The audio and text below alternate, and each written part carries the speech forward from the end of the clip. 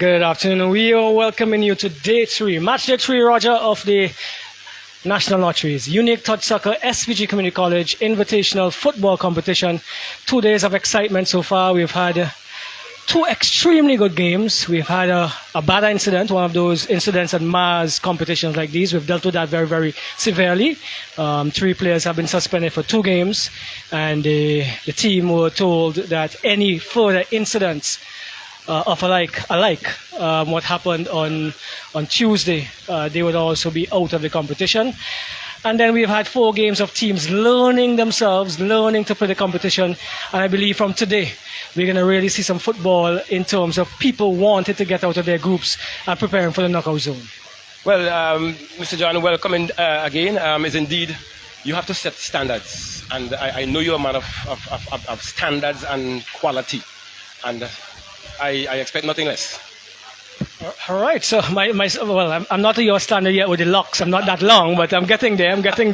Today at 1 p.m. we have Jebel Youths against Dags Air 2. This is going to be an exciting encounter. 2 teams that won their first game. Jebel Youths had to come back from 2 goals down to put out a really good win because they seem to have grown in the game and got their composure and their strategies together and ended that game 3-2. Dags Air 2, an experienced unit, the unit that opened the competition on day one. They won 5-1, but today's challenge is going to be greater. Well, we expect competition, and we know that especially the teams who have already won 2 games will try to stay above in their grouping. Likewise, those who are on the edge will still want to make sure that they get in. Right? Sorry for those who have not made it in, but better luck next time. Well, they still have some games to play. After the Jebel's game, we're going to have the Volcanoes FC against the Division of Technical and Vocational Year 1. Volcanoes FC lost their game because of that incident. They were leading 4-2, and then all hell broke out, if you want to put it that way. And so they lost the points. The DTVE Year 1, the new kids on the block, are technical, so to speak. They lost their first game. So again, interesting game for teams looking to get their first 3 points. Yes, well, like we say, it's always competition. It will be competitive. We're looking for competition. It's unfortunate that the team who's winning has to be disciplined and losing points. And then the match of the day. The matchup of the day at 3:45 this afternoon. Associates combined against Hope International. 2 teams that are in the same group, Group 2. 2 teams who won comfortably in their first encounter. Well, no. Let me get it right. Associates won comfortably 4-2. Hope International and System 3 drew in a really, really good encounter you would have loved to see. And so that game this evening at 3:45 to cap off match day 3 is going to be tantalizing.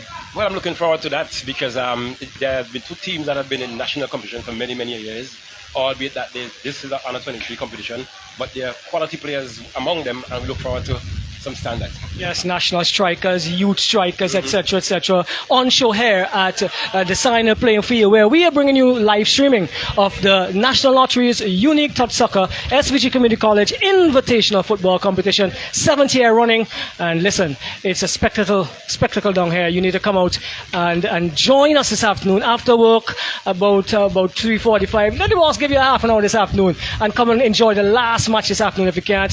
If you can't come before that. If you can't come before that, come and enjoy the atmosphere down here at the Signer Playing Field. Welcome one, welcome all. People, all you come, oh, we come. See you in a few minutes when the match starts.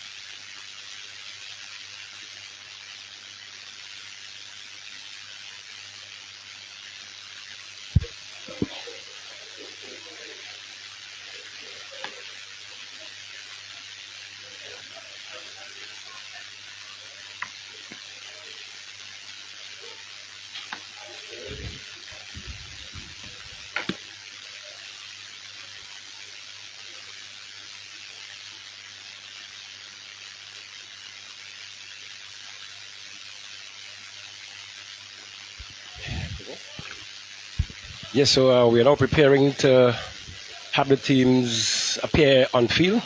And as you've been told, you're going to be viewing at the Stanley playing field this afternoon. Dribbles Youths coming up against Dad's Year 2. An exciting encounter is expected to be. And let me let your listeners know that you are viewing and listening to the National Lottery's Unique Touch Simmons and Grandy's Community College Invitational Football Championship 2022. And I can let you know of the spectacle here this evening, bright sunshine, but to my left, which is to the east, there is some cloud coverage, but very high wind. So let's hope that that overcast condition could be depleted. So now we are having the teams taking the field. We see Dad's Year 2, they are in pink, a very predominant pink there, top pants and socks.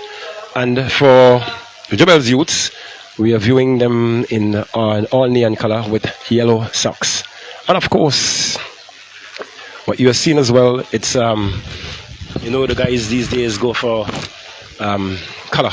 It's more color flair now than anything else with regards to footwear. But it's not the footwear that counts in terms of the quality and standard. It's the quality of the teamwork that counts. That was a famous quote from one of our former presidents. I think it was Basil Bonketo many moons ago. And I think that quote still stands today. So we see now, it appears if I'm not sure who's going to be official. The officials are there. I'm not sure who's going to be there. It looks like young lady who will be marshalling the forces in terms of the officiating and the game today. So bright sunshine, spectacle to behold. If you look at this lineup out here, you would want to think it's some Youth World Cup, but it's not. Let's say it's Youth World Cup locally, not world, within our national realms. That is part of our development, and the college, as you have been told and have heard, have been running this competition for the past 7 years now. So the 7th year of competition. We've seen the toss is going to be taken now. We presume between two captains. We recognize Denzel Bascom from one of our national under-19 players who would have taken the team to St. Lucia maybe a month or so ago, and won that competition. That there was a bit of scouting for colleges, clubs and colleges overseas. Let's hope that as we would have told you before, that this time around a few of our players will be able to earn contracts overseas. And the players now, as you can witness, they're having a touch of hands as they're getting ready to start game number 1 of 3 in today's segment. So we prepare for that. I got to get my book ready where I can let you know what's going to take place in terms of the players today. Unfortunately, though, I do not have the starting 11 from both teams as yet, but I'll strive my best to give you what is best and what we will be looking for today. So yes, we see the officials are all being split. Just trying to make sure that the nets are in the right position. There's no loopholes where balls may be able to still sneak through. So it's going to be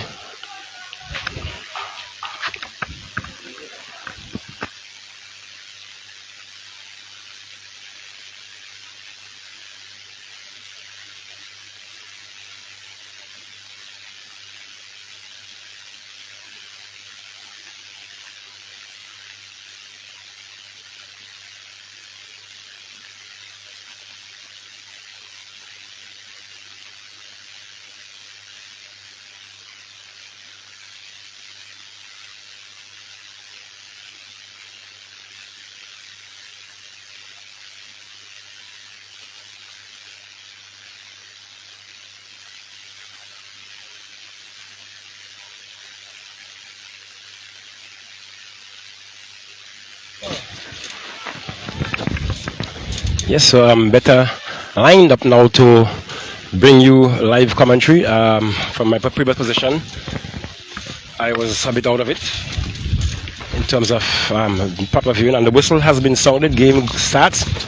It's Gibels having the first kickoff. It's Gibels, they're trying to go through. Gibels, number 5 has it. He's trying to go wrong. Being tripped. The referee calls for a foul there. So it's lovely pass in. Gibels has that one under control. That player is twisting and turning. He goes across, finds his man. Tries to come to two people there. Bascom just like taking the one away. Stay with Gibels. They're trying to mount an attack. Gibels going forward, finds his man. Trying to be the fancy work there. Both teams still scrambling. It's now with their toes. That. They just try to come forward. A bit of wind, so it has to be more thing. And now it's taken over there. Number 11 has that. Trying to go forward. What's he going to make up this? Trying to get that one through. They didn't get it through. It's dropped away by Bascom. Bascom a bit slow on that one. Players are putting for forward. It has not to be. It's now with Daz. They're trying to think, but the goalkeeper comes off, saves, and he's going to get that one down. That's a bit of observation. I think the colour for the goalkeeper is too close to his team. That should have been a change there, but maybe the officials has not picked that one up as yet. But I'll try to have a bit of change there in the second period when I make that note to the officials. 0-0. Thus far, just about 3 minutes in the first encounter. Jebel Youth versus Dad's Year 2. It's now with Jebel Youth trying to come forward, but that one was not played properly, but it's taken away there. Play tried to go through there, rubbed away there. Throw. It's going to be a throw in for Dad's Year 2s. 0-0 is the score here thus far. 0-0 thus far. Let's see. Is Dad's taking that throw? Player takes that one down. It deflects. He's being chased here by number 2. Gets it, plays it to his man who looks wrong. Lovely play in there. Good 1-2. Good build up. Lovely ball. Number 11 has that one. He's trying to come forward. He's coming forward strongly. Tries to go through the center. Get that one forward to meet his man, but the flag goes up. A beautiful play, and that player was a bit ahead of his defense there.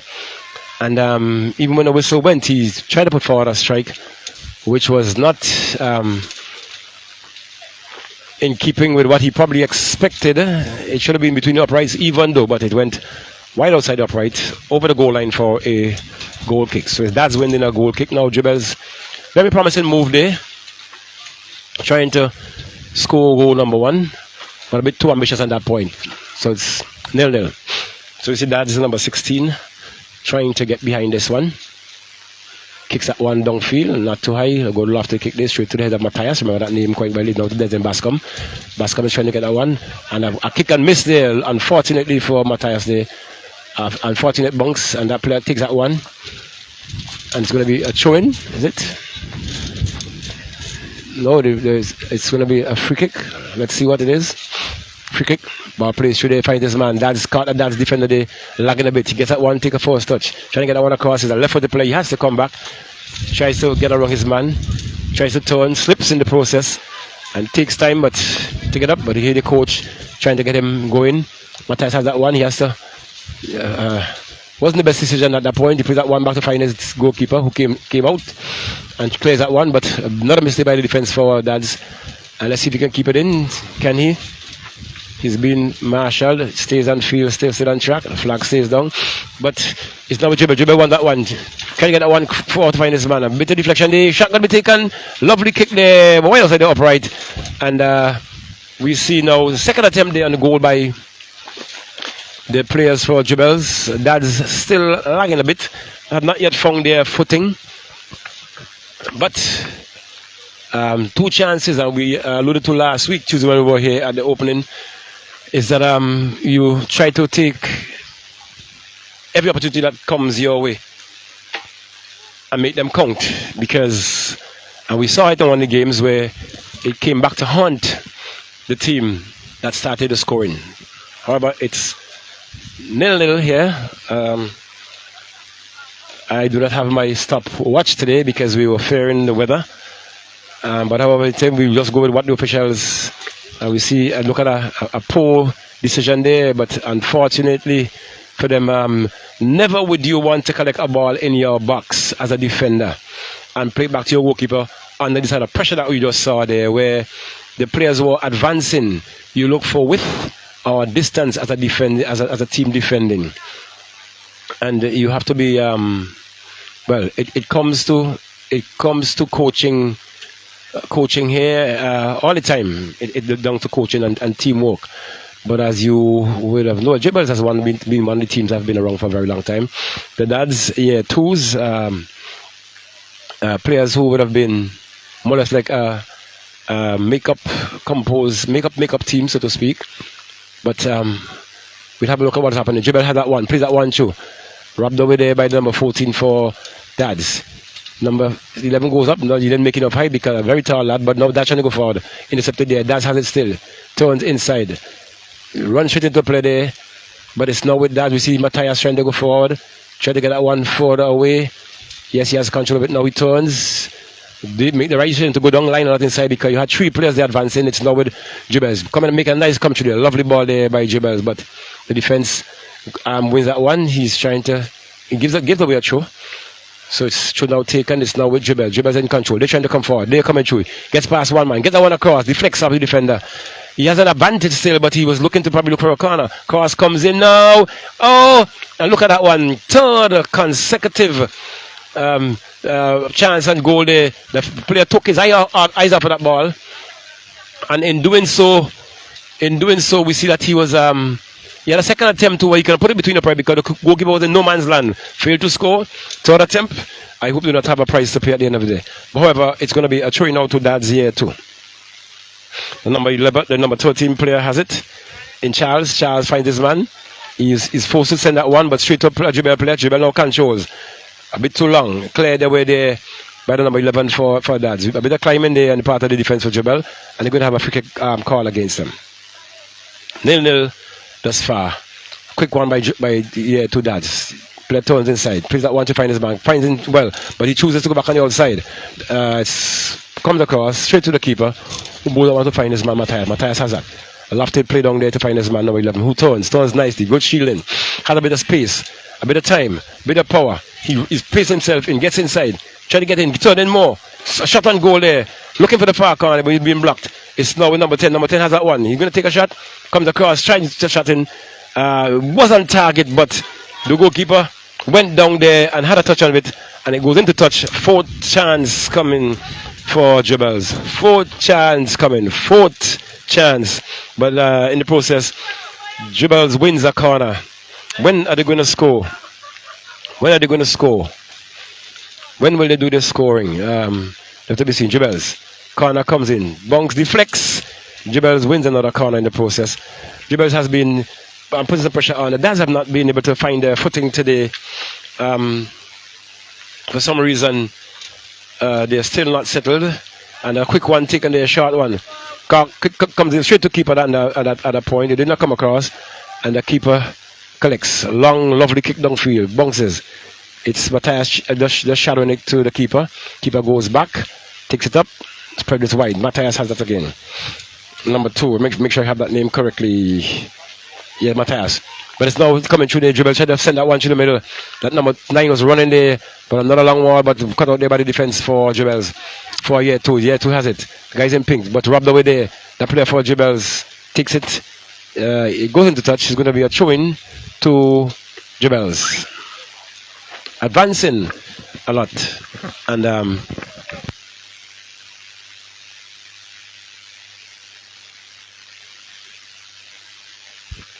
so it's a throw-in to be taken. Throw-in to be taken there by Jibbles. And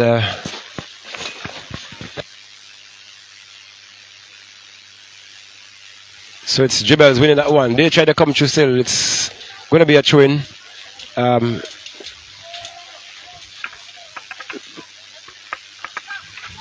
Yes, Jibbles now is Year 2 trying to go forward. Year 2 trying to go forward. It's Jibbles has that. Jibbles still, that's Year 2 trying to come across. But it's been marshaled there by that player. Can't give it a number yet. Player one to the center, but straight to Bascom. Denzel Bascom, that is. He wins it back. He was being played in his scope. It's now with number 13. Number 13 trying to look for some support. Still trying to look for his man, but a long one goes through there. Flag stays down. It goes up now. It's going to be an offside call against two Dads. Nil is the score at this moment. Remember, we have it's a 40 minutes encounter, and it's a lovely kick there by Matthias. A lovely flat, and the player should have been able to control, but it went straight to Jibel player who just mucks it off and finds Dad's knee and trying to go through. Dad's has it, trying to get that one across. It's going to be jumps on the player's shoulder, but he refused to go out. He didn't go out that second time, but he was able to be clear. There's no Jibel has another chance. They're going forward. Jibel going forward, using some pace and power. Player ill directed this time. It was the fifth opportunity they're having to at least put that one in the back of the net, and you can see where the keeper was way off his line there. He's trying to advance there to see if he can get that one out, but I think a poor decision there on the part of number 11 in the first place. He had enough pace and probably could have gone forward and outrun that defender. He chose to go inside. He made another good decision, however, but I think the best one was the first one. Made another good decision to try and get the one across, but he did not hold his head up and place that one because the goalkeeper was advancing, as I said, and as a result, he went outside the upright. So it's going to be a goal kick to Dad's here too. And we see the keeper is going to take this one. Let's see what's going to make up this one. See the defense is now moving up. Kick taken. Kick taken is now with Jibels. Jibels now you. They're trying to come forward. Find this man. Number 17 turns nicely. Play that one wide to find his number. Look for number 11. That player looking for a foul there. No, referee says. Trying to come to now. Trying to get one across. Touch on the keeper. Luckily for him there. But he was being touched over there and it's cleared. It's going to be thrown to Jibels. And we see I make it about 5 chances now going to beg in there by the Jibels team. They had 5 clear chances, but I think at least 3 should have been scored, but I give them 3 in ratio, but they did not do so. So it's now with the Jibels. Jibels win that one away, playing it in the air. He still has in control. He's twisting and turning and not to get that one forward, but it's straight to the keeper. So I'm now being joined by my co-commentator today. Welcome to this afternoon's proceedings. Good afternoon, Roger. As I can see here, it's a quick-paced game already. Both teams are trying to exert their dominance, but it's been all Jibel since I've arrived. Free kick there to be awarded to. It looks like Jibel, yeah. The Jibel's still dominating, and the Dad's team has not found their footing for the day. I have not seen a chance actually. They have not. Well, they've had 2. They've not gone at least 3/4 pitch. Not even in the box at least. Maybe on one occasion, but they have to step up their game today, and in order for them to go through, because as I said, Jibel seem to be the more dominant, and they obviously might take charge today. It's total dominance on Jibel so far, we can see. So here's the ball with two Dags trying to play it down the left flank. And goes it out to Jibel's player there, then it's out for a show for Jibel's, I see. But you know what I'm observing? The Dad's team, they're depending on the skipper and the national youth player too much in Denzel Bascom. And if they can they can use him as maybe a target. If he's there, pretend that he's not there and try someone else, because the Jibel's players have already realized that he's a man of danger, and they're closing him down in numbers. As we say, a car cannot move without its engine. Of course. It seems as if the engine of the year to Dags today is actually being shut down by the Jibel's youth team, which has been giving them dominance over the game as they look to add to their win from their last game. Yes, so it's now with Jibel. They're trying to come forward. Number 10 has it. He goes through his middle very nicely. So he has some control. He turns, twists it twice, 3 times. We got it to his man, however. He put that one in, find his man. And if you look at the numbers, but lovely ball being played today. Can he get the foot on that one? He get control of that. Oh, he should have been coming across field there. There were 2 persons inside. He failed to get it across. The keeper make a good move there and intercepted that one. Brilliant timing there by the keeper as well with that blockage. But here we see two Dags trying to release their striker, but he's caught outside. As you say, it was a brilliant piece of play there, actually a give and go by that player of the Jibel's team there, but failing to pull his trigger at an efficient time, which gives the keeper enough time to come out and block him. Yes, and that's not going forward. That's looking to get forward. The flag stays down. Lovely ball in. The player and the flag goes up now. All bit late. All bit late. From my vantage point, that the official might have been a bit above the defense, but it's her call. She's the one out there, and she's making good of it. And we see now. I must let the listeners and the viewers know that we do have in our possession now a physio. I'm not sure at day one we did not see it, but we see now one of our scholars who was returned from overseas in Yannick. You wouldn't get away. You'll be called upon at some point to make some points here. So don't think you run away, Yannick. No, you do go and do your job and look sharp. Come back. Yeah, as we see the Yannick Murray there joining us as the onside physio. It's a foul here in the game for Jebels. Try to play at one quick down the left wing. There's a player there. He takes on one player, cuts to the inside, he passes to his teammate there. Brilliant tackle, but Jebels gets the shot off, but it's wide into the side netting, rewarding a goal kick for the Dogs here too. It's a goal kick here for Dogs. The keeper there is like trying to tell his team to spread.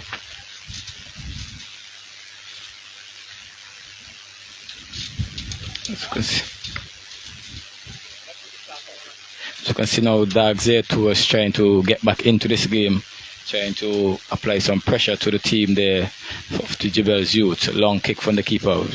Send it to Bascom in the midfield, who actually loses that ball. Jebel's here trying to counter. Brilliant pass there to number 11, but it's intercepted by the defender. It's Dogs here too, trying to mount a counter. They played it down to the left wing. Number 7 there. He's all alone in space. Now challenged by Jebel's youth. He's trying to take him on. He plays across into the box. It's actually cleared by the centre back there of Jebels. They go again with the ball in midfield. Plays it over the top. That's one. It's too long. It will go out for a goal kick there for the Jebels youth. For the Dogs here too, sorry.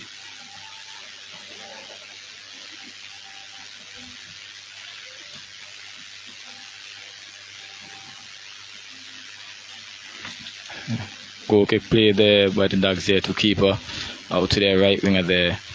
He turns one player, but then he's then challenged. Still there, must not fight. Ball out of play, rewarding a throw for them. Quick throw there by the Dogs, but he throws it to the Jebels youth. Played it into the midfield. They're trying to bring this ball around there out. So, brilliant turn there by the player from the Jebels. He's fouled, and it would be a free kick for the Jebels youth.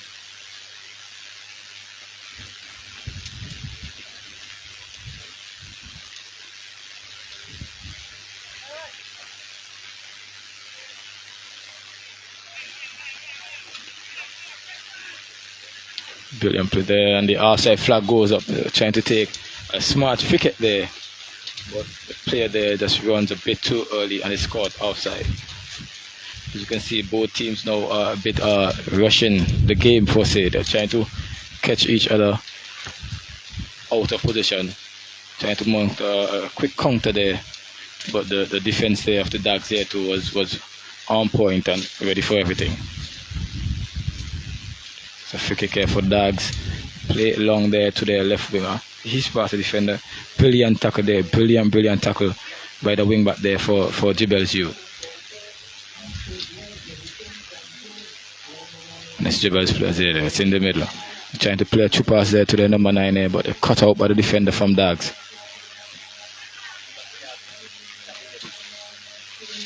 That's a throw in here for Dogs year 2.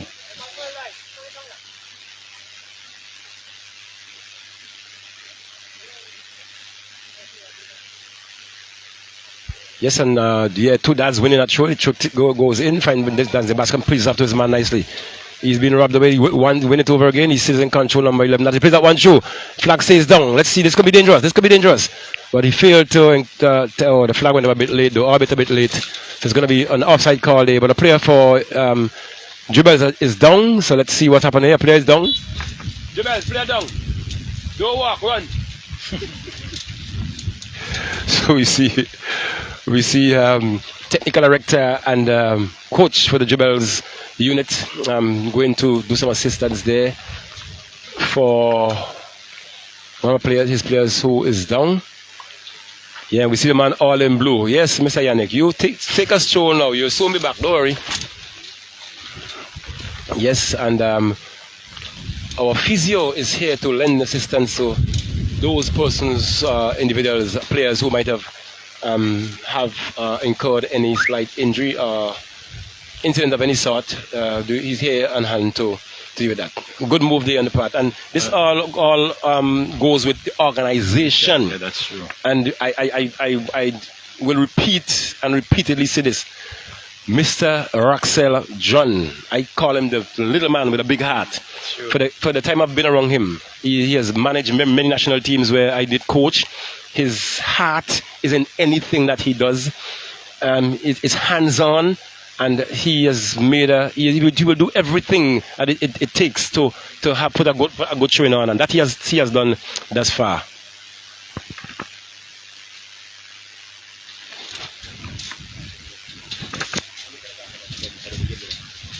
I must say, Roger, brilliant piece of work here by Mr. John. Well, over the years, actually, and you know, when you come and you look at the type of organization that he puts on, you wonder to yourself, how can it get better? And next year, he seems to improve, and you know, he continue to wow the persons who follow the tournament here, and you know, you have to give him his kudos. Yeah, well, Mr. John is a person. He looks. He will see what he can see. But the thing that he doesn't see, he will make an effort to see it, and on some looking back, and he will try to tighten every screw possible. I make no bone about what I say. I've been around this guy for a long time. I've been involved with the competition that he has held over the years. He had always asked me to assist. I do my assistance, and trust me, it's on par.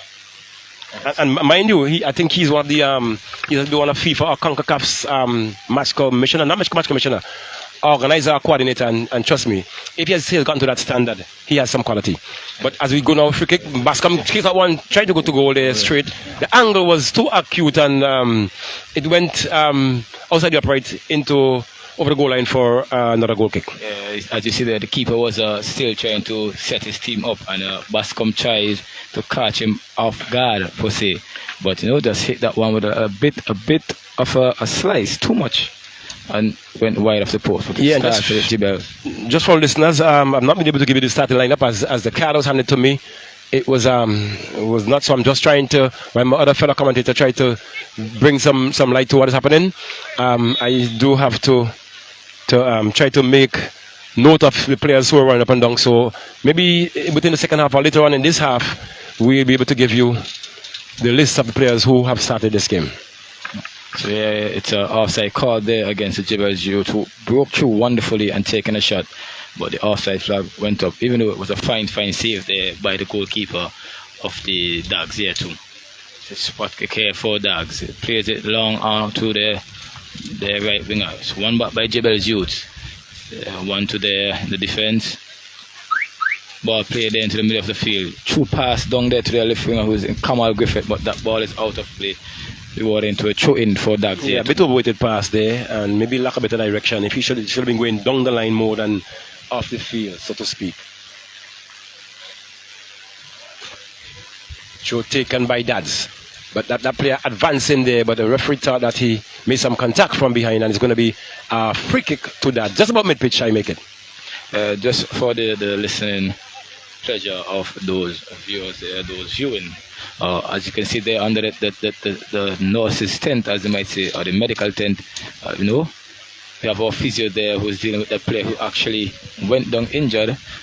Self-harm, I must say, trying to put in a tackle and did a little bit of damage to himself. But here we go, the ball's here with the Dogs there to a tackle there from the back by the Dogs player. Resulting in a free kick there for Gibels Youth. Yes, a bit not unsported, I should say. He should anticipate that he was behind and rush to get that one, and he went into the back of the number 11 player there for Gibels in Kian Baptiste. So Matthias behind this one, number 2. He's going to take that kick, lofted nicely over, looking to find his man, but a bit too overweighted there to the keeper, who wants to pedal back, however, and got his fingers onto it. But just a bit. Okay, let's go through this one, and when the ball goes out, we'll do a bit of commentary. And I have Mr. John line up here, so he'll give me a bit more viewing on Yannick's involvement. Mr. John, the ball is still within play. But I pull in a bit, don't leave. Throw taken there, good advancing player there. He cuts back, try to get that 1-2. He holds on to it. Rubbed away there by the player from Jebel. He's rolling over. Player acting, we call that one. And a lovely ball being played through there. Number 19 has it. Poor defending there, but he was able to retrieve and a handle ball by the player. Mr. John, I can bring you in now at this point. Yannick Murray, I should think it is. On field doing human work, and I think you're one of your students from the past. Yeah, one of the students, but as you know, the community college likes to improve its product every year as it comes to sports. We add something different every year to what I'm if I'm not tapping my back by myself to what is already a pretty well established tournament. So this year we thought that it's necessary to protect our players a little bit more. We have a lot of under 20 national youth players in this tournament from across the college and the clubs, under 23 national players as well, people who are in the national setup. And so we want to make sure that they are well attended to.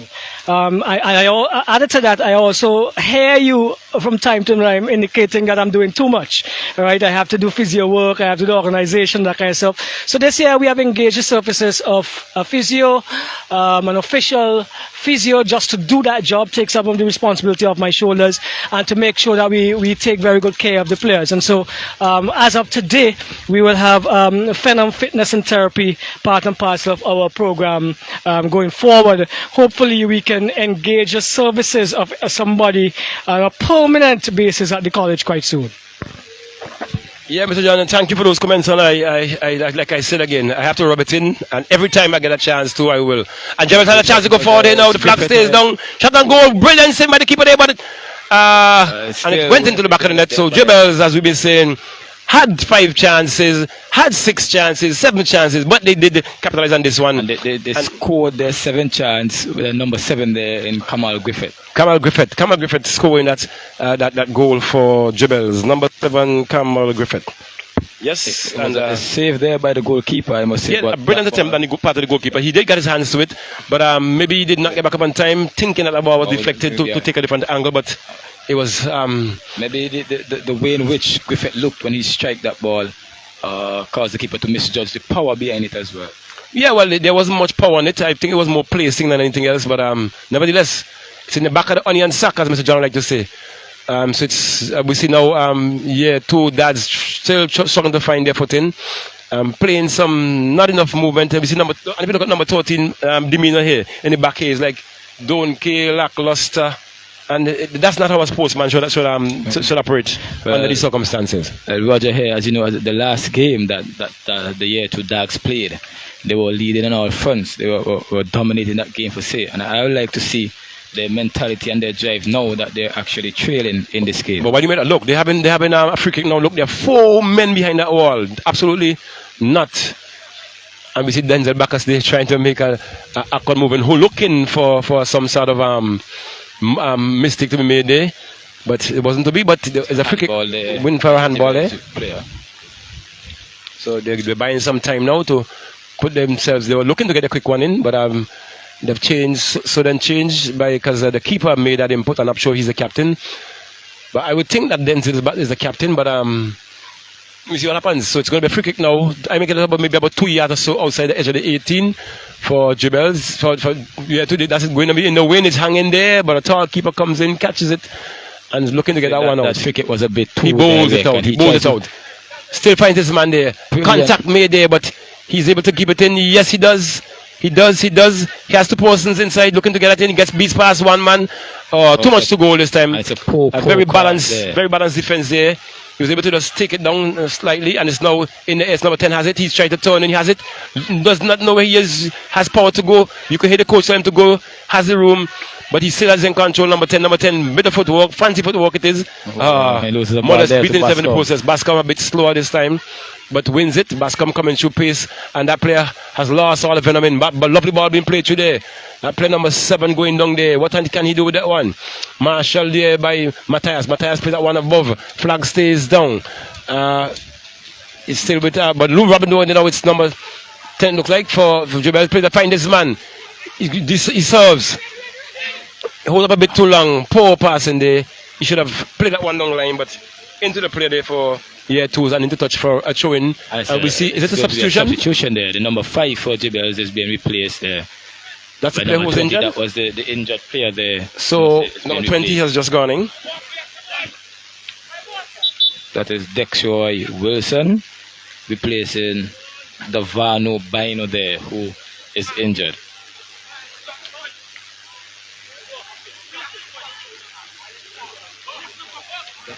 And we see a bit of 2 players here now trying to. 2 players of we don't understand, and a red card has been issued. And look at that! Look at that! Look at that! 2 players from one team has been red carded. Why is this? Why should this be? 2 players of the same unit. Very sad indeed. Very, very sad. Why are they trying to bring this game into disrepute? No, we recognized before that the team is under a bit of pressure. They have not played as we saw them play in the previous game when they opened the competition. They have not played. They've not been having a good game today, and now it's even worse. As they are down 2 players actually. Yeah, but youngsters. We see the keeper. Has he been red card as well? We see he's taking his regalia off. Maybe he's going to switch position. Let's see what happens. He was actually trying to play peacekeeper there, so I think it would be a bit harsh if he has actually been. No, I guess he was. He has an injury. He was being touched there, so momentarily the play has been held up. So while the play has been held up, we can make our judgment assessment as to what has happened so far and since the competition has started. Mind you, we were not here last Friday, where there was some good football. I understand that took place. Again, it was a very goal-dominated day. Again, for the Dogs here actually won their first game 7-1. Yes, 7 goals. So, yes. I remember that. Very dominant in truth. But while we see the players now having some time out, it has been a very sunny day, but I can let you know that it was very cool breeze blowing across the grounds here. But at this moment now we have players, the goalkeeper for that's year 2 being assessed. I'm not sure if he's a national one of the national lineups. Is it number 1? Jamil Lewis? I'm not sure. Well, he's wearing number 24 there. No, he has to put on number 24 because his color top was too close to the Jibel's team. Yeah, so I'm not sure if he is in the national setup, but he looks the part. He looks the part from what I saw when the game has started. So brilliant piece of work, I must say, by him. A bit of unfortunateness seeing that shot in which he blocked got past him still and went into the net. But he has been one of the players on his team, although they're not having a very good game, who has been a bit on par. But unfortunately for him, that in the position that he holds as a goalkeeper, John Hines will tell you that too. As a goalkeeper, you're the last line of defense. So the most slugs that come to you, you have to put up your defense. And that he has to do. But unfortunately, I hope he tried to keep his head on to show his level of resilience, because most of the times as a goalkeeper you're the last defense and you have to be, even though you have to have an advantage in using your hands, anything that comes at you, you have to go at it. So let's hope he has a big heart and he will stick it out, because now he's 2 players less. Jibel's obviously going to look for more goals, because so that 7 goal that we saw last week may just be a snatch, even though Jibel would have, in my opinion, should have scored at least 7 goals now. But the chance that came and went up again. And sometimes as a goalkeeper too, when you're being attacked that much, sometimes it gets a bit frustrating. So let's hope he keeps it head on. Yeah. That's the point I'm making. Yeah, because like I said, with 2 men down, 2 Dads has to more or less try and do some containing football now. Notwithstanding, I've seen teams with 7 players beat teams with 11. Right, so somebody has to be very smart here now, and to probably try and to contain the step up for Jibels. Now defense will come into play as a coach. I'll tell my defense to play an offside, but be very smart with the way you do it. If the whistle doesn't blow, well, don't wait till the whistle blow. You have to give a chase, because if the officials are on par, obviously they would be picking up the offside. But you can have a player that may have to maybe use one attacker now and just be smart with the movements. And we'll have to see how the captaincy and the the know-how of Bascom comes into play here, that his team is actually 2 players short. Let's see his organizational skill and how he actually set up these teams now. Well, we see there are about 7 or so players now in the soccer. They're trying to talk it out. I can't remember where the players who would have who had left the field. What position? I think one was playing here left back. Yes. I'm not sure. I think both of them both defenders. Oh yes, the central defender, and the left wing back there. Was red carded but for now that. we're seeing that Denzel Bascom now has to play a more deeper role now. He looks as if he's going to be the central defender. And I think it's a good move by him, as he will be the one seeing the entire game, so he can dish out a bit of instruction. So the game has now restarted. This is another chance for Jebels. Poor finishing there. And I've always made mention of this, right? Our attackers in football, in today's segment of it, do not look enough, and to see the awareness around the penalty area is very, very poor. But anyway, Jebels won a free kick, a corner kick. That is, kick comes in now with 2 men more. That ball fell between 2 players there. They're now trying to go forward. Jebel has it. Get that one across, but 3 players are in a huddle here, not getting in position. But Jebel has it still, looking to go forward, trying to go on the line. Get that one in, but deflected off for the player there. And here the keeper there. The keeper has some knowledge about the game because they're down by 1, by 2, and he should have been forcing the player to go backwards, but he was giving him room to go to his right, which is the more dangerous side, the goal side. And it was deflected off a player who maybe got that one in his groin, and we see the physio now running. It seems to be getting worse there for the Dogs. They took a, yes. You can see a player there is actually hobbling, and he's actually the player who decided to play defense as well with Bascom, the number 14 there. He was playing more upfield, more attacking position, and he's now playing in defense, and he seems to have a bit of an issue there. He's hopping, as we say.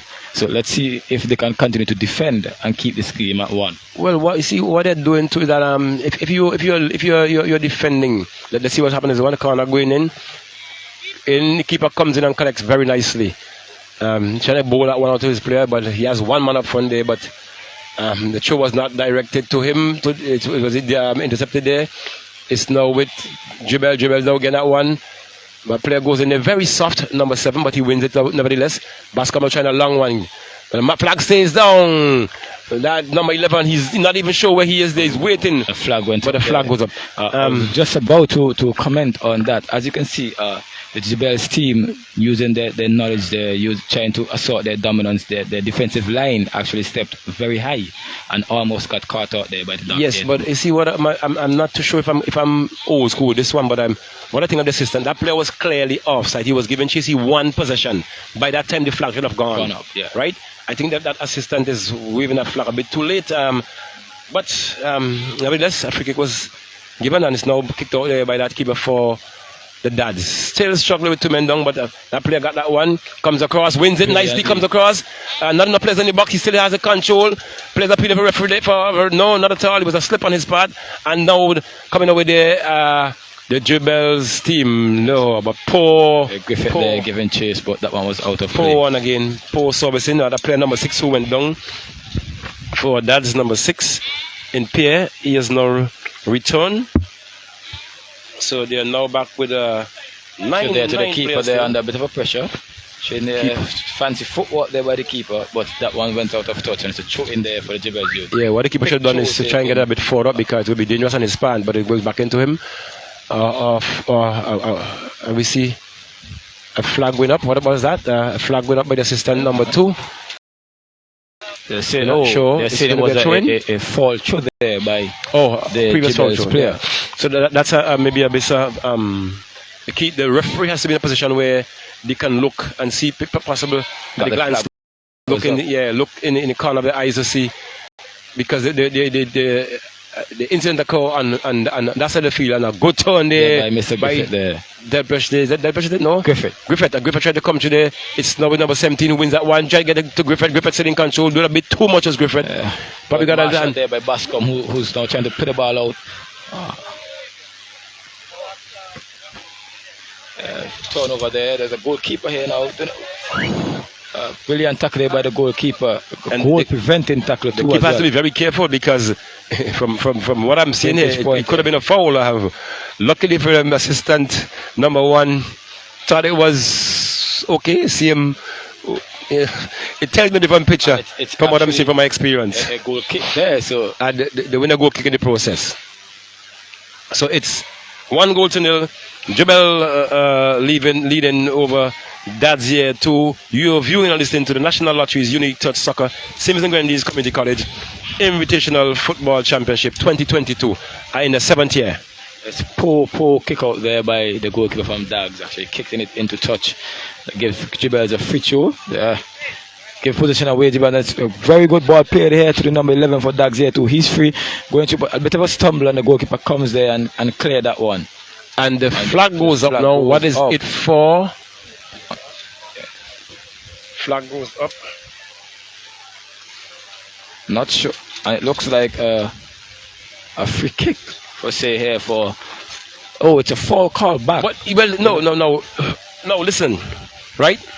In that case, that's a last ditch foul. From my observation, if the flag has now gone up, that should have been a referee call. But the flag has now gone up for a last ditch foul. If it is a last ditch foul, what should have happened there? Ejection by that player Yeah, because he's he so would have stopped at dependent. almost goal score Goal opportunity. opportunity. Right? So, in my book, a bit of bad day on the part of the referee. And anyway, so behind this one is Denzel Bascom. It's a beautiful position kick as well there for Bascom. Just make it just outside the D-Day. Let's see if Bascom can put this one on target. He's going to kick through. Oh, Bascom. Under that one, way Got too under much. that one. Under that one. Way overweighted there. And over the top. And you can see the frustration still for this for the Dads team too. there. Not a good day at the office for them as yet. Definitely. Let's see if they can overturn what is actually happening here. Definitely not. And we could be moving down into extra time now because we start about 5 minutes or so past on my watch. We have not had the official clock started, but it's Jibels. Trying to go forward. Jibels win that one. You see, that should have been called because the player still win that advantage there. But the ball comes in, stretching there, both players there for Jibels. The player is still fighting, wins it, trying to be too selfish there. He had two persons around him and a free number 7 there. We could have played that one to a free shot. And there it goes. Final whistle in the first period of play. In the first game in Concord this evening here. Jebel Youth versus Dad's Year 2.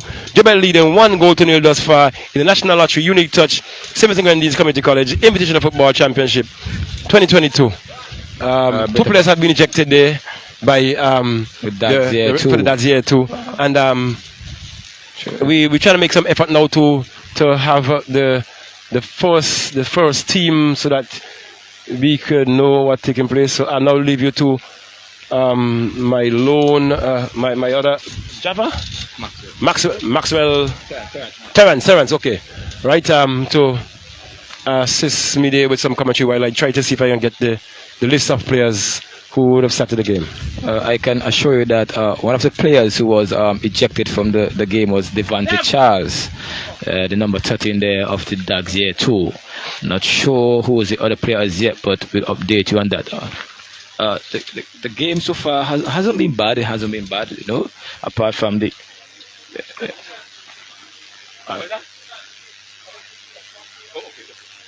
Game hasn't been too bad there by the teams, the Jibels Youth.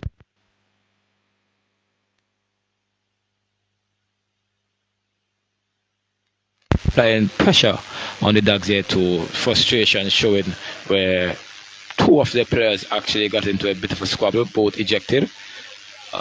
Therefore, no dominant football on their first game, struggling in their second game. And you know, those things can happen in football. Let's see how they can actually work together to combat it. But with only 9 players, as 2 of their players were ejected for a bit of a squabble among themselves, I must say, which actually put their team in harm.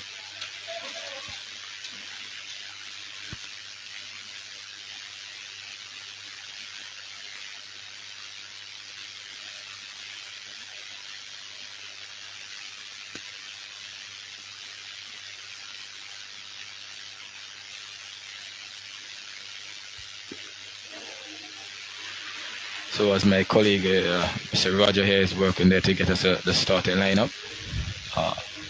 Say you're listening live coverage here from the National Lotteries Unique Touch Soccer St. Vincent and the Grenadines Community College Invitational Football Competition, where live coverage of the first game here between Jebel's Youth and the Dags Year 2, where the Jebel's Youth are leading 1-0, goal by Kamal Griffith.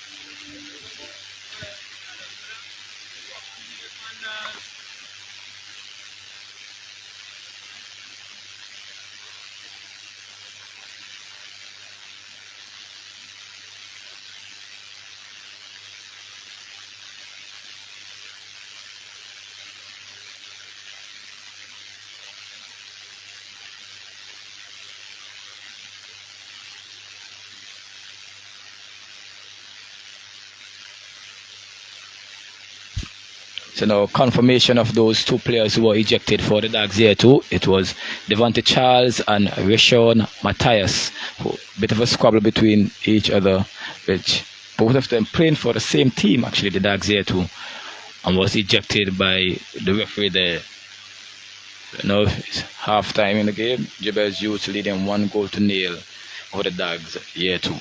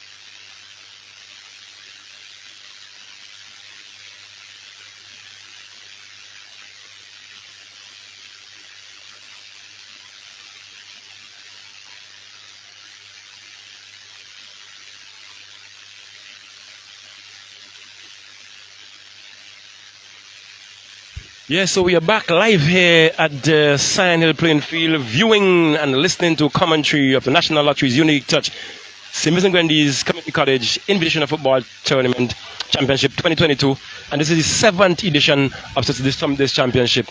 And today's first match is between Jebel Youth and Dads Year 2. Jebel Youth leading 1-0, and as I mentioned earlier on,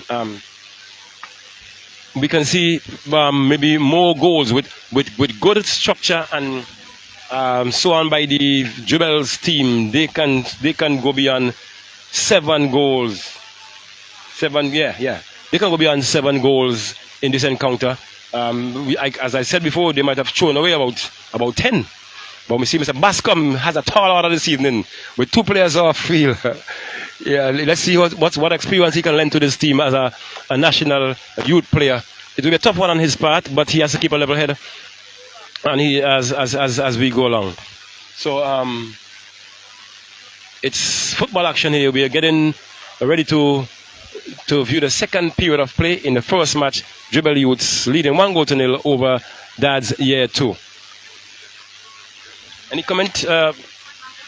Well, what you have seen thus far? The Dribbles team has been dominant thus far. Very, very dominant, I must say. The team there from the Dags Year 2 hasn't really asserted what we saw from them on the first day. You know, maybe a bit of overconfidence may have crept in based on the performance in which they gave on the first game. So a tall order here for them with 2 players down and also a goal down. And we can see there that the referee has blown her whistle actually to let the teams know that it's time there to take the pitch to start the second half of the game. Now, the viewers have been asking for the starting lineup for both teams. So we'll give you the 11 here from the Dribbles Youth. It's Kamal Griffith, Basid Delplesh, Michan John, Kian Batiste, it's Davano Bino, Jeffan Collins, Kareem Delplesh, Ariel Matthias, it's Colin John, Simeon Joseph, and Nicole Sutherland. There was a substitution there where Davano Bino, who got injured, was replaced by Dexroy Wilson. And for the Dags here too, it's Jamari Rogers, it's Jumano John Francois, Vishon Matthias, DeAndre Endeavour, it was Devante Charles, Devante Sam, Carlson Frank, Jamal Jack, Jamal Lewis, Denzel Bascom, and Dareem Pear.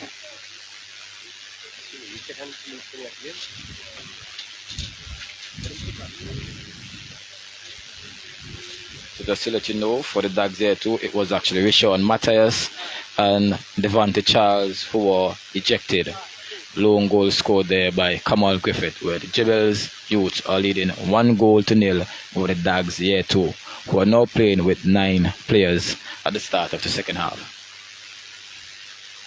Yes, so we're now getting ready for the second period of play in this encounter, and as we told you, it's Dribbles, they're leading 1-0. We, in my opinion, this second period of play should be a goal spree with good understanding of the players. Mind you, 7 players can take charge, right? It all depends on the quality of players you have to, but they need to know how to have this done. And we see Dribbles are now taking the field. Both teams are now taking the field. One team is down by 2, as you have been told. The goalkeeper has had another strap placed to his foot. So if he goes out, one can only imagine what would happen after. And that defender there as well, who was actually limping in the first half. He seems to be okay now as he's walking strong out there, and Whistle goes there for the start of the second half. Bascom there trying to take charge early. Beautiful ball played there by Bascom. It was cut up by the centre back there from.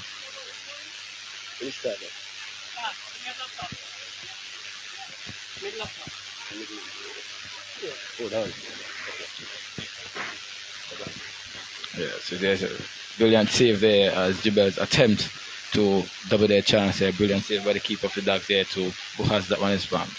Throwing it out there to his right winger. Intercepted there by the player there from Dribbles. Now has it in the middle of the park. The too cheeky there, lost position there to the Dags there too. Play there.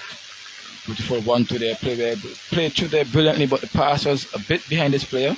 Yeah, to the player on the right wing. Trying to do a bit too much there. Can't see his position there to Dribbles to break away lovely down on the left flank. Brilliantly played there to, it's Michan John. Michan John there now comes inside, tries to cross that one there too.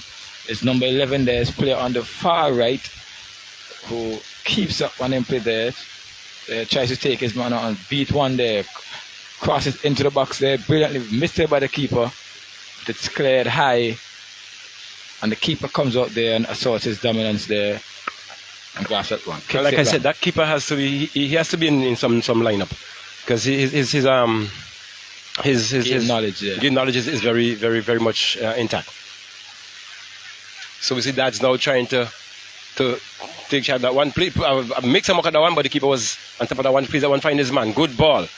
Oh my God, that could never be offside. Never ever be. I think the assistant is at an angle. Actually, and this is the problem having. What I would love to see in this country, as if you look at some of the international games, you see. And I've been to Liverpool, so I've seen how they cut the fields. What they cut the field in a sort of like check thing. So the assistant had. As you see a little bit of mistake there, the keeper actually come to clear the ball. Actually, he missed a player, kicked that one into the back of the net, but that player was offside actually when the play was actually being made. I see the referee going into the pocket for a card. That's who's going to be given this card. The goalkeeper. It is. The goalkeeper has a card. And a red? No? Oh, I thought she was going to the back pocket. The goalkeeper committed a foul there. What happened there? The goalkeeper actually committed a foul. But it was a foul on the Gibber's player who actually put that ball into the net before the flag was raised. The flag was then raised and the referee actually called back. So you see the pressure the goalkeeper is under. No, he could have been ejected there as well. Depends. Because a rush of blood probably to try and avoid another goal being scored. So he actually put some pressure on there. But the point I was making, with if the field cut on a checker form, the assistant have no way to go wrong. Because he actually has lines. He has lines in which he can work with. But in that opinion, I think that's an unfair call. But the referee finally decision is final. So it's now going to be a free kick for, who's it? It's Matthias and Griffith standing over the ball there. Touch it to Griffith there for Gibbers. That kick should be retaken. Yes, the assistant has it because when the ball was touched by the previous player, it was touched, but the player had advanced before it was touched. No. I think the referee is asserting a dominance here in terms of authority.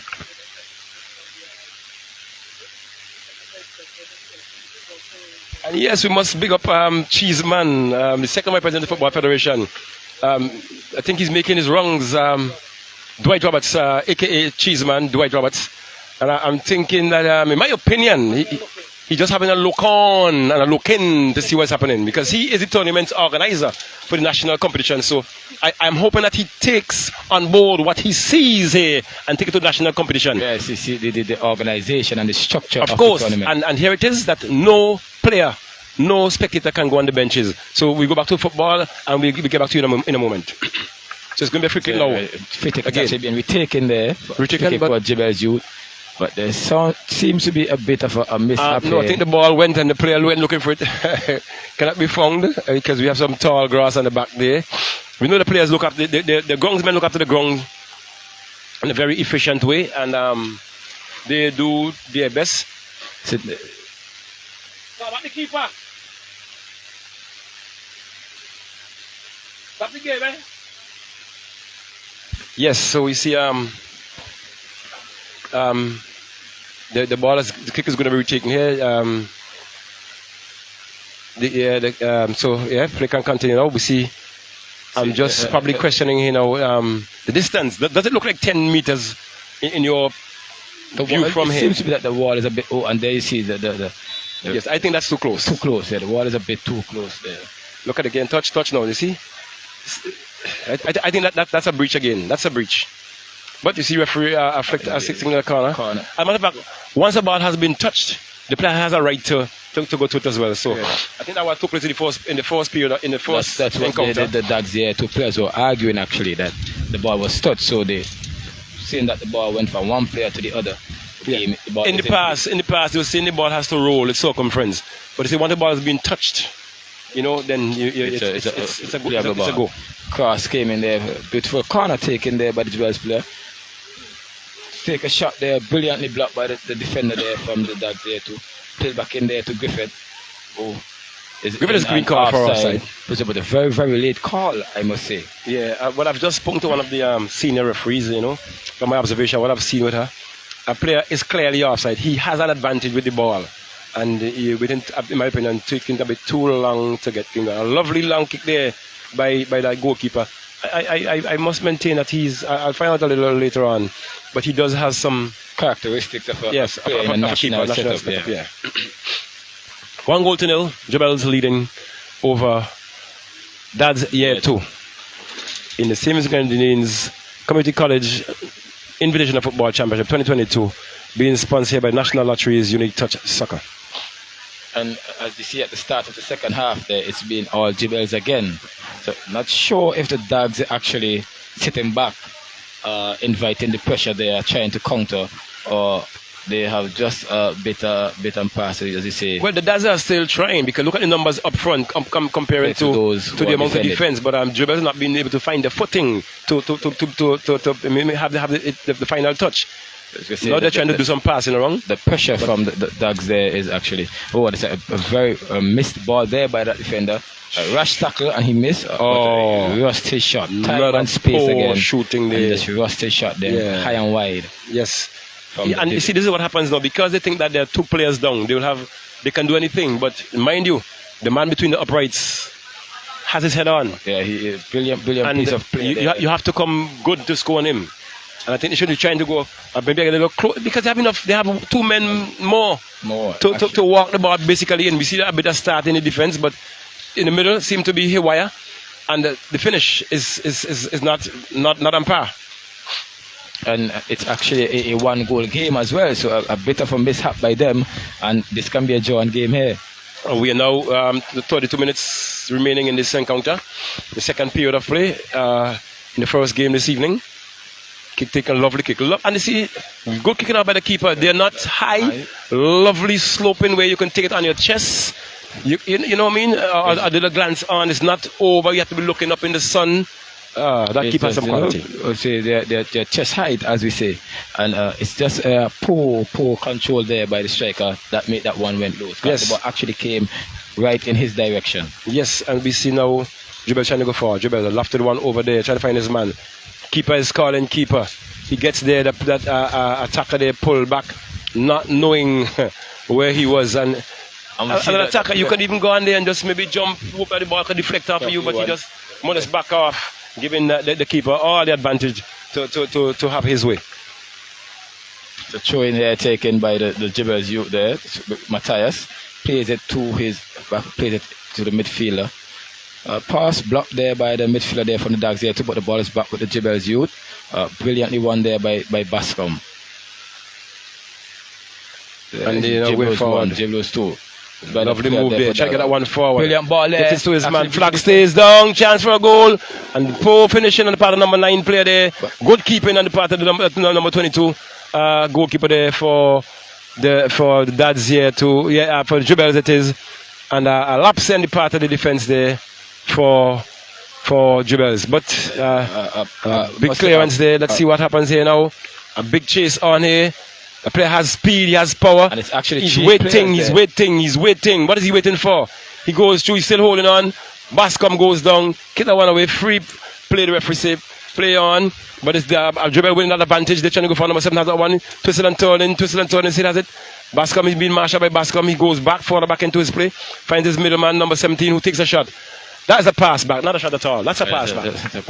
And I must say, it was a bit of poor finishing there by Jamari Rogers for the Dogs here too. But if you look, while he took that shot and it came off the keeper, there were actually 2 players there who just stand and didn't look interested. So you see that's a bit of a lackluster mentality by the players there of Dogs here too. Some of the players, I must say. It looks like some are trying to get back into this game and the others, they just don't care. Yes. And if he goes for that, he can be offside. But we hear the coach there, who is our technical director, is telling the man who is advantage and offside to leave it. Player now has it. He's taking on 2-3 men, kicks it, more or less a poor pass, but he got still his player, however. Trying to go to number 11, has to place that one across, find his man who is in a position free. But he's going to take a shot. He takes a shot. Brilliant save there by the keeper. And the keeper is from Gibels. Oh, the keeper was from Gibels, played with him last year. And I now understand he's from Gibels, but because at the college, he has to play with the college team as preference. And I'm still inquiring if he has some national setup, because he made some brilliant moves this evening. But he's what being in the setup at some point. His knowledge of the game. Yeah. He talks the game. He's a bit, as you can say, he actually is playing the captaincy role as well, along with Bascom there for the Dogs here too. Yeah, well, he has to lend his voice, because, like I say, he's the last line of defense, and having to play with 2 men short, he has to lend his voice. He has to be playing as a outfield player in some instances when the ball doesn't reach in the box to bring it back in to get it longer down with the kicks and so on. So another beautiful he has a head, on. But there's no player there to challenge. But let's with Matthias, he plays it into the midfield there. Number 10 there for Jibel's Youth, plays it out wide. A bit of a give and go there. The poor pass. The ball is back with the Dogs there too. Is it there to Bascom? Bascom playing, not having a good game there. I think what he did there is trying to do too much. You are down by 2 players. So the best thing to do is to win the ball and lay it off. Because he doesn't have the energies to go back either. The ball here with Griffith there. He gets wrong his man. Plays it back to the 18 there. Player controls there. He breaks through. Brilliant defending there by the players of the Dogs there too, who now comes with this one. But it's 1 player against 3. And Jibel, there to know that trying to find the way, but offside call. I have a player down here for the Jibel's Youth. And we see here Yannick Murray, he's not been called in, yes. Medical official at these competitions here, taking the field there to assess that player down on the field. Yes, and Jibel not really live up to the standard. As I said before, there should have been a flood of goals with it, and we see some annoyance in the technical director now standing coach today in what the players are doing, because he know they can do better. And with 2 players that your opponents have lost, you should be taking all advantages possible. They should be dominating. But like I said before, when you have that advantage, players think that they can do what they feel like, and as a result, we're doing cricket now. We're not doing cricket now. We're doing football. And we see it's going to be a free kick there for it looks like Jibel's Matthias. Taken by Matthias there. Plays a quick one down the line there. Actually caught the defense off guard. A poor piece of cross, as you said, not being aware of his surroundings there. And something I've always said, the player awareness is lacking in some of our football development a lot. You can see it here in even some of the teams that have been let's say they have the unit have been doing coaching. Player awareness is critical, very, very critical in the whole setup. But a long ball here, Matthias wins that one. He's going to give away a training process. And Matthias, in both of the games we have seen him play, has been brilliant, very, very brilliant, solid rock at the back there for the Jibel's Youth. Yeah, well, we see Mr. Yannick Murray get closer, but you get closer as the second half started, so you can always shy away. So that's 2 now trying to get that one. Tries to goal.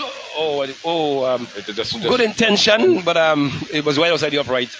And so Jibel's winning a goal kick here as the ball goes over the goal line for a free kick. And look at the mannerism of these players. They have an advantage in number of players numbers, and look at the body language. You know, as if they're losing some. And look at this one player. Oh, mistake that he actually tried to rush that shot there where he could have held that ball and bring his teammates into the play. Yeah, but it's now with Tools. He plays that one back to find his man, find the keeper who plays that one too nicely. Brilliant ball to Bascom. Bascom turns, looking for some support now. But 2 of the players are walking out. Flag stays down. Chases being given here. Player challenges, but he's gonna win a throw in deep into the Jibel's. And look at the mentality. The body language. Is very, very poor. I will understand this from that's here too, because they're down by 2 men. They exert a lot of power here and energies. The keeper just played that ball down the middle to Bascom, who was alone. A beautiful ball here played by the Dogs. And errors continue to be made by even the players themselves. Like we said, the body language is not. Look, that has to be an offside. Look how he cuts that ball. But referee in his final, but there's still a tackle on here. Referee thinks now that is a foul on the part of the player from Jibel there, and it's now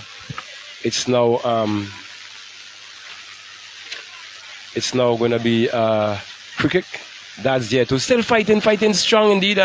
Now it's standing. The chances did come, but they weren't able to put them through the upright. They're still fighting to come through there. That's player has that one. He's shielding well. He seems to be somebody in the national setup as well. He holds on, playing with some brain work, but probably doing a bit too much, not the support, losing 2 men. So it's now with Jibels. Number 14 has the plays are cried, find his man. Beautiful ball. Good one to play there. Now they're playing some structured football. Send that one through. That player coming from behind. But he plays that one too. The keeper who controls plays nicely. Look. I wonder that player, if that goalkeeper plays outside as well. But it's Bascom at that one, looking for some support. Players now walking, just take his time. And you know how to play to fill up. Player now, would he win that one? The challenge comes in, but he loses it. It's a ball down the line here to the number 9 there for Jibbers, but he's offside. And again, as you see, the flag is going up a bit too late. I've spoken to one of the senior officials about that. She's going up a bit too late. Because the player knew he was offside, he wanted to slow down. Then the flag should have gone up. Now he tried to make a turn, and now he's been challenged. And as we know, that can be a bit effective. It has effect. They'll be running at full pace, using up a lot of energy there just to be offside when the call could have been made earlier. But we see Dags here trying to get themselves back into this game. A bit of a 1-2 here between those two players. A beautiful good play there. Can he get that one across? Take the time, take your time, forcing, he error. He had time. He rushed his cross there, poor cross. So that long one play through to find his man. Griffith there tried to head that one on, and he gets the wrong. Bascom has a little bit of a slip there, and it's Griffith. He overruns that ball, I must say, and falls Bascom there. Shot taken into the back of the net, but there was a foul there on Denzel Bascom there for Dags there too.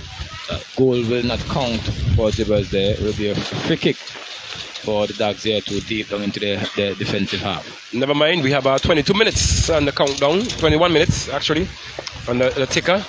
So there's a lot of time in this game still. A lot of time in this game, and we see wind has picked up. We have lost a bit of the sunshine. Still good condition play comes in. The player is looking for an offside, but the player inside could have played that one, and not a bad trick indeed. The player was offside when the ball was played through, but he was heading out while the player who was standing in the middle had an advantage. He could have run onto it, but like I'm saying, these players are not using their heads in the football game. They're not being aware of their surroundings, as we say.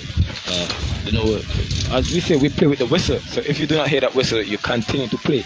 Exactly. That flag, you play until the whistle goes. That's one sole judge in the game, which is a referee.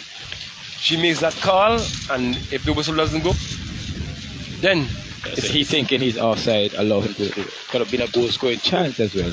And he just left the ball for the Jibbers plus. The ball to the keeper here. Very lovely kicking. I admire this guy kick. And look at where the keeper is. Yeah, well, he's trying to pull his team back into this game as well. Yes, because the show was taken there, back to him actually. He had enough space and time to make a decision. He made a lovely lofted pass there, but the awareness of his players just wasn't intact. And we see Jibel now trying to go forward. Matthias here for Jibels. And you can see here, Matthias, he doesn't rush it. He plays with a lot of confidence in the back for Jibel. Well, we see his intention, but I think what he could do a bit more is to try and involve his midfield to try and get them to play more. And that's an offside card. That player move from an onside position from offside to an onside position. We talk about that the first game with them as well. They against the Northern Stars. They tend to play without the midfield, trying to hit that ball long there. Try to catch the defense. They have a lot of pacey players at the top. So they try to play it over the defense and let their players run onto those balls. You see the player get through there, number 11 has it. He has pace, he has power. And he goes for a poor finishing, poor cross, that one. Very poor. Very frustrated reaction there by their coach, the technical director there, Mr. Tian Gordon. And you can understand that because I'm sure Tian will let them know about awareness, where you are, what you need to do. He had more time, he could have brought that one, and he forced to get that one across and straight into the palm of the keeper. But we see another substitution taking place here now. The first one for the even actually, I think it is. It's the number 8 there for Dags leaving. Javel Francis, who is entering. And number 4 is leaving. That's so number 8 is Carlson number Frank. 8 is entering. Yeah, number 8 entering and number 4 is leaving. So it's Carlson Frank number 4 being replaced there by Javel Francis there for the Dags year 2. So you're listening to live coverage there from the National Lotteries Unique Touch Soccer St. Vincent and the Grenadines Community College Invitational Football Championships 2022. It's the first game here today with Jibel's Youths taking on the Dags year 2. Jibel's Youths leading 1-0 in courtesy of Kamal Griffith. So it's now with twos. They're trying to get this one. They good positioning.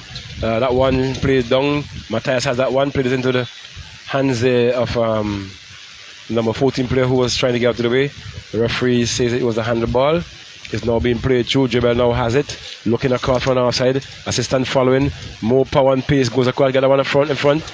Good finishing here on the part of number. I think, but that was the previous goal scorer. No, number 9 it is. Yes, the number 9 there. Number 9 has registered. One. It's Mitch and John there. Yes, his goal and Jebels has now seen Jebels youth. Yeah, and they've now seen where how football should be played. Not a rush. You have an advantage having two players over, and if you play each ball at merit and move the ball around, they can score more. But like I say, we have 70 minutes left in this encounter, and we can see 7 more goals. And as you see here, Roger, look at the position where Jebels are attacking down that right flank for them, that left side of defense for the Dogs here too, where that player who was playing in that position was sent off actually, and they had to do a makeshift. Yeah. And a player who's out there who maybe is not as defensive is actually being taken advantage of by that right winger there for the Jebels youth. So we see a different style of football here now by Jebels youth. Now they're trying to go forward. Number 15 has it, he's trying to go through, he goes through, but weaker than his opponent.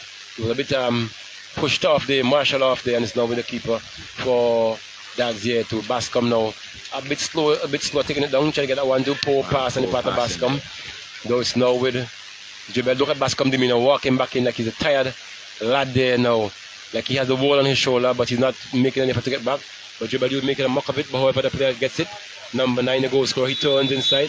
The flag goes up. I can tell you that offside should have been called earlier on Mr. Griffith there when he received that ball there, who was in an offside position. Another change here this time again. For Dads, they're trying to bring in some fresh legs.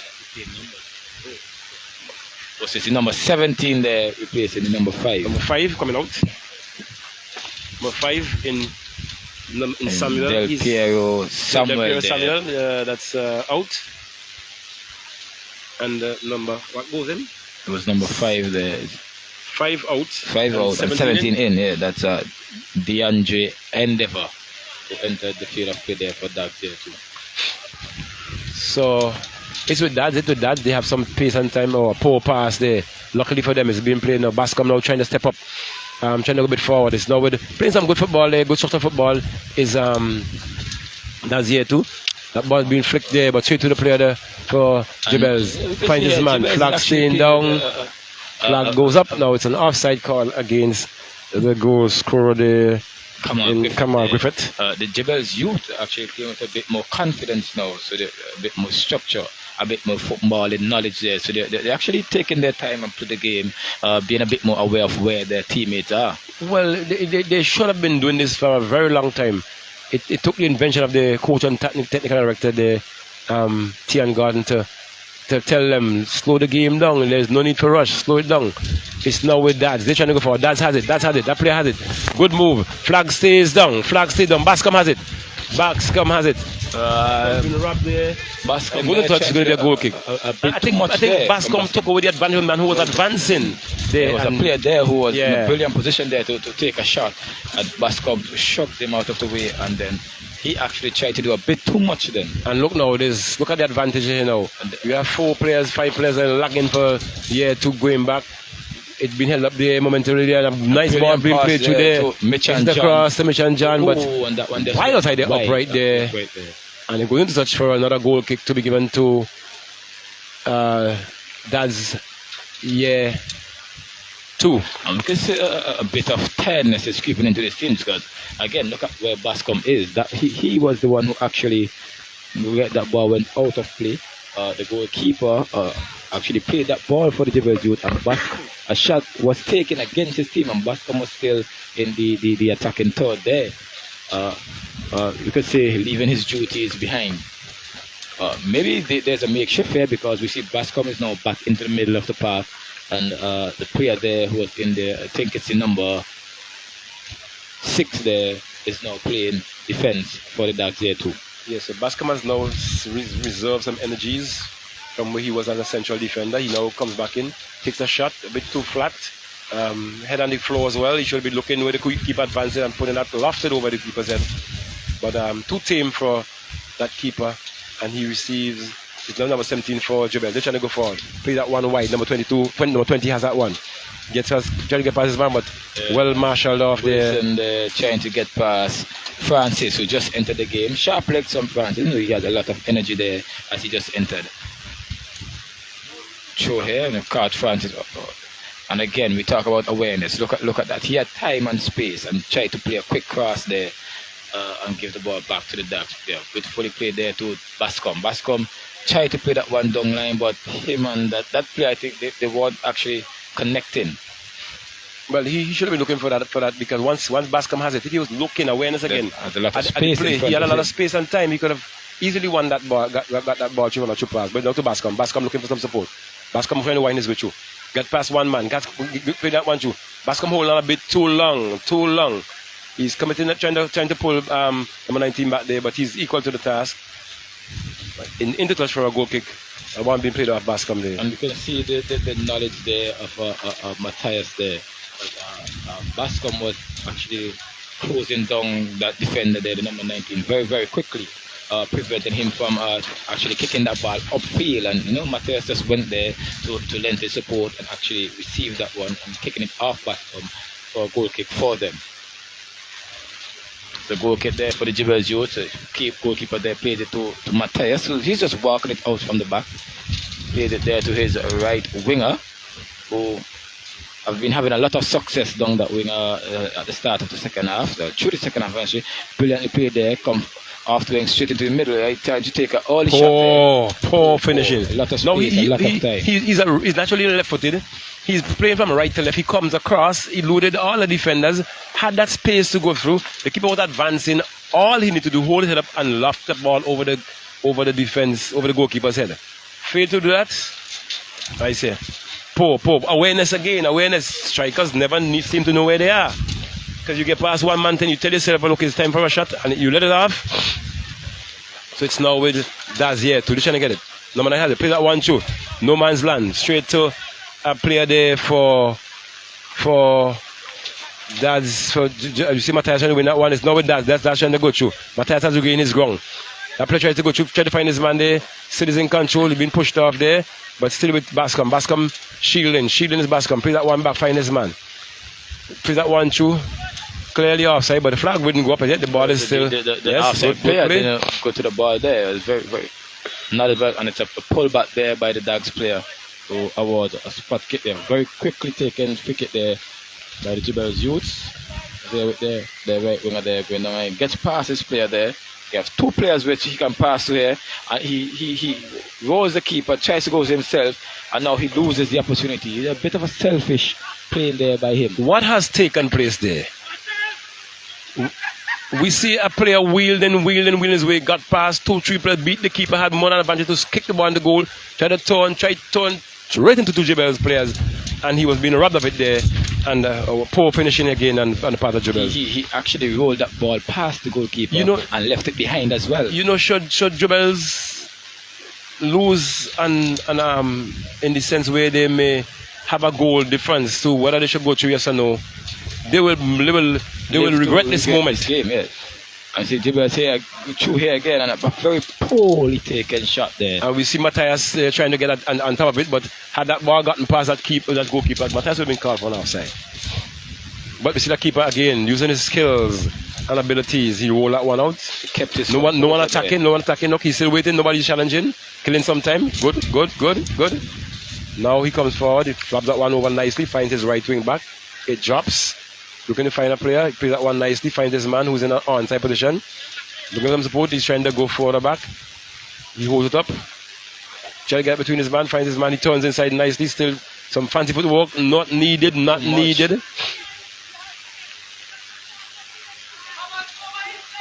that ball being played through to find it's in no man's land. Missed and kicked, still has a chance. He's been fouled, yes, right in front of the referee, but she did not see it. But the assistant saw it. Good call on part of the official there. He's been tripped, to speak. The player is down. We are preparing for Volcanoes. Will come up against the technical and the vocational year ones. And we heard about the incident with what took place with Volcanoes. They were leading 4-2 and had to forfeit that game as a result of two players getting a squabble from, I think, the same unit. And by the virtue of the competition, they lost the game. And now they live to fight as hard as possible to try and regain ground and composure and maybe to get into some level of... One here. Rock. So it's 2-0. Jebel's leading. I say they should be leading by 12 goals. But goal scorers then Mitch and John and Kamal Griffith there giving Jebel that 2-goal lead. I should say hasn't been smooth sailing for Jebel. They're a bit I won't want to say overconfident, but a bit sometimes they can be lackluster.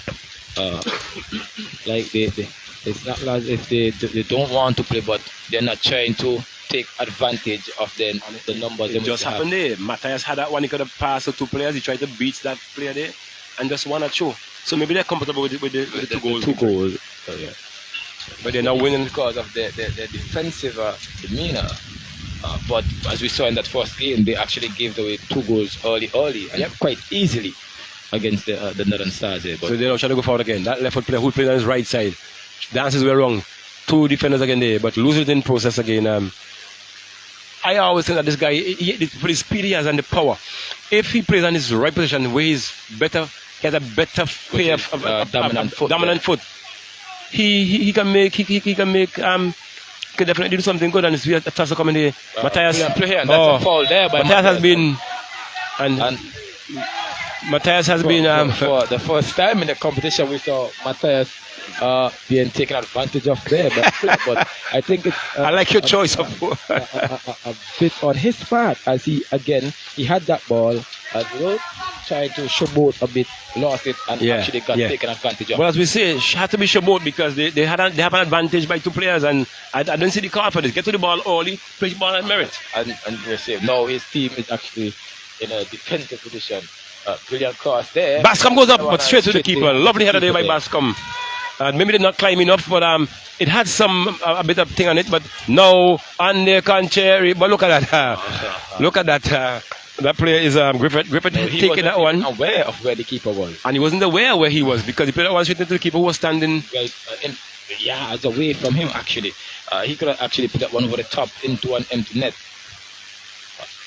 Bascom on the ball there for the Dogs there too, trying to play that one wrong those 2 defenders, but it's a bit too overhit.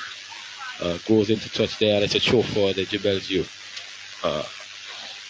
As we said earlier, if Jebels are to go out of this competition based on a goal difference, I think they will truly live to regret the advantage they have here at the moment against the Dogs here too. Look at that long ball again. They do have 2 extra players. Why don't they try to play the ball through the middle? Look, robbed away there. There's no Jebels, there's no Dre to try to come forward. Bascom has it. Bascom has it. I think Bascom doing too much as well. He set it on the floor, gets it fine. It's a poor chance again there by the Dogs there too. They could have been back into this game having taken those 2 chances in which they had that one and the one earlier on where the keeper again made a save. Here we go. Had they capitalized on this one, it would have boosted their momentum, their confidence. That's true. Build their momentum. They're winning back, and they're winning. But I do not like this kind of football. And no, you have to. These deals are being viewed. So what are you saying to me? Who might be looking for a player? What are you saying to me? That's what. When we are winning, we do whatever. We forgot what our game plan, and that's what's happening here. It's the game plan out the window, and we're just enjoying football. And as we saw with the Northern Stars, they were winning against the Jebels in the first half and started to enjoy the football and ended up conceding 3 goals in that same first half, and actually lost because of conceding those 3 goals to 2 against this same Jebels unit, who is a shell of what we saw on that first day. But nevertheless, and Matthias has this one ball going through Matthias. He's going to put his goal. What would he do? Will he going to be selfish? Put the one across to find his man. Good finish there. Brilliantly taken. Good there finish. Number 17 there in the Like Antonio Rodney, who gives Jebels a 3-0 lead here over the Dogs. Yeah, 2. But a good move there on the part of Matthias, who Matthias actually left his defense. left his defense and made a good run up front there, getting past the defense and seeing his player clearly, quite distinct in green, and he went in from behind and put that one past the defense there. And again, we can say that the year 2 team did this to themselves, because it's that left hand side where that player was actually red carded.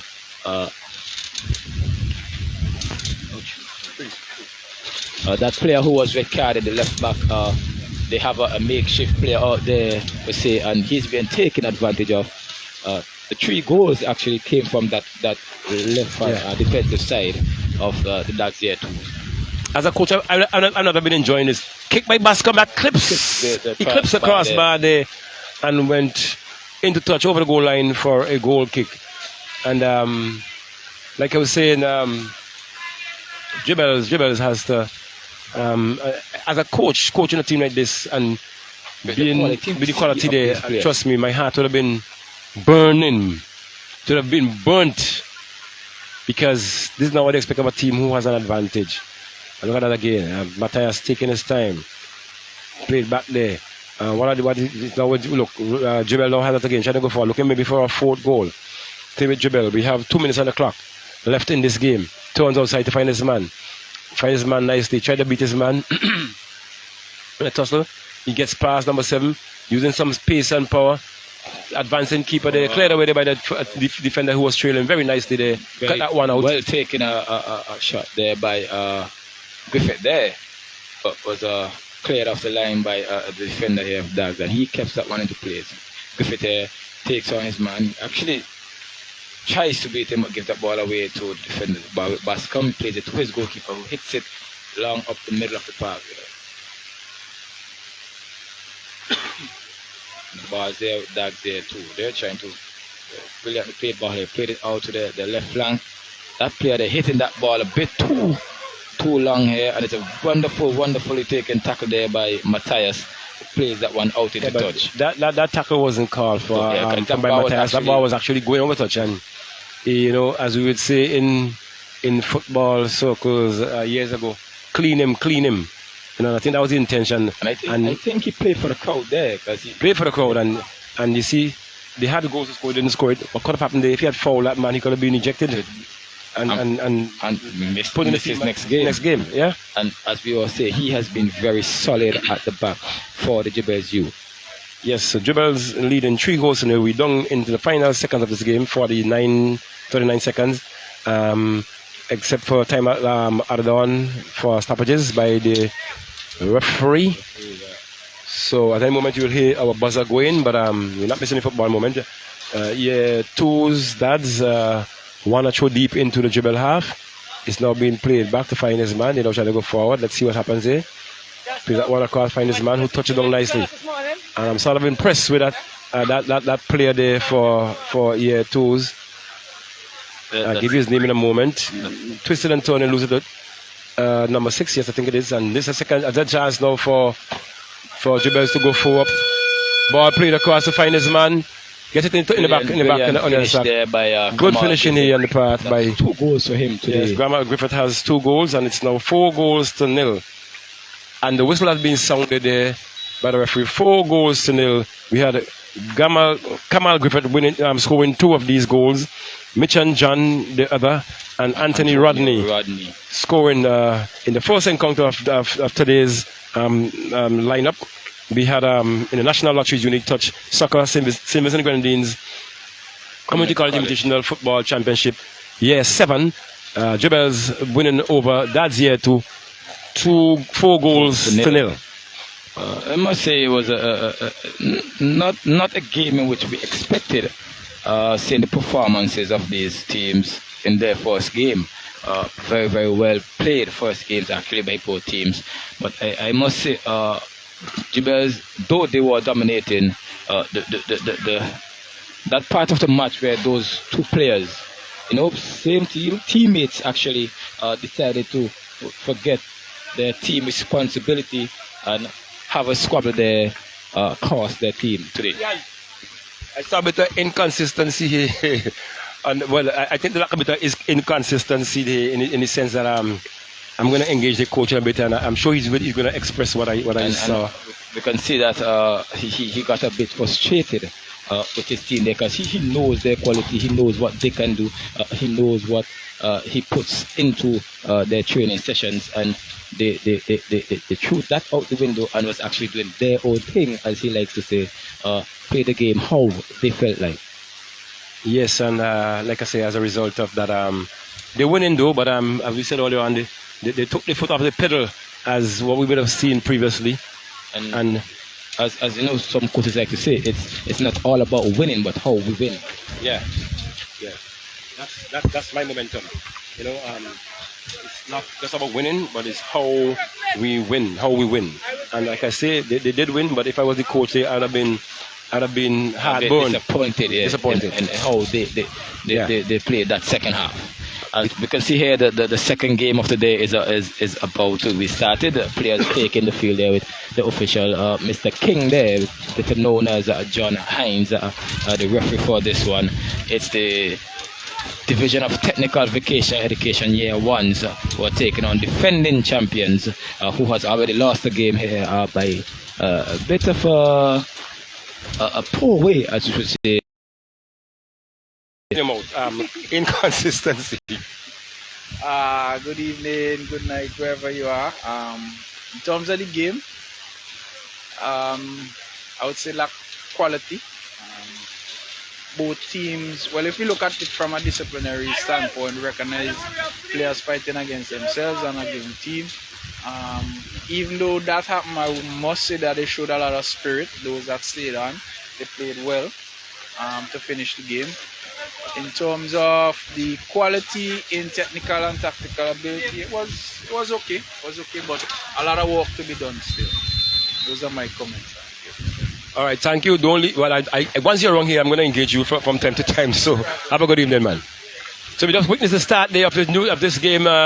We are now having Volcanoes. They are coming up against This technical year 1s. Technical year 1s. I almost said it was not the team there, Jules Anthony, but it's the technical year 1s, yes. And long kick lofted there. Headed away there by now, number 4 player there for Jebel. So it's now going to be a clearance there.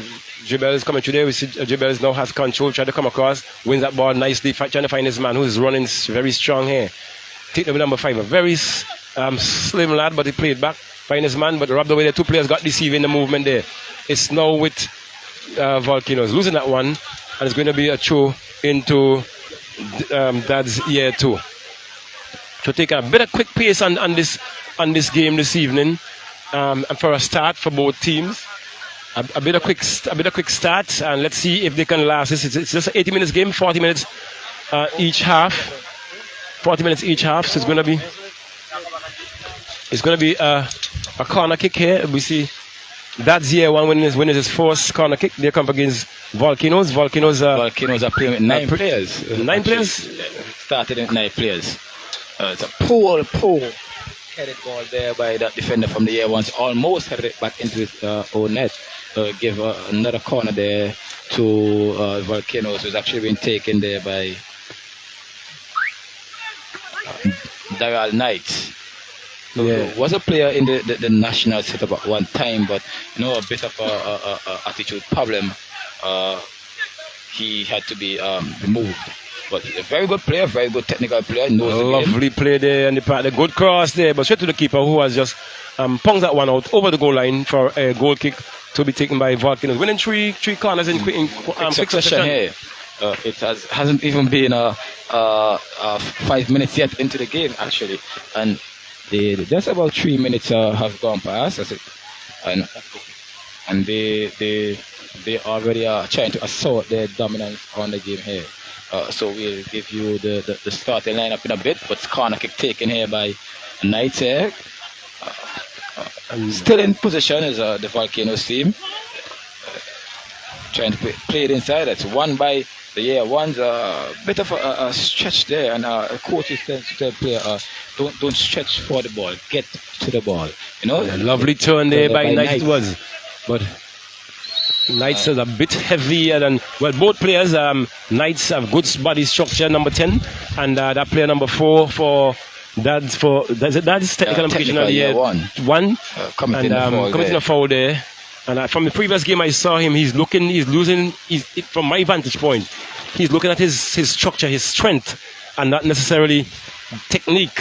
But we see Walker there for the year one. A bit overweighted pass there. Most of the players were more or less in a defensive, not attacking position. And we see some composure now by Volcanoes now. Not having a bad unit, we see some players there who seem to be in a setup from previous tournaments, but maybe what they would have lacked on the previous game is that a bit of violence among themselves, which didn't do too well for them. I am wondering, Volcanoes, I know they have a lot of young youth players, but we see them here playing with 9 players. So I'm wondering if those 2 players who fought among themselves are actually 2 players missing here today, and why weren't they replaced, I should say. Well, yeah, I don't think it's a unit where they only have just 11 players, and we see that player advancing there. Good move on the part of that Volcano player, get that one inside. No advancing player. We see a bit of fight there. Shot taken there by Knights, but why outside the upright?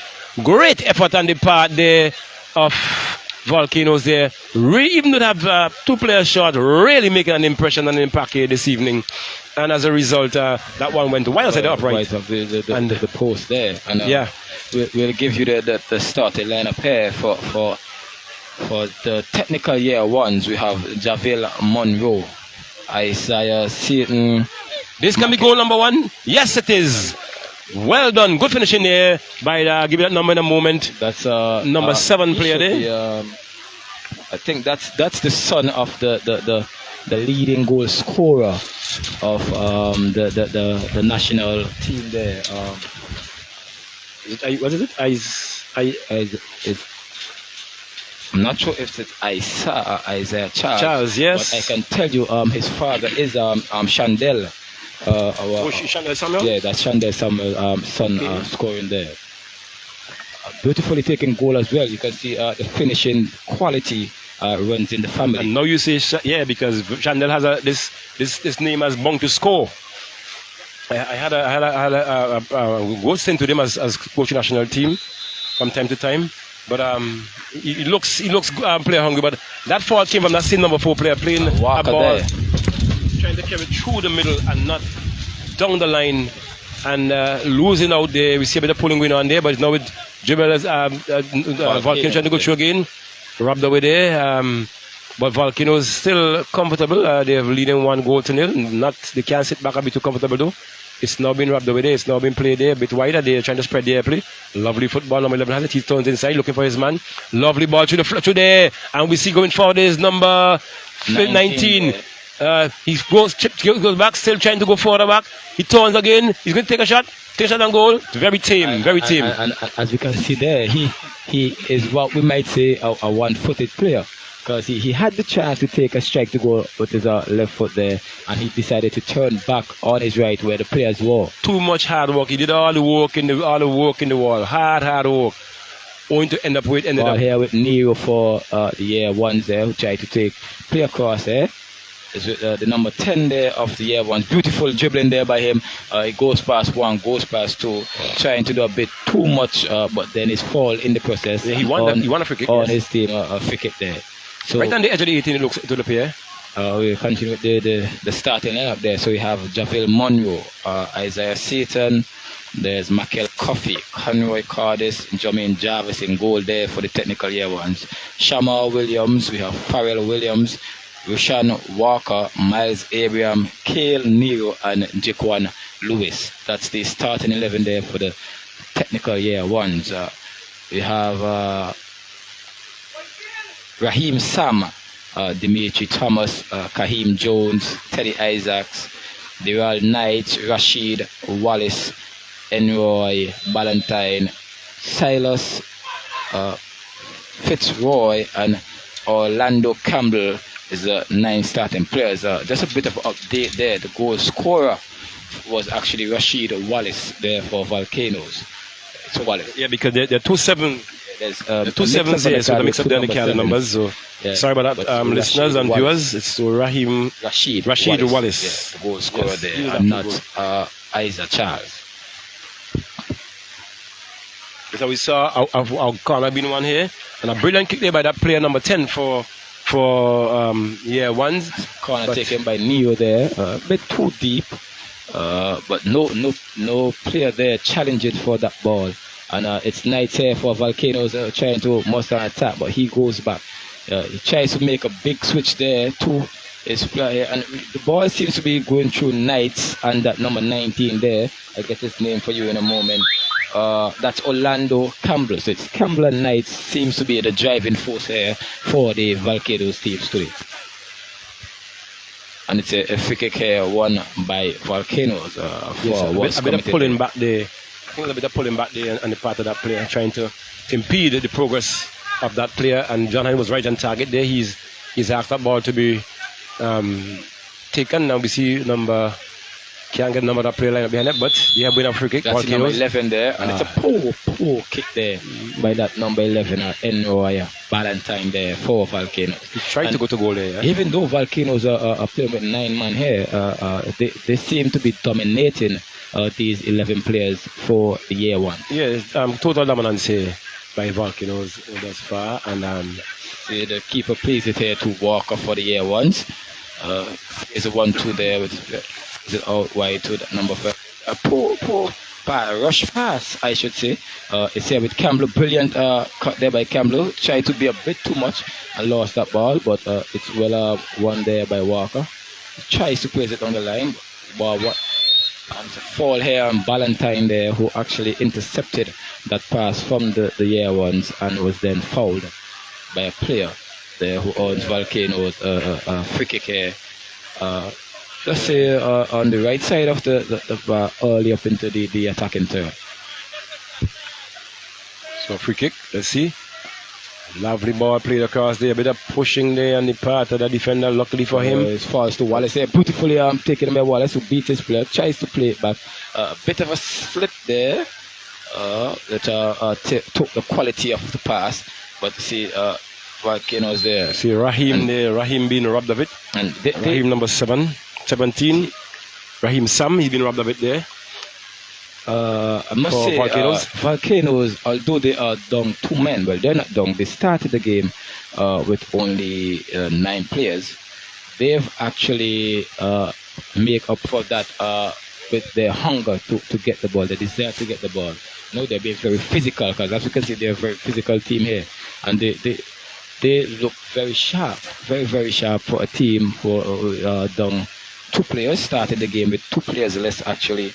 And they're actually leading here 1 goal to nil. Look at if we could compare the previous game where that's year 2 had 9 players losing 2 players and you know they struggled, right? But now we see the urgency and the commitment, and you know what is it too, because they realize that they will have to forfeit 1 game, and they so hungry want to get into the other aspect of the tournament, so they have to fight. And Kale New here. Running past his player here, still in position. Killing a beautiful pass there to the number 10 there, who gives it back to Nero, who tries to play a hurry cross, as you say, into the box. It's deflected out for a corner kick here for the technical year ones. And as you say, in the first game, knowing Nero, knowing the quality in which he possesses, he didn't really take a lot of responsibility in that first game as a player who has been around the national under 30, under 19 and under 17 setup. And we're seeing today that he's trying to do a bit more for his team, trying to be a bit martial. At the start of the game there, we actually see he has been made captain, because in the last game he wasn't the captain. And just to see how they can actually work, or how he can work along with his teammates to bring their team back into the game. A free header there for the number 11 from the corner there. But no challenge, all by himself, headed that one over the crossbar. Yeah, he was being unchallenged there. He must have had a clear header there. He could have But I think they lacked a bit of direction there. It went over instead of heading it down into between the uprights. And so it's Volcanoes now having a goal kick. And you see the keeper now spotting that one. He played that one out short. Find his man.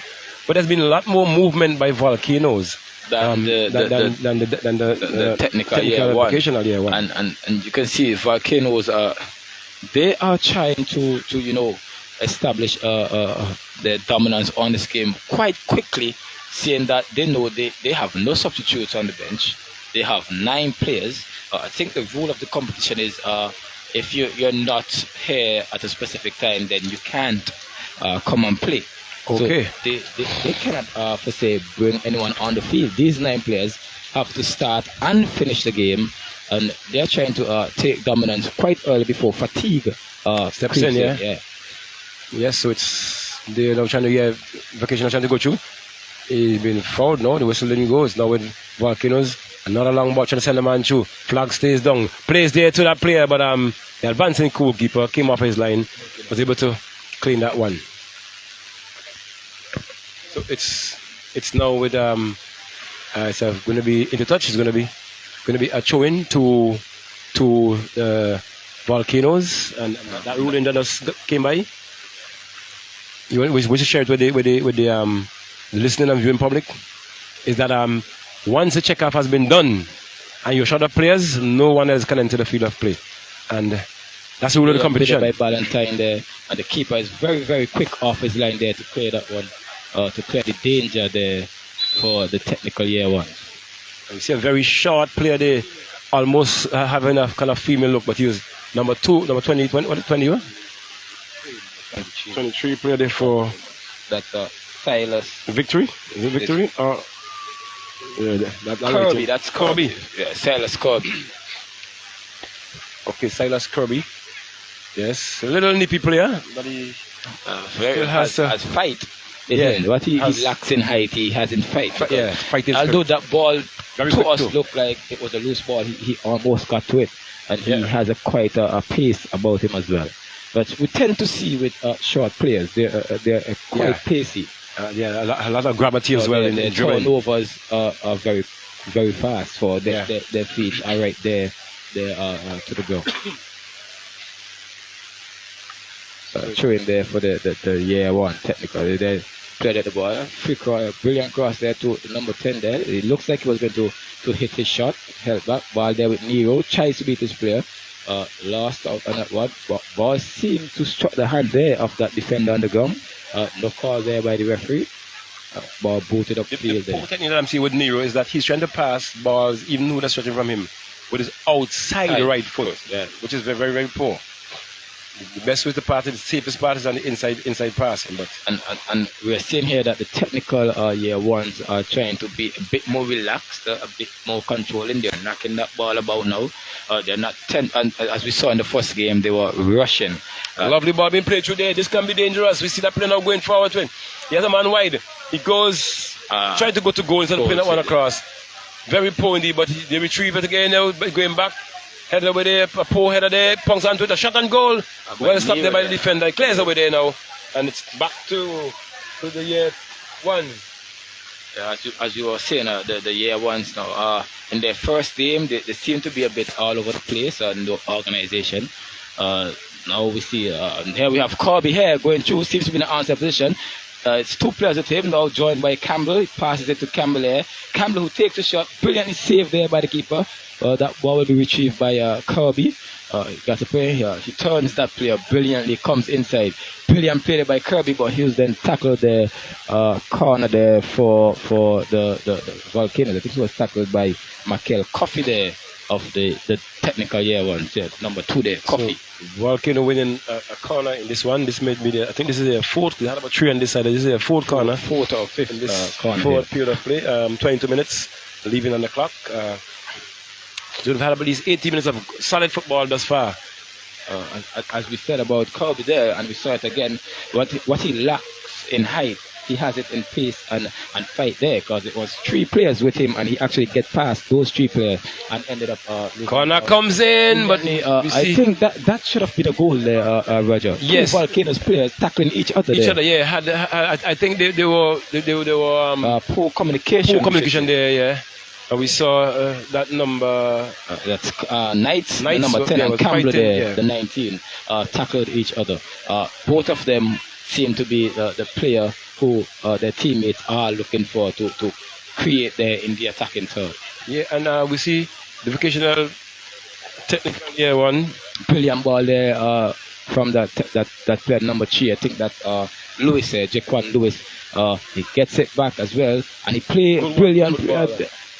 And he tries to roll that one past a player who is, again, we spoke about awareness in the first game. It's brilliant through ball to Campbell, but he is in a outside position. But you see, as the ball goes to the goalkeeper, the referee shows that signal that he saw it. Yeah, well, you see, in that case, where he was going to the keeper, what the assistant should have done is to delay time and see the outcome. So in that case, if he was going to the keeper, then he had no reason to wave. And a brilliant ball here again by that player who seemed to be in an onside position. He is in an onside position. He has time, he has space.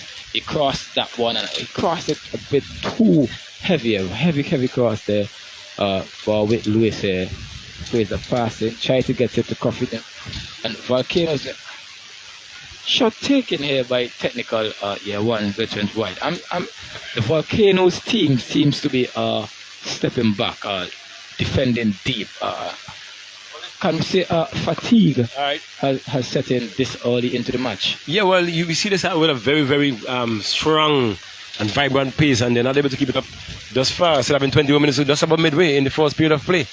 But they have 1 goal up. Let's see if they can maintain this. Because we see the technical team, they are coming into their stride now. They are now coming. Lovely football. Most definitely. And what I saw about technical team as well is that a lot of, we call them stringy players, but very technical players as well. There's some talent in it. They have a lot of quality about them. And we see as a water break. They are also feeling the heat as well. The ref has signaled a water break. We saw that the first game there was a bit cloud coverage, yes. A lot of cloud coverage. Yeah, we thought it was going to be raining. Thought it was going to be raining actually, but that game was a very cool game. But this one, the heat is starting there, and if the Volcanoes continue to play the way in which they did, and technical year ones start to assort the pressure which they assorted, then we're going to have a very, very hot game. Yeah, we see the sun has now come out in all its glory, and it's pretty heated here at the moment, but quite a spectacle indeed. And like I said, the players are really into it. I note for the vocational team year one, I think this gentleman was in the goal in the last game where they would have lost. Yes, that was actually the goalkeeper who they said was a makeshift actually. Right. Because the goalkeeper didn't show up.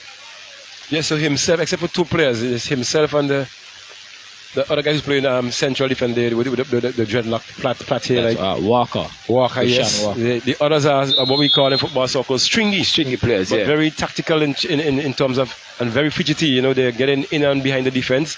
Now we're standing. Volcanoes are playing with 11 players, and the game has restarted. The Volcanoes through Sam trying to go forward, trying to find his man. He's now under control. He's been fouled there. It's going to be a free kick there. He's arguing that he got the ball there, and you know the nature of Mr. King. He doesn't take dissent lightly. Yes, indeed. He seems to establish his dominance, his authority, I should say, over the game. Well, that's what the referee is there. You know, you are the sole authority. Even when you go to the stadium, the referee is in control of the game. Not the players, not the spectators. Yeah, so true. You have to make sure that you stamp your authority, because millions of people look at these games, viewing, listening, and they do have their opinions, you know. And one of the worst thing you want to do is to have a wrong decision among millions of people. Then you know what happens. Your next game is off before you start a song to whistle. So it's Volcano winning a free kick here now. Not enough members. Let's see, but Knights trying to go to goal. He goes there, but good intention, but the keeper was equal to the task. I think it's a bit too into the middle of the net. Yes, it was right where the keeper was standing. Had he probably forced him to come forward or push him to have him pedaling back, so to speak. Brilliant attempt there. Good attempt. But no, well, the keeper was up to it. Yes, I think the keeper could have even paddled that one down as well, but he would have caught that one. Yeah, he could have caught it, but he chose to. Maybe he thought it better was to paddle it over. He could have been paddled inside as well. I thought he tried to be more safe there. But it's a corner kick here for Volcanoes. Brilliant. Good one coming over.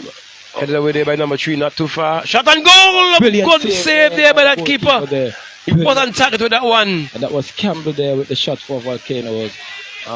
Brilliantly saved by the goalkeeper. Ball intercepted there by Jones for Volcano to Campbell. It's a gets that one in, but clearance there by Coffee there. And we saw 2 players there for Volcanoes waiting on that one.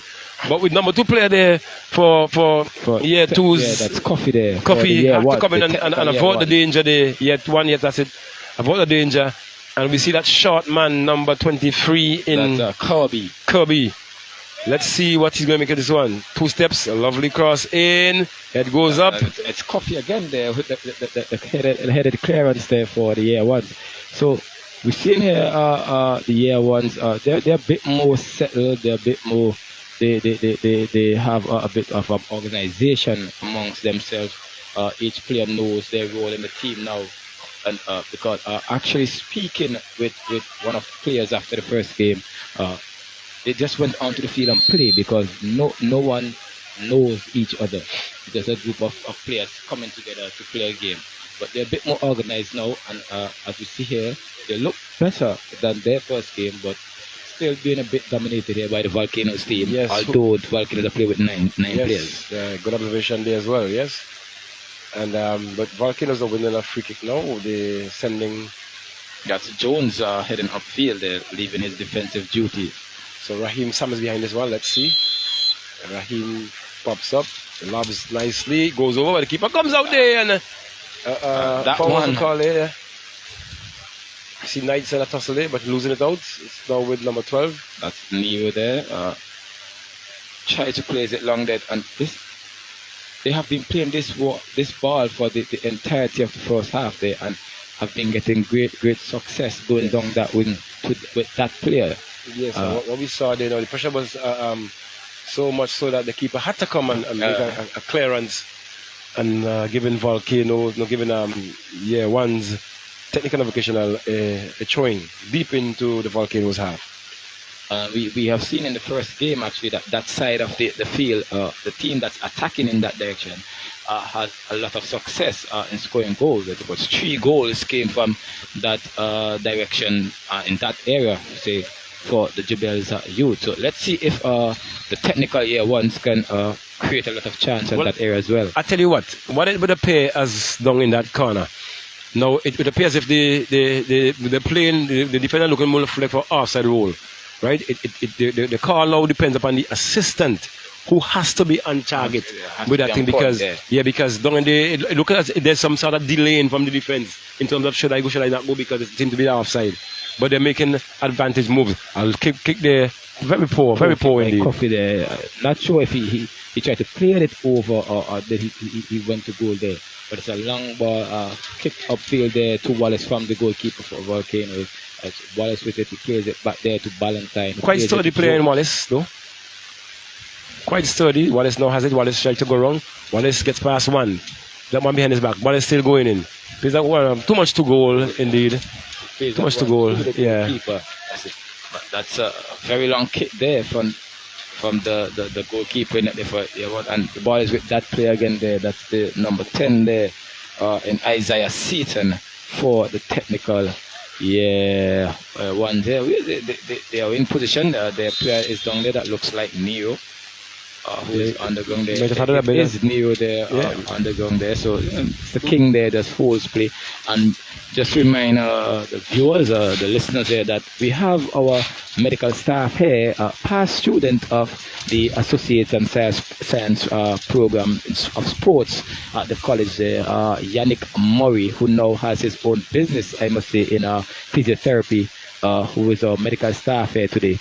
Was about to take the field there to assess that player, but the player seems to be okay. Yes, so you're not missing any play. The referee has the ball, it's going to be a drop ball. The team had advantage, so he's just going to continue play. Play that one for two right, finds his man. Going right wing back, try to get that one lofted over. Headed away there, but not clear enough by that defender, but he still have it. Yeah, one is trying to go forward, the other one has it. One thing here, one might be lacking there is a bit of shooting power. They need someone with some you know, strong. Yeah, so in this case here, look at it, they have to play a small goal game because they do not have that power. Skillful, but power is lacking here. And the ball is with Campbell here of Volcanoes. He a bit laid back, lose that ball. The keepers in this game, these two teams, I must say, coming off their lines very, very quickly. No nonsense, not laid back. Sweeper keepers, as we say, quickly off their lines for any ball that gets over their defense. Yeah, and it was a good return pass there by that defender, putting Volcano defense under trouble, but the whistle went for a foul, and it's now with Volcanoes. They're pressing the playing free all the time. Plays a nice 1-2. Look at his man. Plays that one down, but intercepted there by number 5 player for number 11 now has it going forward. You know, trying to go forward. Plays that 1-2. Lovely ball. That's Lewis chasing there. Jaquan Lewis for the technical ones. He get past Jones there beautifully, but that ball went into touch. A bit heavy touch there, which Lewis took there. Yeah, because I don't understand why he should have allowed one to run over. Is he not aware of the line? Is the line not visible up there? Because he should have known that he's close or over the line, but he has to suffer that consequence. But it's now with Jebel, a long kick, not Jebel, sorry. It's Volcanoes, a long kick downfield. Volcanoes tend to place their kicks towards Campbell there, who's been having a lot of success down this right hand flank. We see the flags up on the far side there by the assistant number 2 there, offside against Lewis there for the technical ones. To be a cricket there for Volcanoes. Taken by the goalkeeper, tried to flick it on was Ballantyne, but played it there to Neo in the midfield there for technical. We'll now travel. Tries to take a shot. Oh, and that ball, he tried to take a shot from that distance, and it actually went into the path of the striker, but caught him off guard there. This could be dangerous, but a bit of delay there. And the part, yes, the keeper has to come very quickly here to challenge Corby there, who almost was alone, I say, with the ball there. Could have, I think, a bit more anticipation, I should say. He might have gotten to that one with the piece. Like he got a little touch, he has a little limp now. I think the keeper touch on the tie, struck him, yeah. But he has to stick it out because they're down by two players. So he'll be more favourable, trying to more play like a midfield role now, just maybe try to knock the ball around than to go on a chase, because he can further do harm or damage to the injury that he will just sustain. I can tell you, Roger, looking at the defensive line for Volcanoes, they seem to be a bit tired. They're not the pace in which they started the game with.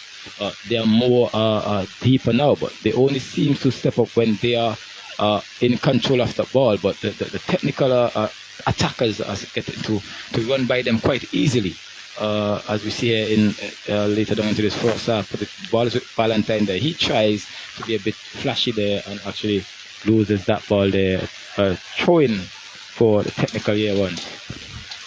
Yeah, Volcano seems still to have the more dominance, the more ball possession. This is number 19 there for Volcanoes. He's still trying to Campbell, been trying to come down several times, but the service has fallen off from when they previously started. So Campbell, number 23 player there in that's Corby. Corby was still trying to get forward, but that has changed. Now it's with.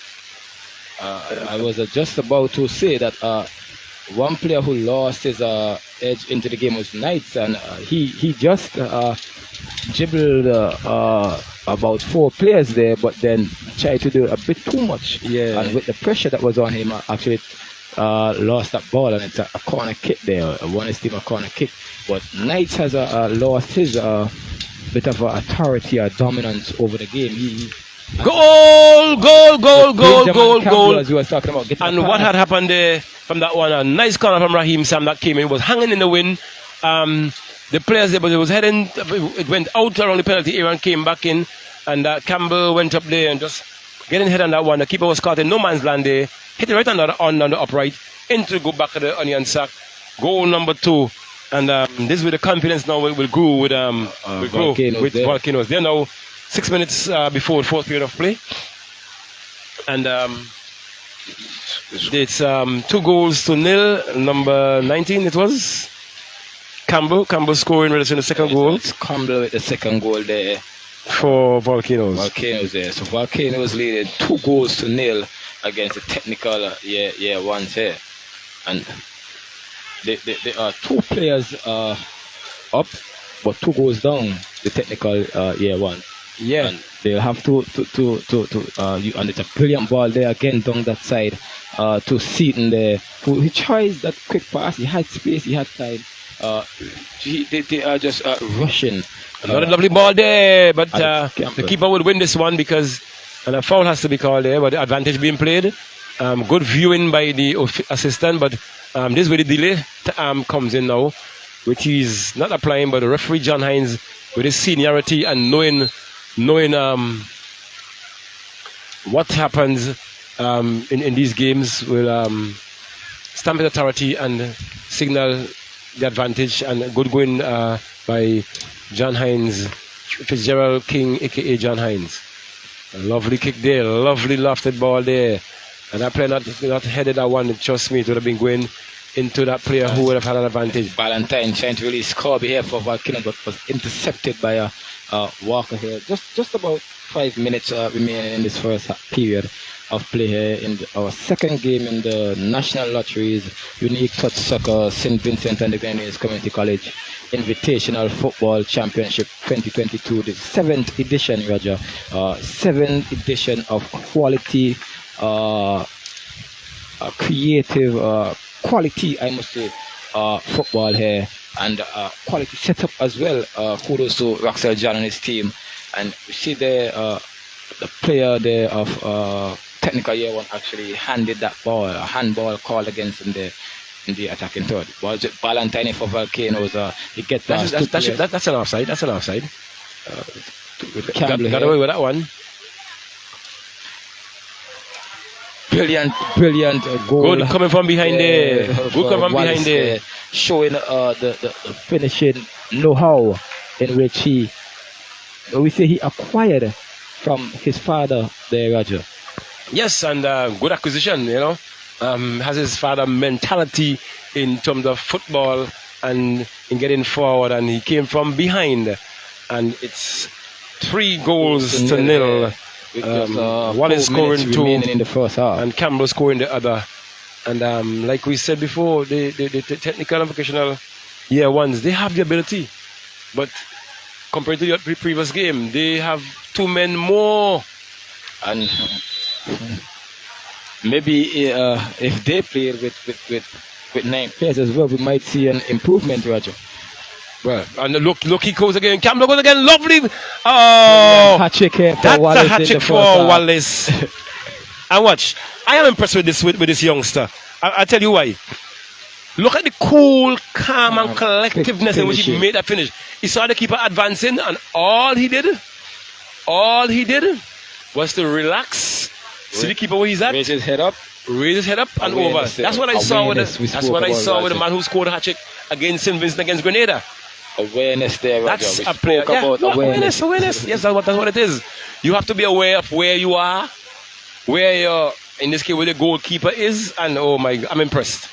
I'm impressed with this lad. Beautifully taken goal there by Rashid Wallace to make it 4-0 for the Volcanoes against technical year ones. Bear in mind that Volcanoes are playing with 9 players. Started the game with 9 players.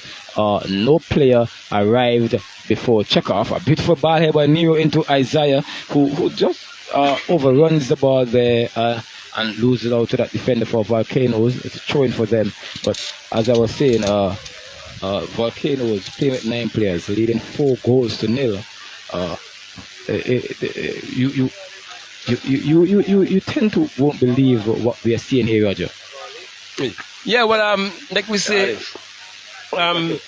the year one has the ability, but they lack the finesse. They're just not finishing. Getting in position, they're winning the balls, and they're just not finishing off on what is expected of them. And we see Sam being floored there, winning that free kick in the process. 2 minutes on the countdown, and they're leading 4 goals to nil here, Volcanoes, only with 9 men. Only with 9 men. And what they are actually playing team sport. They're actually playing team sport. They actually started out, and let's see, yeah, one trying to go forward now. Lovely ball being played through there. Lovely one too. And when he should have been using his left foot because the ball was running from him. He tried to use his right there. And I was saying this all along. He's trying to score. And I don't see why he should be passing on his outside foot. There is no power in that. And look, he had a clear chance of pulling one back. And what did he do? He had one outside the upright for a goal kick to Volcanoes, who was leading 4 goals to 1 in this encounter. 4 goals to nil, sorry, 4 goals to nil. I'm giving them a goal that they did not deserve. Force off hat trick they have by not scored. Rashid Wallace there. A lovely ball played through there by Knights. Knights has that kind of control, play the walking. This is football. This is football. And Knights are no idea because the player did not come onto it, and it's that player that takes it. They tried to. He had the room on his left side, but maybe his favor is right foot. He went back through the middle there, and that flag stays down. Let's see what's going to happen here. He keeps it in. Good bit of fancy footwork there. Gets it across. Lovely cross there. Cleared away. Not too, but a bigger clearance coming there now by Sam. It looks like no, not Sam. Beautiful ball down the line here to Campbell here, and it's Campbell. Man, can he keep it in? Last chance to maybe score 5 goals for Volcanoes. A cross comes in there, but waiting behind there was that short man. But it was cleared away by the defense there. It's now with one trying to go for number 2 has it. Let's see what he's going to make of it. He's playing a juggling game. You're behind. But he gets past one man, good footwork. Gets past the second one, but he doesn't have the speed. But one of the players gets onto that one. Looking to clear, but that player skips there. It's now with Volcanoes. Samuel, no, I'm saying Samuel. That's Wallace there. Wallace again. Lovely ball played through there, but he should have been going over the top with that one. But he went through the defense, through the middle. It was clear there. Whistle. Our buzzer goes off. The referee looks at his watch. It's now with the one. They're trying to go forward. Lovely ball. Look at that. Good vision there. It's going wide. Here. Takes across it. And there goes the whistle for the King here signals for the end of the first period here. Volcanoes with 9 players are leading 4 goals to nil over the Division of Technical Vocational Education Year 1s. Yes, and indeed, a good victory here for Volcanoes in this one. Like we're saying, that the sun actually came out. It's very, very hot. But it's strong wind blowing across, but a bit of humidity within it as well. But the players of Volcanoes going to do a good rest now. Having to play with 9 men, and the rules of the competition are when the checkoff has been done and you have whatever players you have are the players you're going to enter the field with and finish with. So Volcanoes will be, well, they're winning, so it will be good for them to just play each ball on its merits and relax, and more goals can come.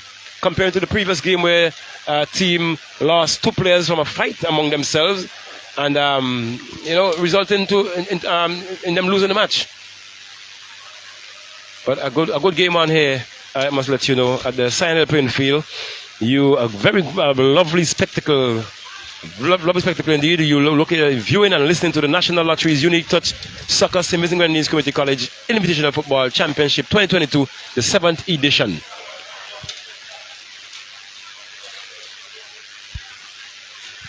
A few spectators on hand here. Maybe I believe from the institutions. We have 7 teams taking, not 7, we have a number of teams taking part in this competition. Arbiter under 23 competition where we have most of our nation's youth involved in a strong competition. There's, based on what we've been told, the players in this competition should be under 23. So it's not for me to really dispute. It's for the organizer or the teams who they come up against to decide whether they think they can win by default or not. Rules of the tournament there, they have to be under 23 players. Yeah, and there was a player we in the previous game that we spoke about. We have two national coaches around and say one being a goalkeeper coach. If we can get his name, is it? It was he played for is it Jebel he played for? he's a Jebel's player. Jebel's player played for yeah. Dags here too. And, that was Jamal Lewis, Jamal the goalkeeper. Lewis. You have Jamal Lewis, goalkeeper for Jebel's. He plays for Jebel's, but he keeps for Dags here too.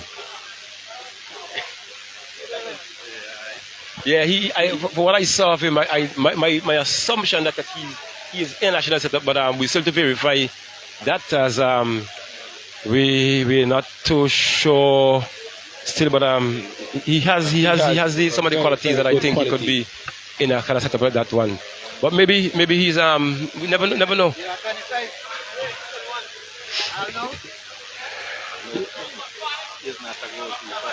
Yeah. Yeah. Yeah, well, we see a lot of interchanging here. Some players trying to, having to make up the units. They have to find themselves in some awkward positions. But if you're playing football, so Wallace, if you could step down, this is one of the players. Thus far, we see Wallace, and so that you're Chandel Samuel's son. Yes, Chandel Samuel, the bong to score. Chandel Samuel, the bong to score. We know from national teams scorer. We have Chandel's son. I know that you're Chandel's son, and you have just scored 3 goals. And as a former national coach and a coach and one who has interest in football at all levels, I've seen the display of your playing this evening. And what caught me most was the last goal that you would have scored. It was phenomenal. You did what it took to be a striker. They do what I know of strikers. You must be aware of your surroundings, where you are, what you need to do, and these other things. And you did score. You scored 3 goals. You have a hat-trick now in the first half. But the last goal indeed was I was impressed with them. Let me know about your playing and what do you have. What's your aim for the future? Well, basically my aim is trying to get good pro in football because that's what I'm dedicated to. Love the game. Yeah, I'm really trying to go pro. Yeah, that's it. Yeah, well, it's a good thought of you having to reach that level. The intentions is quite clear. I can see from part of your playing thus far. You have the physique. You're quite fit. You'll be moving around, and now it's standing. You are playing with 9 players. Yeah, we're playing short because I get cold too. You have a cold. Well, I have a cold too, but you're doing good work, and kudos to you, man. I hope you can score more goals. I'm having an eye on you. Are you in any national setup thus far? What age group are you? I made the under 15, which went to Miami in 2019. I also made the under 20, which went to Dominican Republic last year in November. Yeah, well, youngster, I see something and you just keep working at it, right?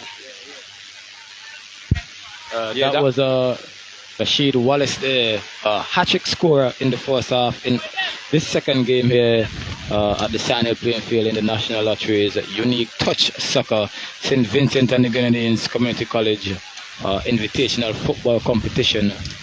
Volcanoes against the technical year 1. Volcanoes leading 4-0. Brilliant finishing there by Wallace. But that last goal, Roger, peach of a goal, I must say. Brilliant. Indeed. And Wallace has some national instincts in him. He has a momentum where he wants to go pro, which is great. All he needs to have on his head and his shoulders is a good header. And I can see that now. He played in the national setup in the under 15 and in the under 19, I think it is. So kudos to him and good going. Let's hope that he has some good nurturing. Yeah, that push behind him to take him to where he wants to reach. Yes. But as we see here, we are about to start the second half. Players taking the field. Player taking the field there without his uniform. And, he's lucky he's not been booked here by King. Yes, he's we see a player hobbling there. This is Coffee. we see the assistant showing the referee. But we see we need to, and you see notwithstanding, I'm seeing that King is really making some inputs into getting things going, but in terms of the refereeing, but what we need to do at all levels, even as officials, is to stamp the authority. What is a no nonsense is no nonsense. It should not be acceptable, and that we should do what is necessarily right and good from the get-go. And we now witness the second period of play. Period, yeah. Ball starting here with the technical year ones. That's knocking it about in their defense there. Play the balls with number 10 there, Isaiah Seaton. Tries to play it right, running to Ballantyne there, Volcanoes. Plays it back to his right back. We try to play it over the top there to number 25 there. Penetrating pass it. Try to play the penetrating pass there. But while he's with Coffee, will lose it out to Ballantyne there. Ballantyne plays the ball over the top there, trying to find Campbell there for the Volcanoes unit, but it was intercepted by the goalkeeper. And it's a throw-in, resulting in a throw-in there for the technical, for Volcanoes, sorry. A throw-in there for the Volcanoes team. We've seen here the technical year ones are trying to look for a goal early, but solid defending throughout the match so far from the Volcanoes unit. Poorly taken through there, won by Kale Neo for the technical year ones. He played it to his defense. Was now trying to play up, but he lost that ball. Wallace again, brilliant knowledge of the game here. A tad unselfish there, Roger. Had the space, didn't necessarily had time as he was being pressured. Tried to play his teammate in Kirby, but that one was intercepted. And clearance there by the defender, straight to the feet of Kirby, but he was in an offside position. Like another player's move there by Wallace, but that player wasn't up to it, and as a result, there he lost out to the player there. And he been rubbed away, and it went into touch. So now we are going to have a throw-in to the technical vocational year 2. With the success he's having, I think he should have went for goal there. Should taken there quickly, ball to Seaton, who played it to number 11 there, who seemed to be a tad offside. Very, very close call there. They tried to play a 1-2 there, but very good defending there by those players there, and ball is with the goalkeeper here for Volcanoes. And we understand that player is an outside player, is just a makeshift for today, but he's doing quite well with the player fans. That's a very good kick by him as well. It's Campbell for the chase, but he was intercepted by Walker there, and the technical year ones is now trying to play the ball from the back there. Lots of passing there. Has it in the midfield. Play to that player there who brilliant turn there. Brilliant playing there by that player. He gets to the defense. On goal there and tries to play to goal there. Appealing for a handball there. But King quickly wave it away. Isaiah now plays that ball down the left to Nero. Who plays a pass to that player running on. He tries again to take on that player. A bit too selfish, I must say. Shot taken, and that good one shot on that point there. Yeah, that's Lewis there, Jaquan Lewis. But that player who made that brilliant move, getting past 3 players there, just failed to pull that trigger. Not knowing where he is, but we have a substitution now. We see number 24 going in to out. Nursing that injury at halftime. Coffee there for the technical year ones. Baby placed there by number 24 in the name that's Jokaya Nantan there. The ball is with Ballantyne here for Volcano. A bit of physical game there with that number 11. Ball with Lewis. Dribbles Ballantyne. Played it out to his right back here. Very, very muscular fella there. Ball is with Isaiah Seaton there, who has actually changed his position, playing a bit more in midfield. Gets around that player there, trying to take a shot. Post shot here, but it beats the goalkeeper. And it's a goal here for the technical year ones to pull one back. 4-1.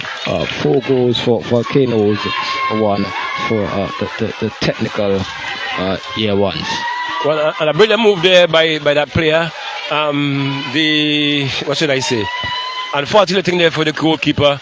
It was right on his post, and as you said. a makeshift goalkeeper was right on the post there, and he should have actually stopped that one. But I think he went collapsing before the ball came to him, and he just went, eluded him, and went into the back of the net. So I think the confidence would be up now. Like we said, they have good quality players, but they're just not finishing. Roger, if you saw the build up to that, it's actually poor defending because that ball was actually bouncing towards that defender. He tends to back off, a bit of misjudgment there, and allowing the number 11 there in Monroe to challenge him there and get that ball, get past him, and taking a bit of a fluffed shot, but gets it past the makeshift goalkeeper, and it's in the back of the onion sack, as we were saying. So it's now a toss up there. It's now with Volcano. That's Campbell there. Campbell has it, plays that one long line to find his man. That's Wallace again. Goes again, but he's been impeded there. And going to touch, he's going to be a throw into Volcano. Deep in the year one's technical and vocational defense. We see a bit of a makeshift here by technical year ones, and I'm not sure if it's a beautiful dribbling there by Wallace. Get past two players, three players. He thought he was being chucked back. He was looking for the foul. He's appealing for the foul there, but again we are playing with a whistle, and we see year ones there trying to muster a counter attack. That's Nero taking on two players. He's shoved to the ground. No foul there, says the referee, and it's Campbell coming away trying to say that the ball is winning there. But Lewis Campbell still has it, coming down that right flank there for Volcanoes. Three players in front of him, and he ran into a blockade there of technical players. Unnecessary tackle by Campbell.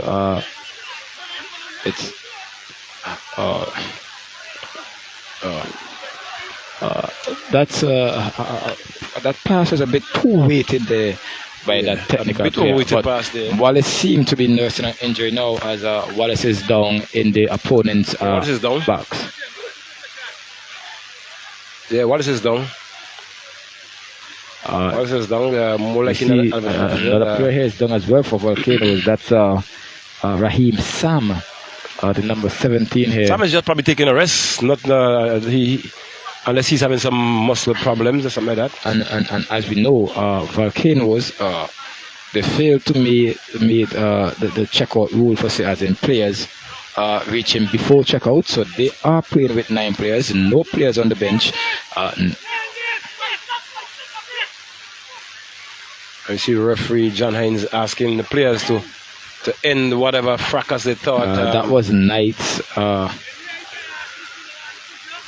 Knights trying to oppose. John Hines in a kind of coaching session here now, letting the players know, what it is. He's in charge and he makes the decision. Partial clearance there by Knights there. Straight into a bit of a frustrated clearance, I should say, as he could have got that ball under control with the space which he had. But here is Walker, who plays it out to the number 6 here. That's Barber, who plays it with number 24. It's now with Isaiah Seaton there, who has vacated his not vacate, I should say, switched his role, because he was that player for the year ones who was having a lot of success down the right, and now he's playing more infield in attacking midfield position. What I've seen though from the year ones is that they've now playing a more relaxing game and trying to knock this ball around, because they have an advantage. They're just trying to knock the ball around. They had a good build up previously there, but they need to do more. They need to do more. But some players maybe not understanding the setup and trying to make a bigger push, and this result in Falcon getting a chance to defend. So just about 10 minutes gone here in the second half of play. Just to remind you that each game musters 80 minutes, 40 minutes a half. Volcanoes leading 4-1 here. A first half hat-trick by Raheem Wallace. And a lone goal there by Orlando Wallace Campbell. goes again. Wallace gets past one man, gets past two. Lovely finishing, lovely intention on the part of Wallace. But he wins the corner in the process. He was trying to get that one to his man to on the back there in And Kirby. again, we say Wallace. I think he's content with his hat trick and now trying to Play a build the team, confidence yeah. of his striking partners around him. That they may have a confident unit going into the rest games of the tournament. Yes, which is a very good thing. Strikers working together and fighting together. He will actually dominate games. looks the part as a team player and not a selfish player. Good move on the part of Wallace there. A brilliant save good as set. well by the goalkeeper there. Good touch. Corner comes in a bit flat. Another shot there, but by Knights, but it's straight to the keeper, who bowled that one out to find his man, and the left. Oh, that one he loses him. He went into touch. It's going to be a throw in there for technical educational ones. I think we have seen is it 2 hat-tricks already in this tournament in just 3 match days, Roger. And, Yes. 2 players Well- from my account with braces as well in the sole game. Yeah, but something I'm not sure. Of I'm the not scoring chart. How the chart, scoring yeah. chart may look. because you remember Volcanoes had scored 7 goals in that last game that they lost. That they have to default. And now build up here, good build up here. Shot and goal! Brilliant Indonian goal sack! there.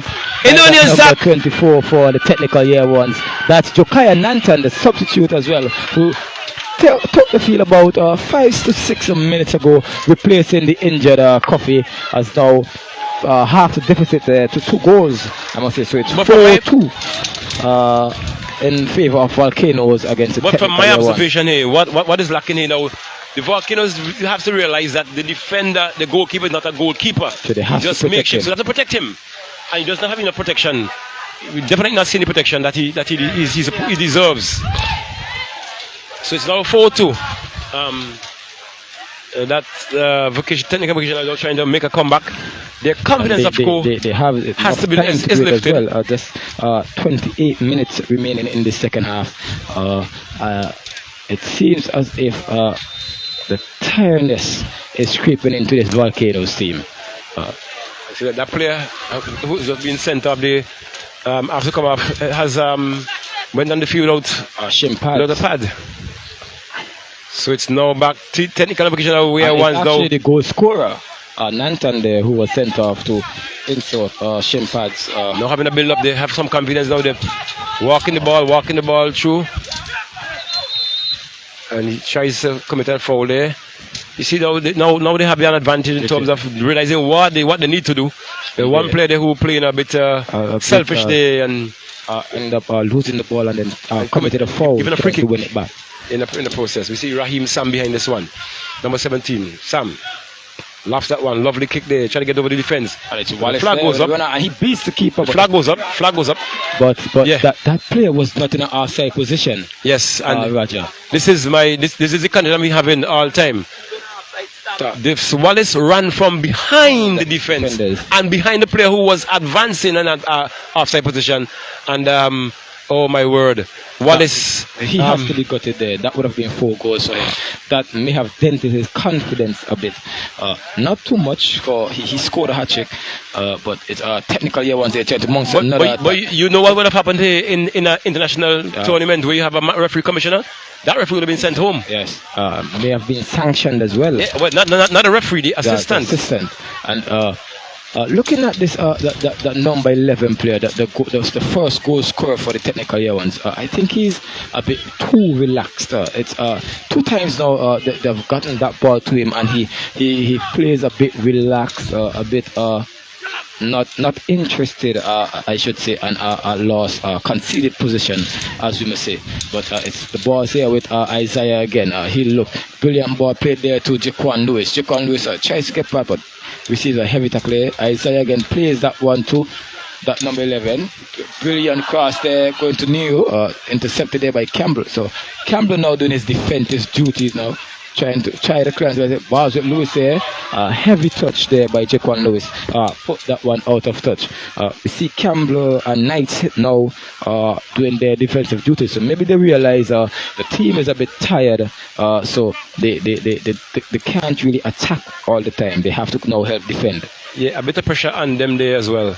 And we see they're now trying to make a come through there. Sam has that one lovely lad there. Sam moves across in the middle. Sam still has control. Sam goes through, But the problem I have now, why does Sam have to go and beat the second post? Once you win, get an advantage, it's to advance. You're waiting for players. It's not show business as yet. So you see some rolling there. I'm see he had a kind of awkward fall there, just rolling.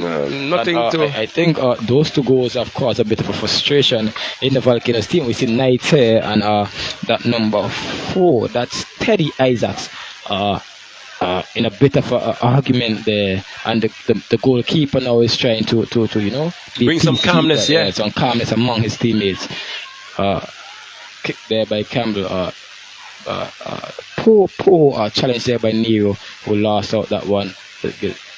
Very good shield by Wallace, but the ball is won there by the defender there for taking away once. Nero now plays it to Isaiah Seaton, who now is looking to play it wide to Monroe. Monroe tried to go to and he gets past his player, but Campbell is challenging. Brilliant tackle there by Campbell, but the ball there is a lot, and it's advantage played because Campbell was fouled, but then Nice trying to do too much there, and it's a shot taken there by Nero, who struck that one a bit wildly over the crossbar for a goal kick. Yeah, Nice trying to do a bit too much there. But you see, you have to, and it's boiled down to awareness. Why would Knights want to turn in front and in the middle of the field? That's where I call the spine of the team. So why would you want to have a fall right down the middle? Where he gave that ball away, and as you were saying, knowing that you have a makeshift goalkeeper who you need to protect in the game. Balls with Isaiah again, plays to Lewis. Lewis trying to dribble one. He plays it out to his defender there, who played it back to Isaiah there. Late tackle. And this is going to be a caution. And this is what they don't want at all, Volcanoes. Knights lunging in there, luckily for him. There. He actually took 2 players out there. Walker and Seaton there, taken down by Knights. And in my knowledge of Knights, what I know of him, I played against him, played with him. He can tend to be a very nasty player when that frustration seeps in. Yeah, well, in this occasion, yes, I think he's lucky to be on the field because the first intent, you could have seen what he intended to do. But he won. He got an advantage. He was going forward. The ball was played too far ahead of him, and knowing that he could have just stood there and shield and put some pressure on the defender. But what he did instead was a lunge in there and eclipsing that player down in the ankle there.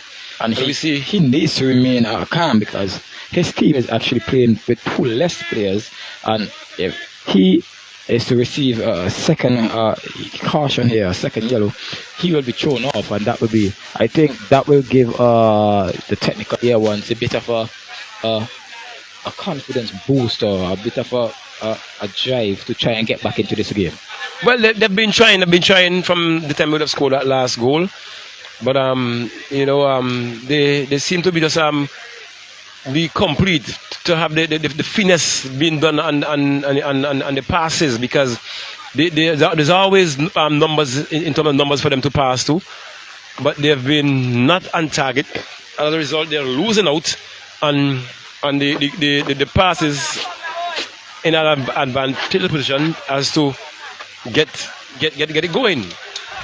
We see this player here in the long sleeve blue day. I don't know if you can give me that name. That's Lewis. Lewis I've been having a very good game as well. I'm trying to get that forward, but the defense there, the tall lanky player there, who seemed to be looking just to lob that ball and not playing the true.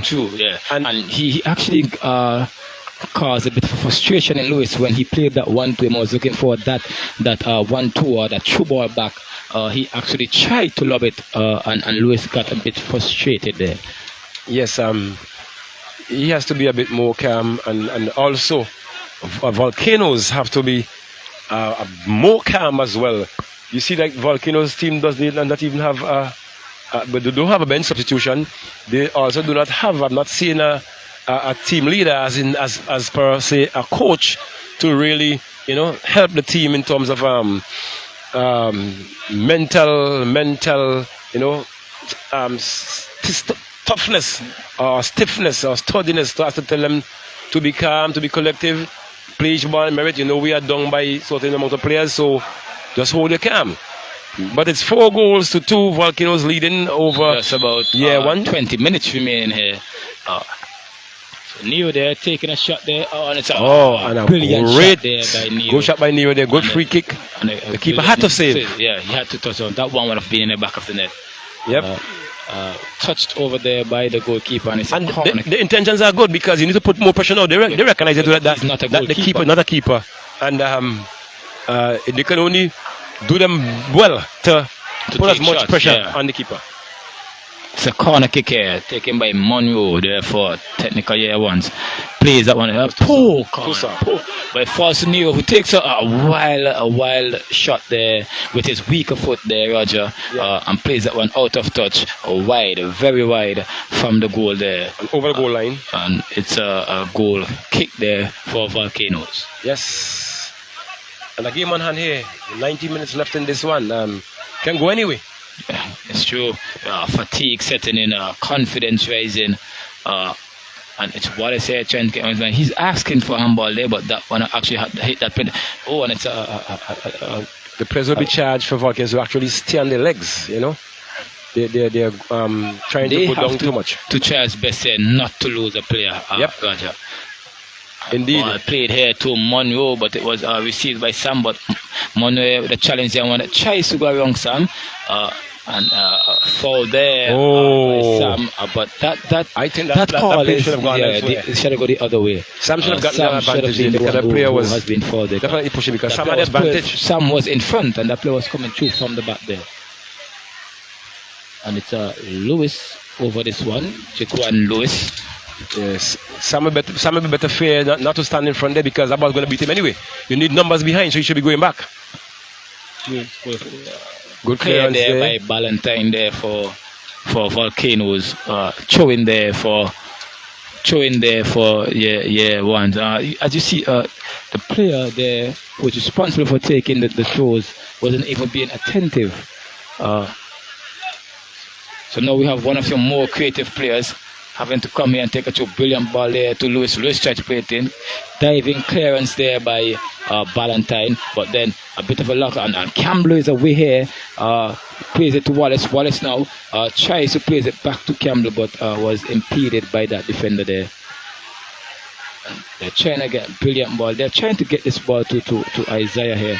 Balls with Lewis here for technical year ones. He tries to dilly-dally there, that player there, and a bit too hard there, number 25 there. Miles Abraham who loses that ball out. Throwing there for Volcanoes. Balls with Corby here. He tries to beat his player as well. Loses that ball, but it's out of touch by Lewis. And it's a throw in here for Volcanoes Football Club. It's Sam who takes a throws it to Kirby. Kirby tries to dribble as one. He runs into two players there who kicks it upfield. And it's Abraham trying to win that one, but he missed. Teddy Isaacs trying to clear, but he kicked that one high up. Headed away there by Campbell. Flicked on by Knights. Balls with Wallace. Back with Knights. Plays it wide. Jones. Jones misses it out. And Nero there now with that ball, who plays it back to his defender. Now we see technical year one here trying to mount muster an attack here, trying to get Nancy back to the skin. Plays it wide here to Monroe. Monroe now plays it back to Lewis, and Lewis with trying to that low driven cross that's intercepted by. See what happened there now? Throwing. That ball should not have gone down to that. If they were leading, I could have seen that part. But you're not leading. You had a fair chance of crossing that ball into and he didn't. So it's Lewis over the corner here for the technical year ones. And they do not have enough numbers inside there, as opposed to. I think they're wary of the pace of Corby here. Another poor cross here by Lewis. Walker here. It's a clearance here by Wallace with some defensive duties there for his team. Yeah. Who kicks that one out of touch for a throw-in. A bit of tiredness, fatigue stepping in for Volcanoes there now. Yeah. So Wallace dropping back from attacking and having to help out his and not a bad move in the sense that and Walker trying to would build up, but that's offside. That's offside clearly. The assistant was not in a position to get that one. But I was making the point that not a bad move on the part of Volcanoes to bring Wallace back so that they can walk the ball out because they're down by 9 and they're being pressured now. So now Wallace goes back up. Still a player trying to shield him off there. if it drops and it doesn't go clearly, they will be in trouble. But it's now with once they're trying to come forward, they're walking it up. Volcanoes allowing too much space in the middle for this one. And that one was played outside. That one would have been tight because he actually checked his run a bit. Yeah, he before did check. the pass was made. He did check, but I think he'd have been caught because he was advancing. But good. If you observe what happened, the assistant because it was going outside. So Yeah, that's true. you give a throw instead of giving a free kick. And if you look at Wallace here, you can see that the quality and the know-how in which he has being around that national setup, that knowledge of the game. Because if we can see, he does not waste energy. As I can say, he knows when to go. He knows when to hold.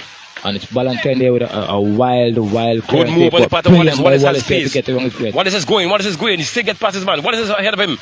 He gonna score this. what a brilliant I think it was save there by a the keeper. poor one on the part of Wallace because the keeper was always on that side. He should have been going over his head or even to the back. Yeah. Switch your position because the goalkeeper already collapsing. Fake your kick because you had an advantage and come inside. He lost a bit of awareness there, as you say. Yeah, he lost it there. Maybe a bit of fatigue that's stepping in. Clouded his decision making. Yes. But a brilliant turn leading up to that chance. Good tuning for a start as well. But here we see a corner kick down the far end for Volcanoes. Kirby with that one. Cross comes in, head goes up. Good save by the keeper this time as he collects. Both that one out quickly because they're looking to get that second and third goal in to equalize. Neo brings into the middle. Trying to make a brilliant switch, but again, beautiful work being done by Sam here on this side. He has actually been marshalling this side, both attacking and defending for the Volcanoes team. Ball's here with Lewis. Lewis tries to play it over there to his striker there, Abraham, but that one was a bit too heavy. And the goalkeeper here,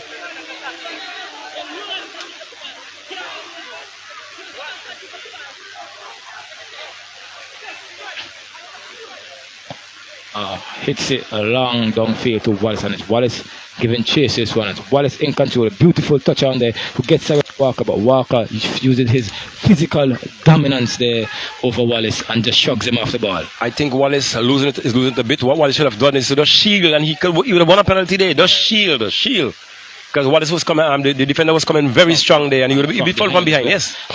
Try to play that one through there to Monroe, but there you see the keeper and Ballantyne there for Volcano, just shielding that one out of play.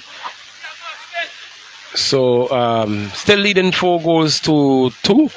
It's Volcanoes who play with 9 men over the technical and vocational year 1s. And you're listening and viewing live coverage from the side playing field of a National Lotteries Unique Touch Soccer, Simmons Grandins Community College. Wallace again. Wallace. Get that one across to find his man. Kirby take a shot. Oh, good. Oh, my word. Bad there. Good. Down on the goal line, I should say, and bounce back good out. thought on the part of Wallace there, trying to eclipse the went down over the keeper there, hit the bar and came back out. Unfortunately, Wallace. That was but Kirby. But good move, Wallace. Good move, Kirby. Ball there from Neo, trying to find Lewis there, but clear again. Solid work today. Yes, well, what we reckon. Ballantyne. What do you recognize? Ballantyne is not having it. Anything that comes his way is going to be going out because he does not want to be in any close challenge game this evening. So anything that comes his way, he's not going to settle it down. He's going to pay. He's just going to just. And I think it's a bit of a realization that his team is actually fatigued as well. Fatigue seeping into them.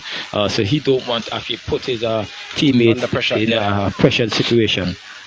Yes, so it's 4 goals to 2. College football. Final playing field. On the 23 tournament, as you can see.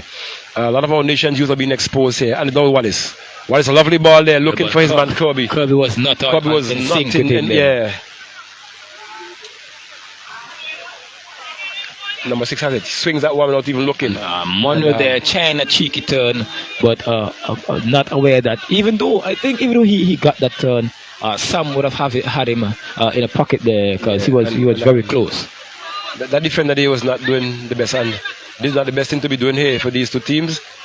Forward now, see, make a mock look at that one. Shannon comes in trying to shield. And it's a fall there on Ballantyne, and It's a free kick there, Well, deep in the It was defensive kind turf of unfortunate for there, Kane. but I don't know what the referee saw. The assistant was right there, unless there was some pulling from his vantage point. But he was behind the play. Poor kick there from Ballantyne. Actually kicked that one out of touch from the free kick.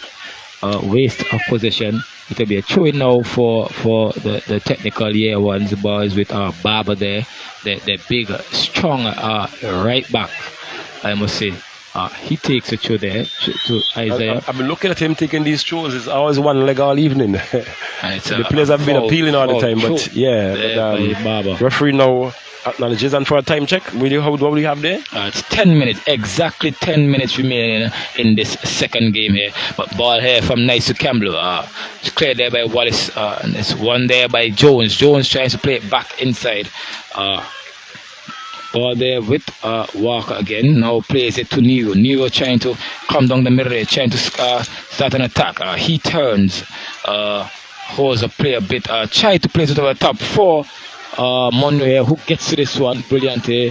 Monroe now trying to take his man on. He passes there to goal scorer. Brilliant touch there by Lewis, who is taken down there just a bit outside of the 18-yard area. Free kick. I think to what technical Lewis should have year done ones. there, Lewis was doing too much. You are down by by 2 players. He's trying to advance there before knowing that they have less players. But what he should have done is delay and wait on the next move. But he's trying to anticipate that move. And because the ball was played a bit shorter there, he clips that player and losing out in having a free kick in the process. And look at it. If the players are looking, a player is down, a player is down, And that's a player is down, that looks like no, that a player is down, maybe cramping up. that's number 25 there. 25, That's Abraham, I believe. Yes, Abraham, Yeah, Miles Miles Abraham Abraham, yes. for the He's technical down on year his one. feet, But honestly, but look like Cramp maybe, is getting the best of him here. But it's Jaquan Lewis over this free kick here for technical year ones. And this could be dangerous now. Not on goal, but deflected there. by Teddy Isaacs there with, Isaac with the number head. I must say, But he headed that one. Look at what's happening there. There was a player right on the goalpost trying to defend the keeper. Right? And nobody saw that to take up that position to push the wall forward back. Just now with the year ones. They're trying to get his one. Can he keep it in? Oh my word, look at It's that. a miscommunication there between Neo and that player there, number 24, that's Monroe.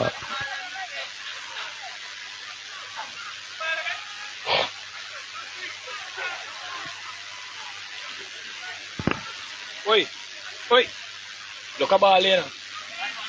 Yeah. I think so. So Yes, it's a throw in here for technical year ones.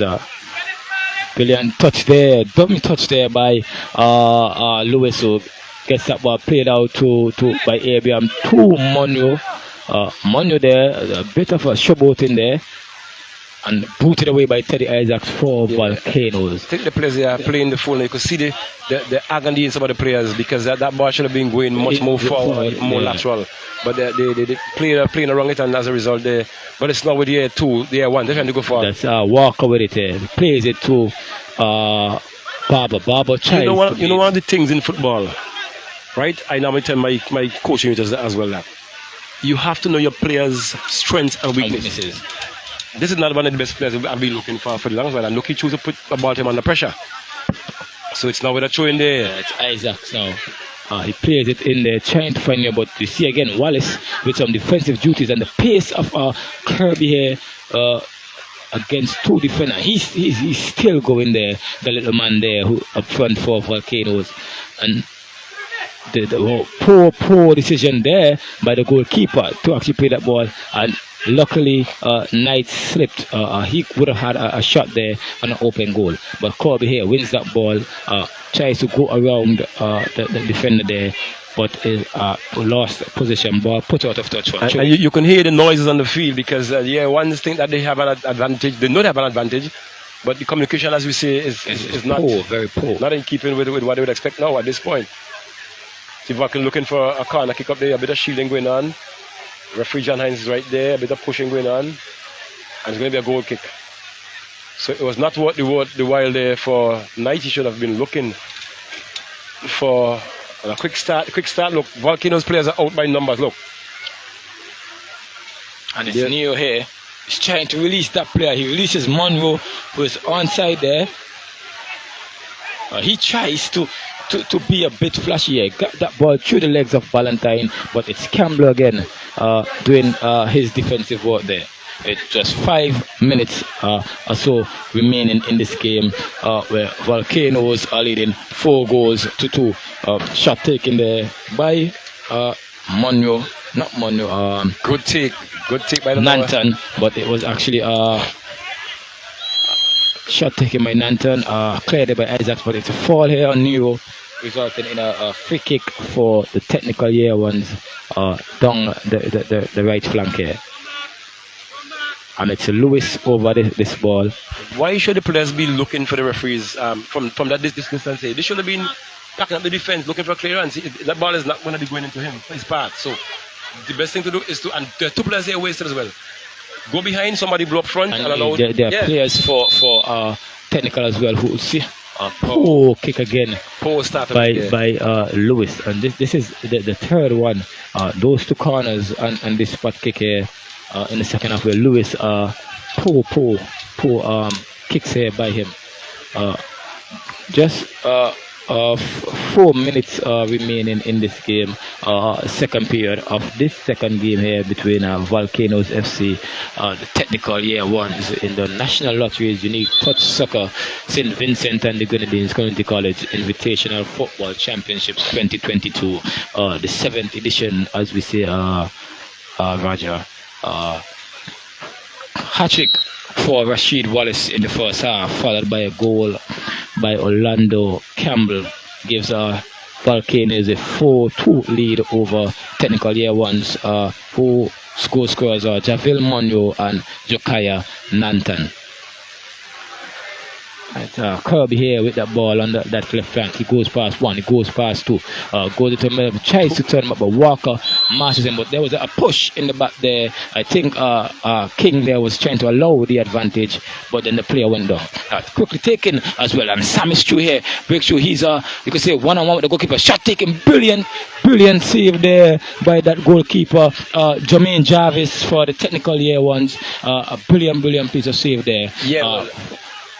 The whole setup was brilliant. A good quick one there that caught the defense lacking, and Sam made a good move and a good finish. The ball was heading nowhere but in the side netting, and coming up with a brilliant save with the goalkeeper there. Good pair of hands. Jermaine Jarvis for the year ones, the technical division, and a good finish there on the part of good saving altogether.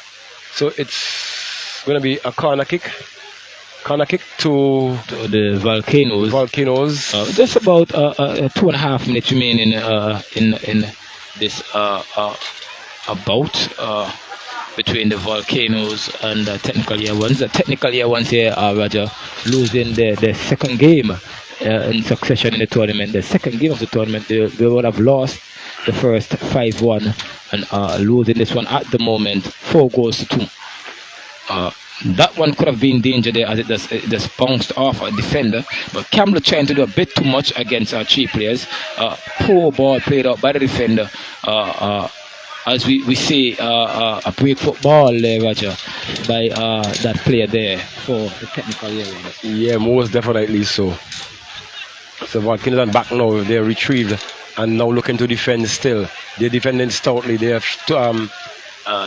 trying to switch there to Wallace. I must say, Wallace and Nero, they know each other very well. Good friends. Went to school together, played for the school team. I had the chance to see a beautiful goal set up by this player, but player down here just outside the box. Looks like a bit of fatigue. It's like I don't think he's probably injured per se, but maybe recognizing what faults might have gone wrong there. He's but limping off a bit. He's maybe a bit of cramping. It would more pay. And that seems to be Abraham, who was down a bit earlier with cramping as well. And you see poor sportsmanship there by him with just a minute or so remaining here. Campbell, that Volcano player, was trying to help him up, and he shrugs him off. Poor sportsmanship there by Abraham here. While he's hobbling, not sure if he's going to leave the field of play. And Valentine again, brilliant clearance, and Kirby is set free here, and our side flag went up there on the far side by the assistant. I'm not too sure about that one. It's a pity that the Referees Association or Commission, whatever you want to call it, can get some of these clips to actually show back to some of these officials to show them where they went wrong. Because most of the time you tell them that you were in this time of the game you were so. They will tell you no. No, yeah, they dispute it because they know you have no evidence to show. It's a clearance there by the goalkeeper. And the buzzer will be sound according to our time, but the referee has the final say. There were a few stoppages. What are they going to do? Poor. Why the Volcanoes team don't try to get the ball upfield? I mean, they're wasting some time. It's not the referee's fault. And we see Isaacs and Nanton here. Not Nanton, Valentine there for the Volcano squad. No nonsense defending. Putting that ball any which way in which they can to take the pressure off of their team.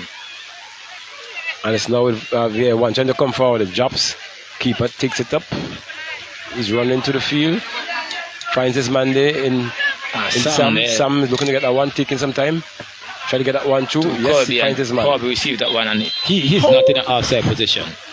Look at where that number 3 player was. Exactly, and look where the assistant is. I'm saying that the assistant, in my opinion, are diagonal. Hence the reason why they should be cutting this field with vertical lines. Horizontal, because look, the player almost tripped himself there, thinking he's the final. He thought the game was finished. Yeah. But yes, so it's football action here at the side of the playing field. Deep into added time here in the second half here. About a minute or so of added time has passed. Volcanoes leading 4-2 over the technical year ones in our second game here. This third game coming up, Raja, will be a very, very interesting game, our third and final game. It's Hope International Youths facing off against the Associates Combined, who we saw brilliant play by them in the last game which we played. Sound of the final whistle here in our second game to the National Lotteries Unique Touch Soccer. Yeah, well, a synopsis of what took place here in this final game here, in this game is that we saw Volcanoes come out with just 9 players, knowing that they have 9 hungry players, Raja. And there were 9 hungry players indeed, yes. They had no choice. They stuck to the guns. They got 4 goals in the first period of play. And coming back now to this final half, you could have seen some tired legs coming through. They defended as a unit. But they defended as a unit as well. And ended up winning this game 4-2. And kudos to them for the what they would have put in. Not sure about the amount of players they have, but those players who were banned for 2 games. So are we going to be seeing Volcanoes come back here with 9 players? I'm not sure. They should have had more players registered. I think it's 5 teams in a group, Roger, and with technical, if not 5 teams, I think the technical year 1 group has 5 teams in it, and they have now lost their first 2 games. Tough task to leave this group as a qualifier, but it's not impossible, Roger, as we know goal difference and those other stuff might go into play. Not sure if head-to-head is in the rule here, but quite a tough task for the year 1 technical division to qualify outside of this group. Yes, and it's a bright evening here, bright and sunny, no sight of rain, and as you mentioned earlier on, that is another tough game coming up between the Associates Combined and the Hopes International Youth. 2 quality team, as we saw, Raja. We had the privilege to see the Associates Combined team play, but we didn't see, I'm not sure if you saw, but I haven't seen the Hopes international team played in this tournament as yet, but I've seen them playing already, and they're a very quality bunch here. Well, actually, I had vowed that I want to see every game in this competition, but it was not to be because I had other things to do, so I missed that last game. Not because we did not have any commentary going on, but we're here now to see Hope for the first time. I'm seeing them for the first time. We've seen the quality of the associates team and the togetherness, I must say, of the team. We have Mr. Murray coming across now. I think it's time that we can get a word in here in the break here. He seems a bit of a Mike Shy here. And he hits up with what in my community the kids will say a messy beat, you know. He gives you a beat there to get away out of this situation. But we see the players here greeting each other, greeting the referee as well. We see a national player, Josh Stowe here in net for the associates team, and on bench, a national goalkeeper as well, Marsha. The female not a lone female, but a lone female goalkeeper. She's with another player there who I suspect is in the national setup, also in the national setup. So the captain's there with the official. Not sure, that's number 19 for Hopes. That's the captain there, Bishon Richards, with Captain Josh Stowe there of the associate team there, taking the toss there. Not too familiar of the faces there for the number. Quality player there, number 20 there for quality player number 20 for the Hopes International in Kushari Lewis there. So Wallace, I have you here again. Let me have you again. Don't be Mike Shy because you say you want to be a professional player, so you have to start doing some interviews now. So I have before me here Mr. Wallace. Mr. Wallace, what went wrong in the second period of play? Well, basically, as I said in the first half, I'm not feeling very well today. So, you know, in the second half, I had to just go on and try to defend what we started in the first half. Yeah, because it was up by 4. So basically, the mindset was just to go on and defend the 4.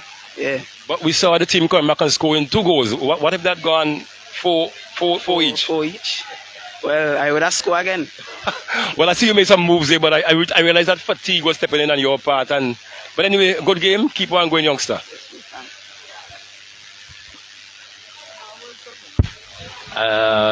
Players there now on the field here. We are trying to get the starting lineups for you in our third and final game in the National Lottery's Unique Touch Soccer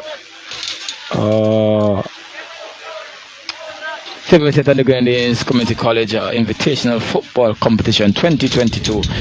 Third and final game here. It's the associates combined against Hope International Youths. And if I can sound a note here for your listening and viewing live football competition for National Lotteries Unique Touch Soccer Svgcc Community College Invitational Football Championship 2022, 7th edition it is. And for those players, those persons who are heading home now, please come along. You have a quality game on here. At the Sentinel playing field. We do have some national players under 19, under 23s, I think. Players in here who should be really able to put a good show on here and come and see your future players down the Sentinel playing field. And see just here the officials are signaling to the keepers and his assistants to show that they're well and ready, and whistle blowed here to signal the start of the first half. Third and final game is the associates combined facing off against the Hope International Youth. 2 quality teams, and the ball's there with Terrence Joseph. He plays a poor pass. So Hope's there with a quick counter here, trying to get at the associates combined team, but a foul there resulting in a free kick for the Hopes International Youths.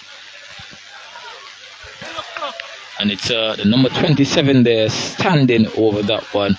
That's Rondell Thomas for Hopes International. He plays that one back to that's number 8 there.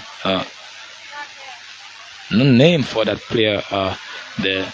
But the ball's out of touch there for a throw-in for the Hopes International. And we see a good move then the part of the Hope International players. You see people like Yeah, we see some national lineup players in the lineup there for Hope as well. And it augurs a good game here on this evening. Long to come in, heads over there, but it looked like.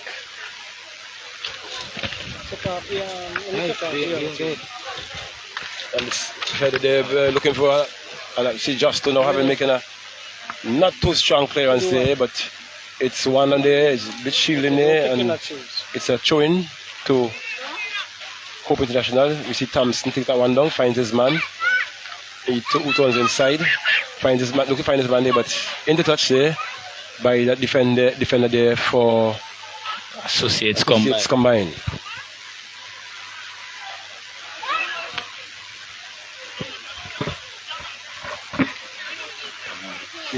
A lot of quality players there. You see Kushari, Williams there, the number 20 there for Hopes International.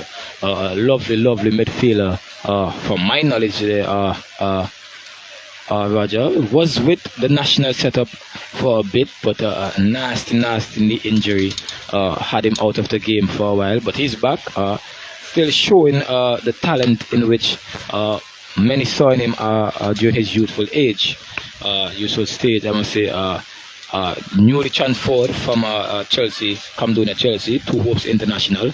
He was with them on loan the last football season before COVID, and making that transfer permanent. And Hope, they tend to go for top players, and seeing that he was on loan and is now they tried to make that one permanent. Well, got him on a permanent transfer. He must have some kind of quality. They saw some kind of quality in that player. Yes, indeed. A lot of players have been attracted to Hope because of their winning ways as well. So, you find sometimes some of the talented players will look to aspire to be alongside Hope International. And a good switch here by Terrace and Joseph there. And look at Poe play that one back in the middle, which is Poe. You do not play that ball back in the center of the field, and we see stood there displaying his national qualities there, his national football qualities, quickly off his line there to get his defense out of that situation.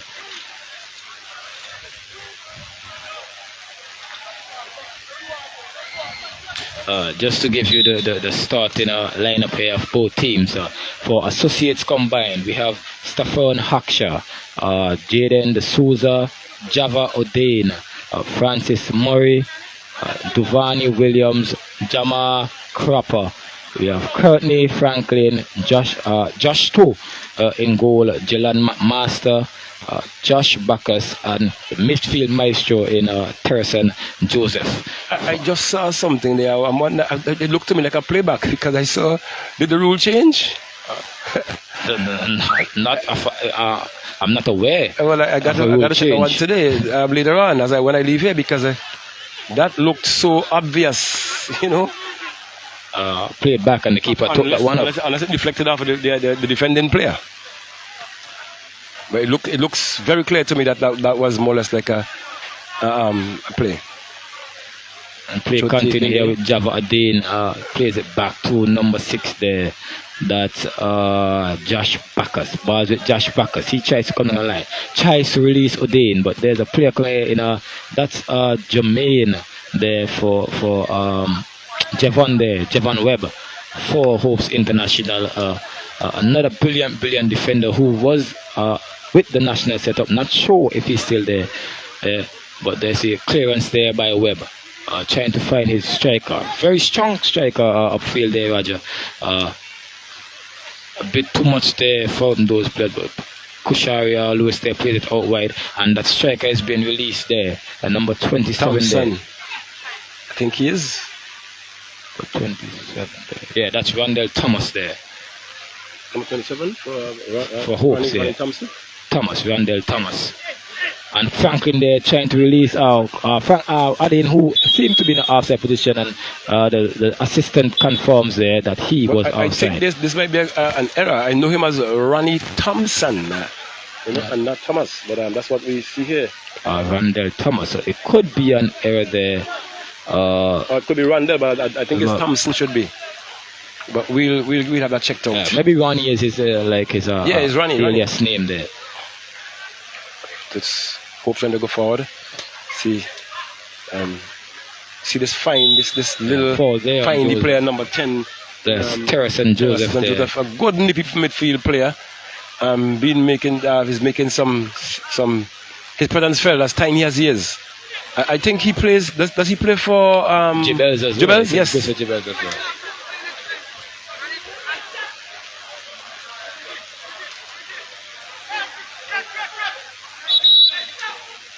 An appeal for an ball outside. Yeah, Be the a ball throw-in. is out of play there for Cho.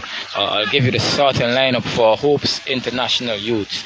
We have Bishon Richards, Randall Thomas, Kushari Lewis, Tevin Thompson, Jermaine Harry. We have Kelik Wiley, Roland Tiba Kadagan, Shema, that's Kranj Alexander, Javon Webb, Elron Batiste and Mikhail Williams.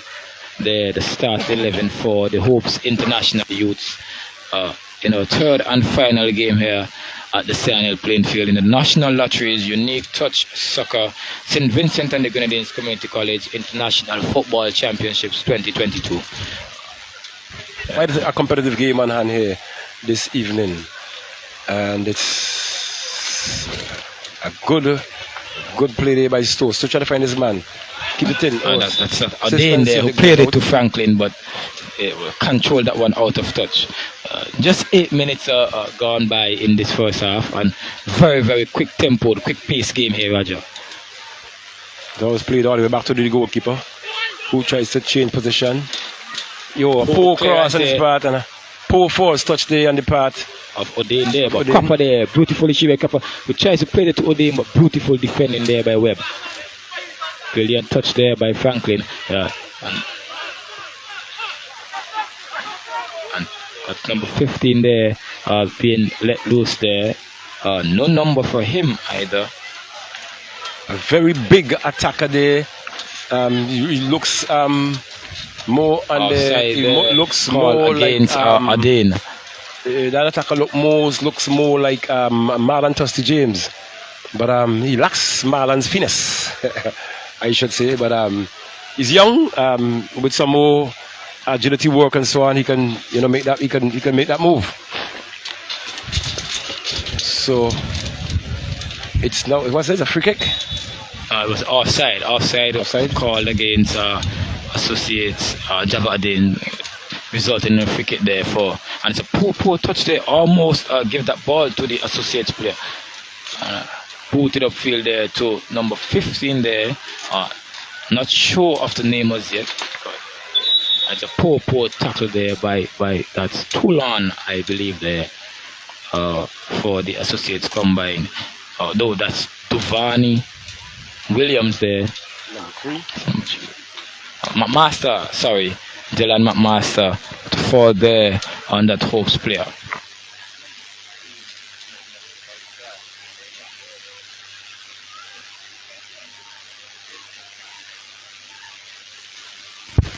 So we see now referee has made his. That's Richards there, Bishon Richards over that one for Hopes International. Just to the custodian in goal. Let's see. National setup. Too much power and under that one there by Richards, high over the crossbar, resulting in a goal kick there for the Associates combined. So it's goal kick to be awarded to Associates combined. All the day thus far, 29 minutes remaining in this first period in the final encounter of the National Lotteries Invitational Community College. And you see going forward here is Hope trying to make a contact there, but clearance there, big clearance has to come. And we see headed on by a couple there, yes, who was in a I think there was a push. Oh, it was a push. Thought he was in an there. outside position there. Yeah, there was a push. Foul there on Copper. Free kick now for the Associates combined. It's Terrace and Joseph with it. And the referee is now trying to take that ball back as he had a push. I must give kudos to the referees thus far. The referees' decisions seem to be on par. The assistants seem to be on par as well. So we look to see if they're going to make any blunder. So it's a poor one there on the pass part there. of, Give that one away there. and this guy has a bit of pace as well. He really has a move as man to see James. But like I say, he lacks the finesse. He has to keep the ball close to his foot. He has pace. He has power. He's moving with power. And he's a very physical player as well. He has some structure in him as well. So it's a corner kick, is it? Or is it a throw-in? Can't go on the bench yourself.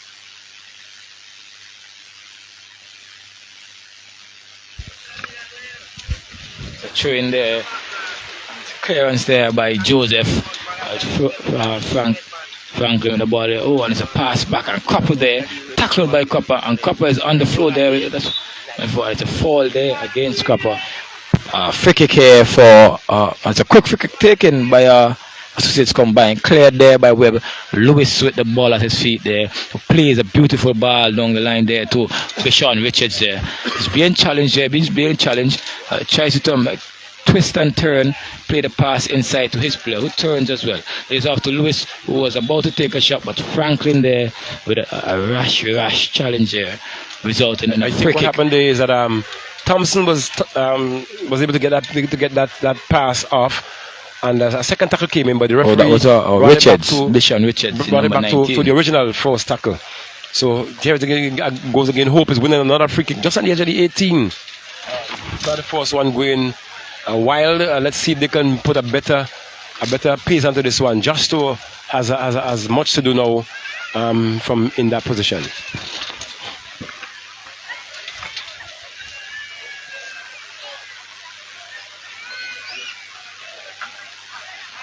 So the referee is now making his way in position. Let's see number 19 behind this one. Richards over that one there. The two people behind it. Let's see who's going to make that move.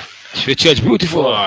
Straight into the number 3 there. Well, the intention was good. It was kicking through to the wall. The defender just turned his back. They had that one gone past the defender. That would have been in the upright, yeah. Very. It was moving away from the goalkeeper as well. He was more or less to the left of the wall. But nevertheless, Hope winning a free kick. A corner kick, sorry. It's going to be a corner kick to Hope International. Digging deep into the half of the Associates Combined. Myself, both teams are trying to assert their dominance very, very early in this game. Roger, both teams have been attacking. A beautiful chance there, overhead kick. It seems like the attempt was an overhead clearance, but he missed. Headed there by the player for Hopes, but that one was over the bar. So it's 0-0 here. 26 minutes remaining in this fourth period of and Franklin there down the line, trying to reach Copper. Copper there chasing, shrugs his defender. A bit of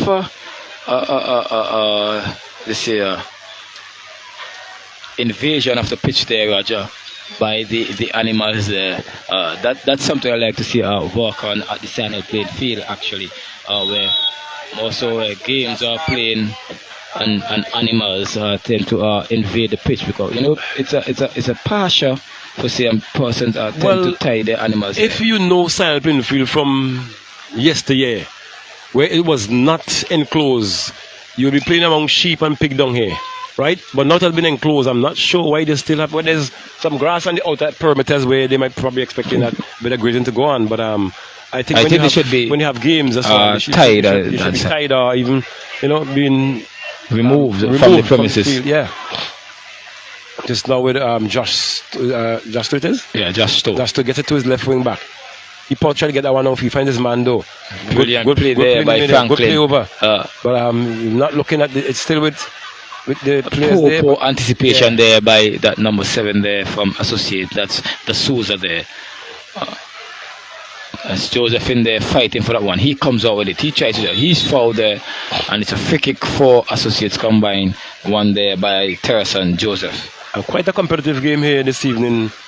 We have it on hand here for the final game. Yeah, a bit of a back and forth between both teams. But it's now with Adane here for the Associates Combined. Goes on his dominant foot, his left foot to Joseph who plays it out wide here to number 6 there. He tries it all across there. Poor cross. This was with the ball there. Challenged by Webb.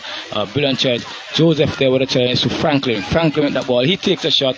Blocked there by that Hope player who heads that one back. But Joseph there. Good take there. To the Souza. Back to Joseph there. Joseph plays that one to Ade wide. Who tries to play back on his strong dominant foot there. Ball high into the box there by Joseph, but that one is out of touch. A bit too hard, but a good build up there on the part of the Associates combined. Terrace and Joseph is definitely. I really like his style. He's everywhere. He's making some good moves. There's no hustle to do anything, and he's really pacing himself here. And poor through there by the Hopes International, almost gifted that one to the Associates combined, but the challenge there on the far right. A beautiful play there by that player to release his striker there, but there we see McMaster there marshalling his defense there.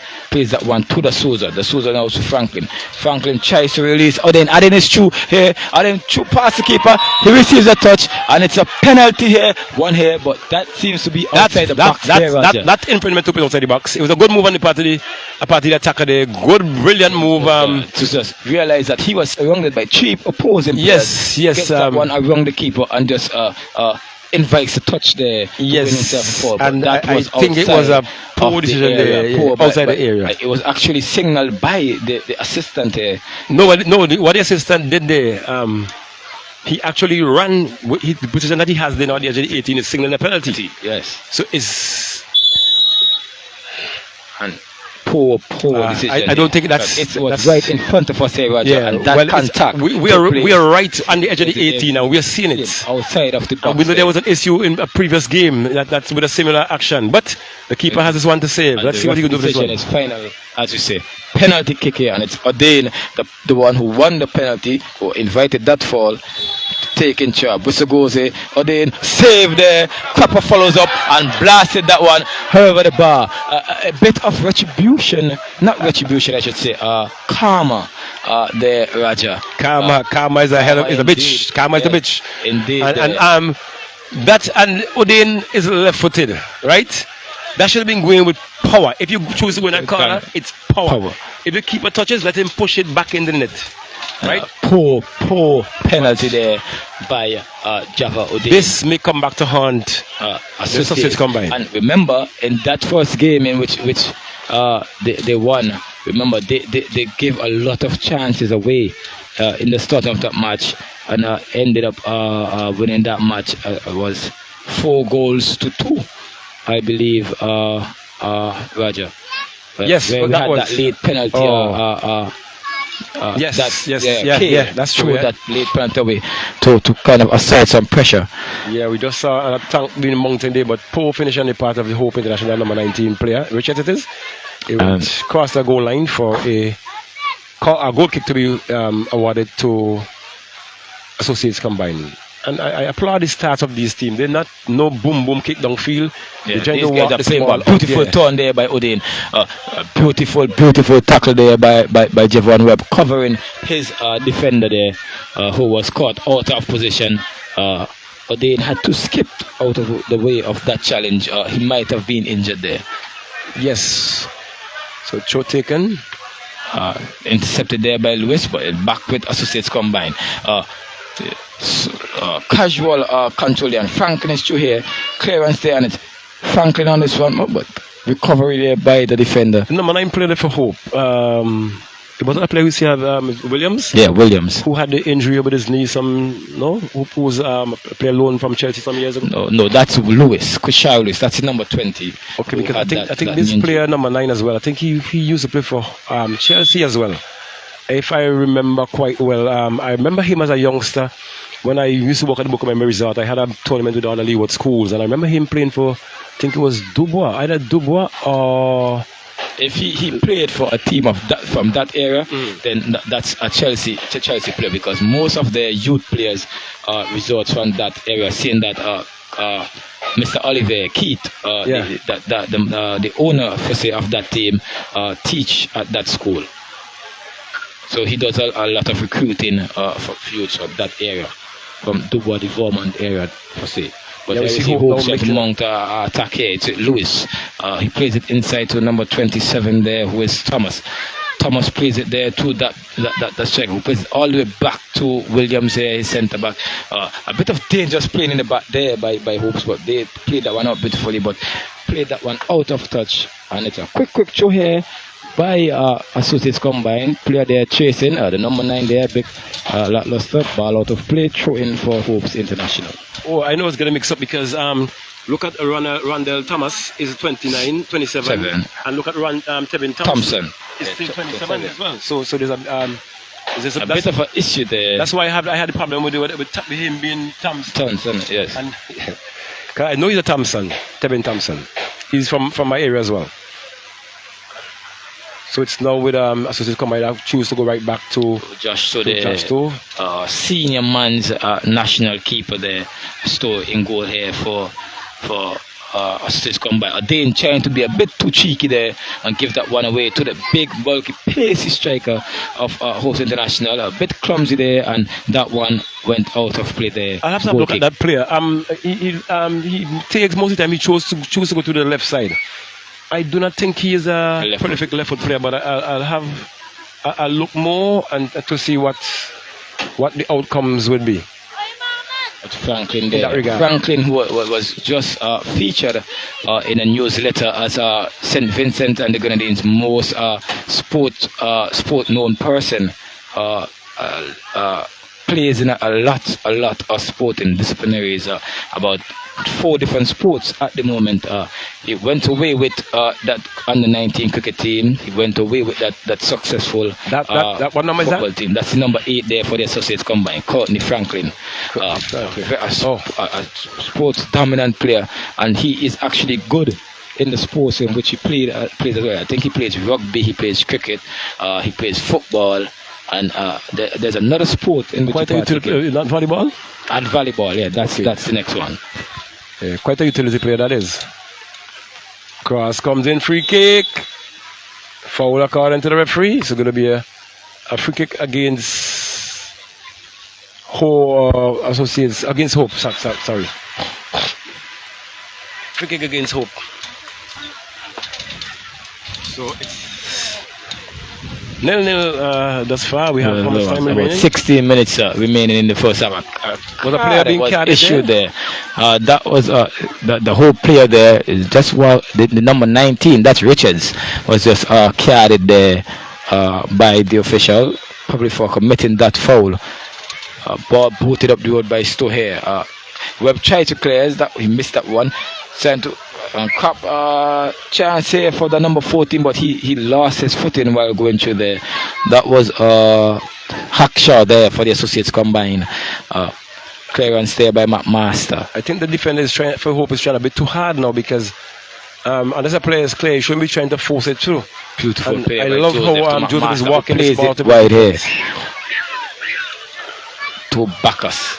I'm impressed with how Joseph is not deciding, not pounding. He's just pacing this ball through his opponents. And he's issuing a lot of instructions as well there. Quite a leader on the pitch there. Brilliant interception by him as well there, with the ball there to Bacchus. He's telling Bacchus to give it back to him, but Bacchus he tries to pass that one. It came off the Hopes and back onto him. A throw in there for Hopes International. Richards went around there, but he's beautifully marshaled by McMaster there for the Associates Combine, who played this one long upfield there, trying to find Copper. Copper chests that one down to the Souza. The Souza tries to beat his player. He get past Lewis there. They're trying they're looking for Odane, but Odane is on the other side of the field. So Odane realizing he's not getting by this defender here, which is Weber, on the right hand side. So he's now switched to the left, and there's Tulan there heading that one back to his goalkeeper Stowe. The Souza there tries to flick that one past Lewis, who gets it to Richards there. Richard turns there. He plays that one into the box there and it's headed away. He tries with him, but balls with the Souza. The Souza plays it down line here to the number 14 here. That's Haksha. Haksha tries to play to Cropper, but a poor pass, but it's recovered by Joseph. Joseph to Franklin. Franklin plays it out wide to Adain. Adain here in acres of space. Two players on. He go past one. He cuts on the inside. Passes that one to Franklin. Franklin controls. He turns. Get past that player. Plays that one out wide to Bacchus. Bacchus here plays that one back to the Souza. A poor pass. Ricochet off the Souza. The keeper comes and drops that ball, but he recovers it. Cropper seems to be hurt here. He's tossing and rolling on the ground. Referee calls for a halt and assaults his dominance as well in the game as players were calling for a foul. But Cropper is off the floor here looking quite well, I must say, Roger. Was that a bit of a cynical play from him? Well, he might have been touched. He might have been touched there. He didn't counter. It was an infringement, but maybe nothing to really create any serious impact on him. And he's a fighter, so he's back up and going. So Adain there, when he received that ball out wide, acres of space, Roger. As we see with our attackers, they tend to show the ball to the defenders. I like to go to the area where the defenders is there, and just most winning that chance. That looked like the ball came off the official and rightly did, and rightly so. He stopped play to a drop ball there.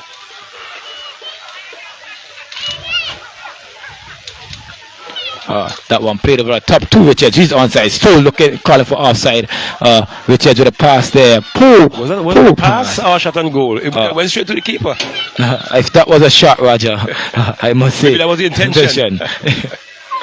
And here we see the Souza now. He's out wide. Lewis here with him. Lewis here. Marshall that guy. Joseph, he fakes that cross.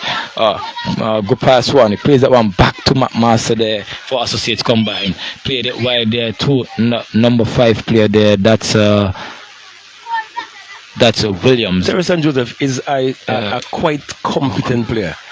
He is really march on his foot. He has confidence in his players as well because he doesn't choose who to pass the ball to. He just makes sure that the person in the best position gets the ball.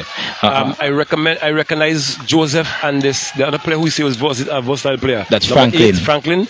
Two very, very strong midfielders there. Any team that has those two can really do well. I can tell you, Roger, Terrace and Joseph, he has his brother Terrace. If you see these two young gentlemen play together, you will be wow, Roger. They complement each other. One's a midfielder, the other plays as a winger, striker sometimes. Both went to the Georgetown Secondary School in that year when they dominated the school competition. So they're from the northern side? They're from Georgetown. Okay. All right, so it's now with Hope International. They have a free kick. And Joseph as well is a Jibbles player as well. Okay. A long kick here by Stowe, trying to find Adain, but that one will go out of play. Throw in here for the Hopes International. This is our third and final game for the day in the National Lotteries Unique Touch Soccer St. Vincent and the Grenadines Community College Invitational Football Championships 2022. Just about 11 minutes remaining here in the first period of this game between Associates combined and Hopes International Youth. No goal as yet, but here we see Hopes International trying to gain the advantage, but quickly off his line was to the national men's goalkeeper with the interception, taking that one out of touch. Throw in here for Hopes International.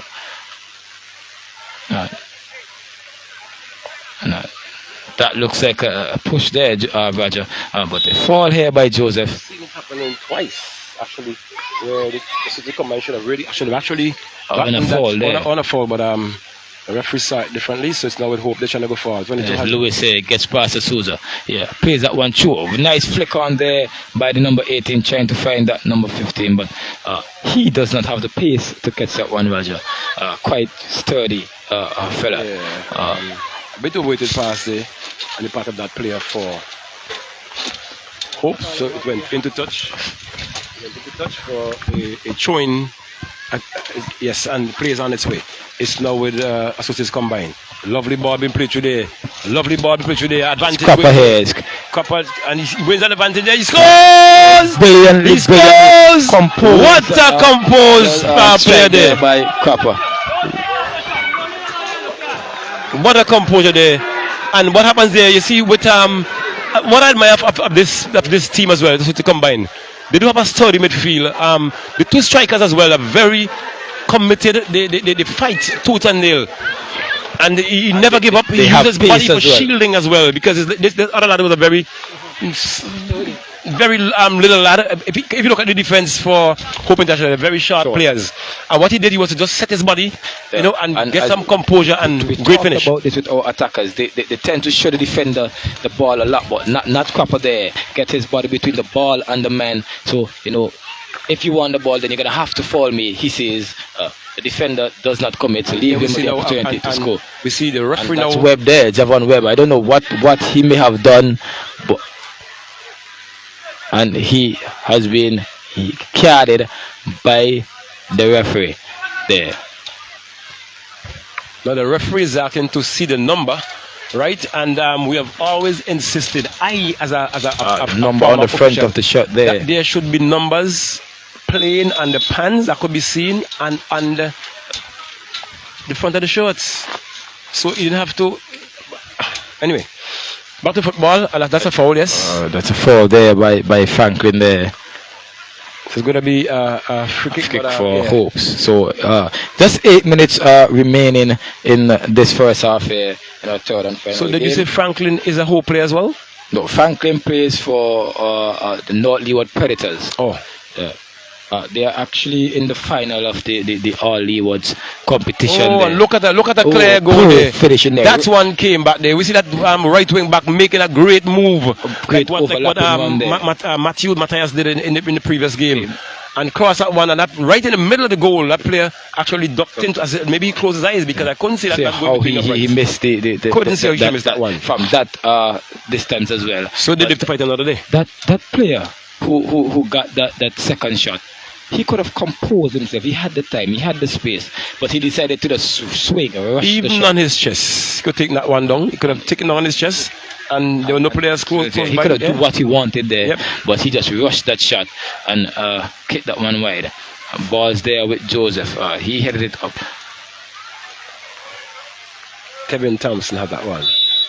No, not Tevin. Yes, Tevin. It's a foul. It's a foul there. They thought it went for a throw, but he gives a foul for pushing it back, as we heard from here, Roger, by the referee. And it's a free kick for the Hopes International. The referee still asking for some calmness among the players, because I guess these players are on, most of them are national players. They play with each other. So they know each other. They know each other. So it's a bit of rivalry that's happening here now. And as we see, this is a big game for both teams. Two quality teams as well. Yeah. We are seeing here, shot taken there by Lewis, just over the crossbar there, but Stowe was there, assuring to the task, that one was above his 3 friends, as we say, the crossbar and the 2 goal posts, the keeper's best friend. Oh yes, yes indeed. It's a goal kick here for Associates combined. That one was played to Toulon from Stores. Toulon played that one to Joseph. Joseph to McMaster. McMaster there brilliantly plays one to the Souza. The Souza tries to turn. Lost that ball there. Ball's with Lewis. He tries to turn Franklin. He goes over. The referee blows for a foul, but that's a quite soft one, I must say, Roger. Well, I have to. What's this? Stutter when I see some of these cars being made. It's your car now, yes. And the car there for the Souza wasting some time there. The kick was against him. I need to retrieve. But what he did there now, what happened there is that he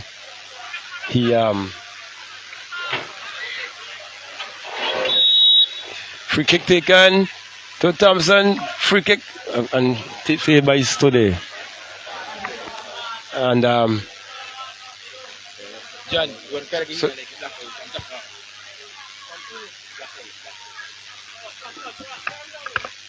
so it's now coming forward there. Now we play that one wide. And this come and looking for the second game. Looking for the second game. He's going forward still. A bit poor there on the part of Odin. Coming forward there is that player there. Oh, living there was that's a ball block there. It's now with Franklin there. And he could be cautious still. Franklin has it. Franklin still has it. Tough That's the customer, fight in him. Franklin. That's the Tough fight. customer. Tough customer. Great Yes, fighter yes, indeed. Deflected, headed away there. Still with The Souza there. Souza this time. This Souza plays this man is going down there. But clear on there. Partially clear on there. Hope goes away. Hope goes away. Let's see what they make of this one. Holds it up, try to get past this man. Brilliant Robbed away tackle there there. by the defender. But yeah, man, just block out when it's blocked. Hit the head too, no? Comes through there. That scrapper there is feeling that Scrapper challenge, losing that but one referee said there. no foul there. And it's Franklin with it again. Franklin loses that one out. The Hope's in control here. Plays the one back to his keeper, but that's quite a heavy pass to the keeper there, Roger. Yes, but maybe the keeper has to be on guard with everything actually. And a good kick by the keeper there, but straight to the number 3 player there for. And it's now with Hope. Hope trying to go forward. Hope trying to go forward. That one drops.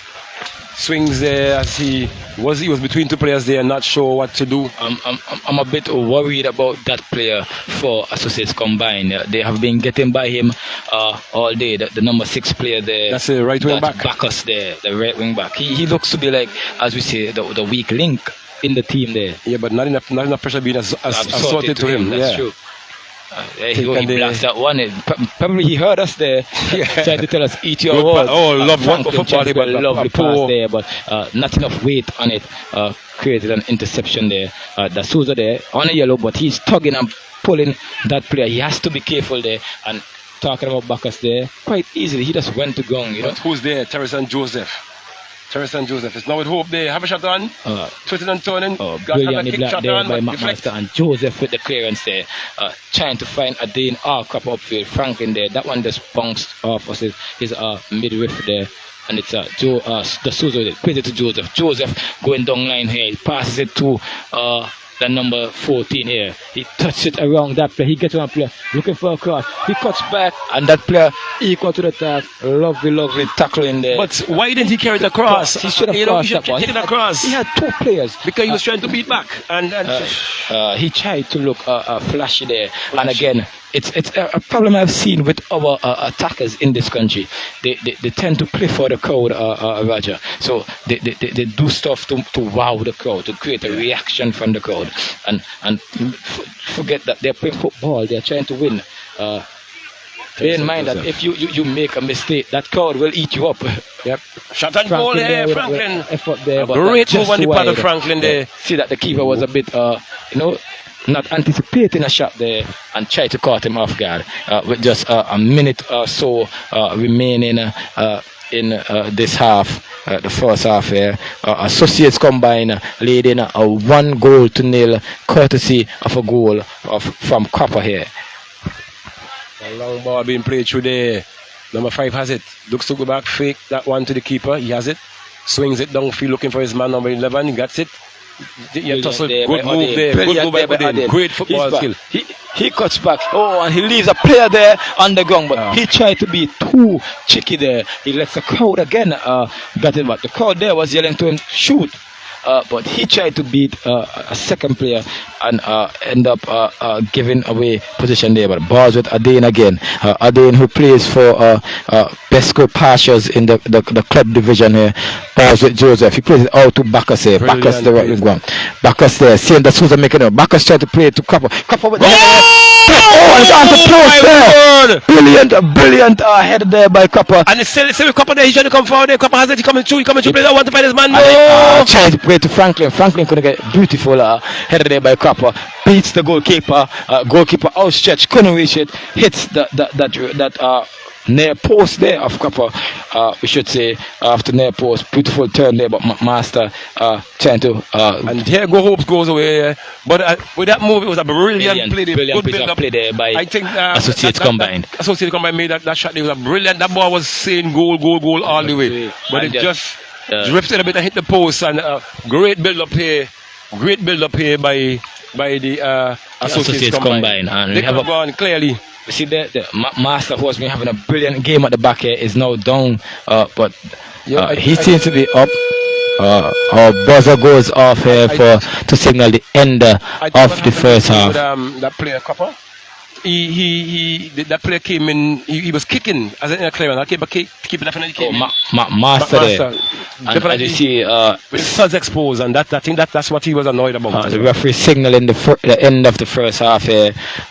Just 40 minutes remaining now in this game. Remember, it's 40 minutes and a half. Associates combined leading Hopes International Youth 1-0 in the National Lotteries unique touch. It was a couple who scored that goal. Couple.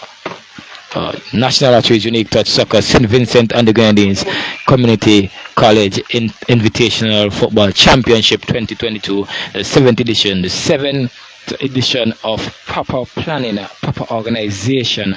As we said earlier, we don't know how Mr. John can better his product, but the insertion of ball boys, I must say, in the next edition may just give it that finishing touch that the competition needs. Most definitely, some ball boys would be, especially for the earlier games. You know, now they have now there are other players around. Personnel there on the field. You can have a ball being retrieved much easier.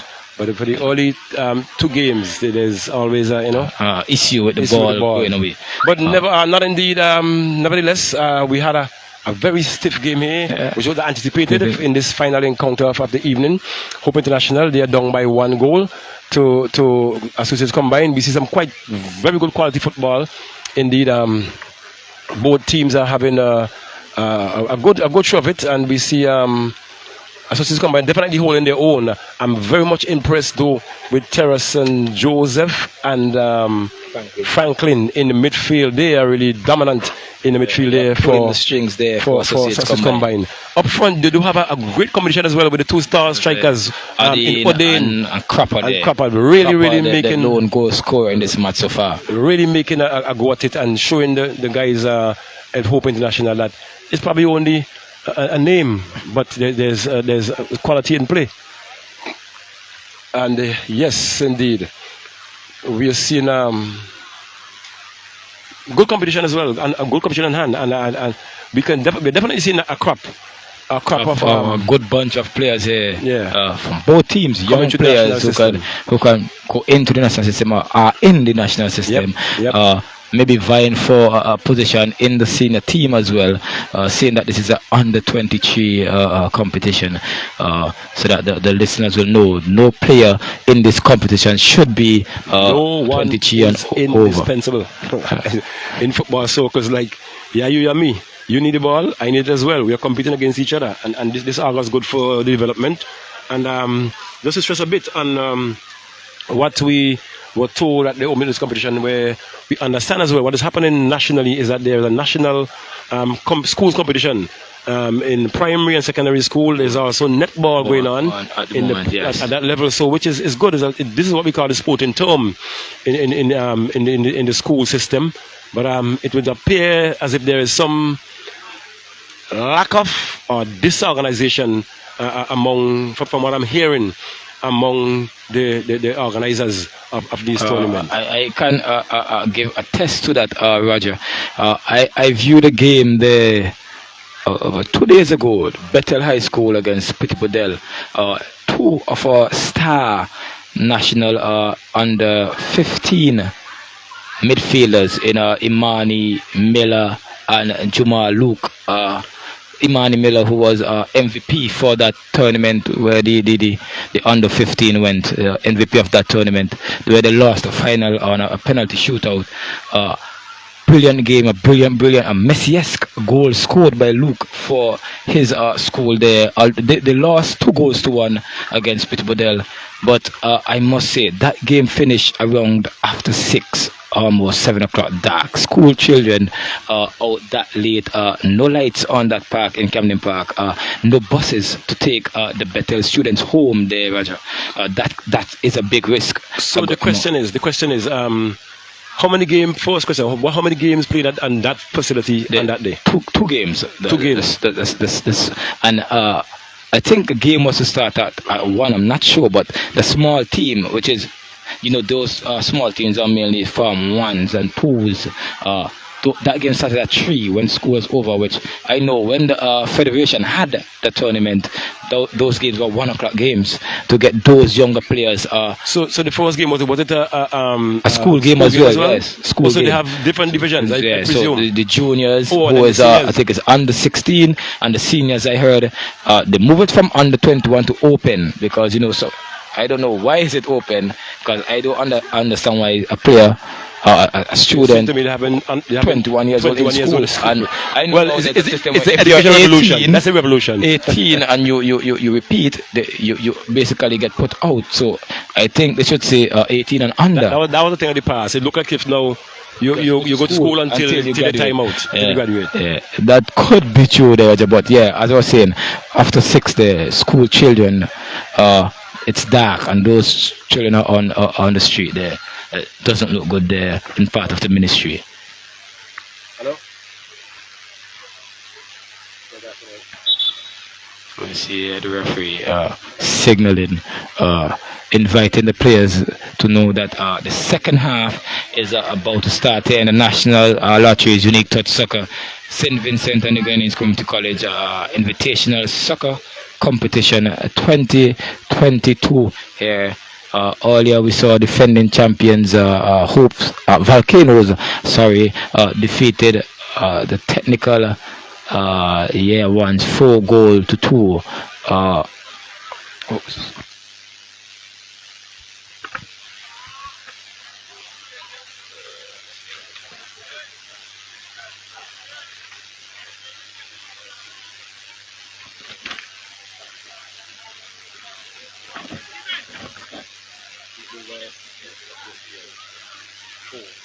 And Gibbers in the first game beating Dags here to 4-0 there. Volcanoes winning was 4-2 against technical year ones. A hat trick there from the brilliant Rashid Wallace there, and player who is in the national setup.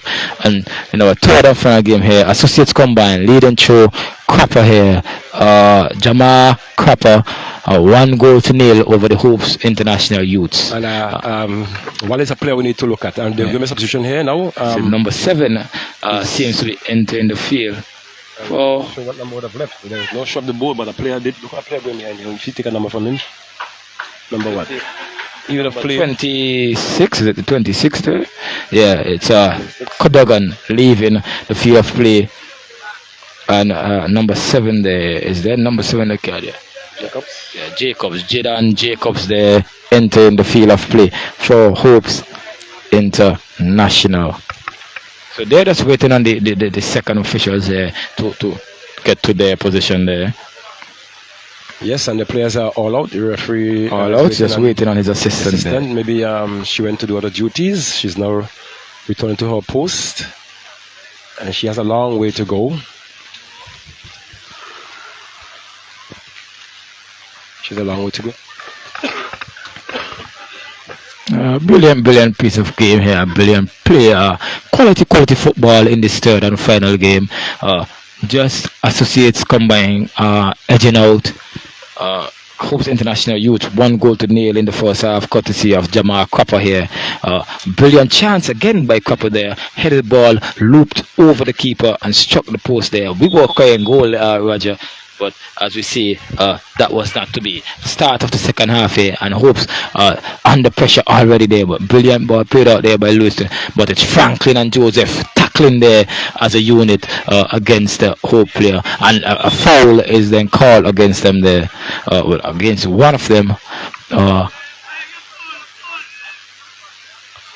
we see that player arguing with the referee, thinking it wasn't a throw, and his ball looped over the top here, over there to the number 10 there for Hopes International. He plays a cross in, but that player seems to be in an awesome position, but there was a Toulon there. Oh, just seeing part of that play. He see the ball come, should have got in front of the defender. Crapper there, win that one, and Franklin tries to release Odin there, played that one behind Odin.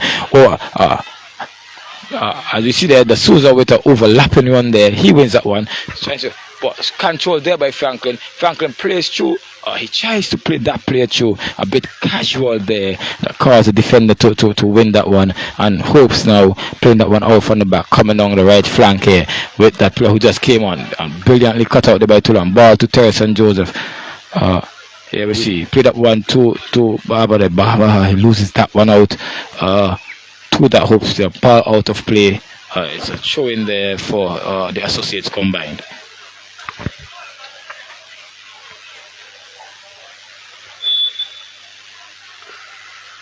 And another throw being awarded to Hope International. Referee signals.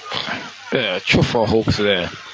Oh, it's a kick actually. Free kick after, foul, yeah. On a Hopes player. I think what is happening as well, if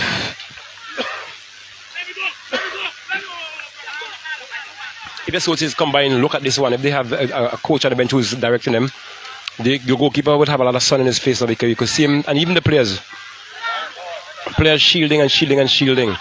They're covering their faces, which means that there is look at that poor crossing right in the middle of the field. Luckily for him, he got to D'Souza, who's shielding and shields well. D'Souza is back in play there. Hope trying to go forward. They have a chance of coming forward now, but too many short passes, too close in the bungle. And that player is fighting his way through. That's too long there. The coach there for the Associates combined, the winning coach with the under-19s, I must say, the national under-19s who went there to Antigua, I believe, St. Lucia. St. Lucia, and won that tournament there. But here we see a brilliant touch there by Adine. The keeper, he takes a shot. That one just wide off the upright there. It's a deflection there. Takes it for a corner. Move on the part of Adine there. Another player in the national setup as well, Roger. For Associates combined. They are really flying guns this team evening. is working as a unit, well-greased engine, I must say, playing together very well, combination passes, combination plays. Yeah, I'm impressed. They have a very sturdy midfield as well, and top strikers. Back to Odin. Odin takes that one. Played there by Franklin. Odin. To Joseph. A bit too short. Poor there by Odin.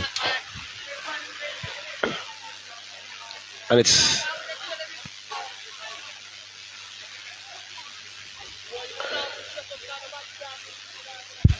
There you see Joseph, short player, but he wins that header, and the ball is quite high in the air there, Roger. And there we see number 14 there fighting for that ball out of play, throwing for Hopes. And Joseph again.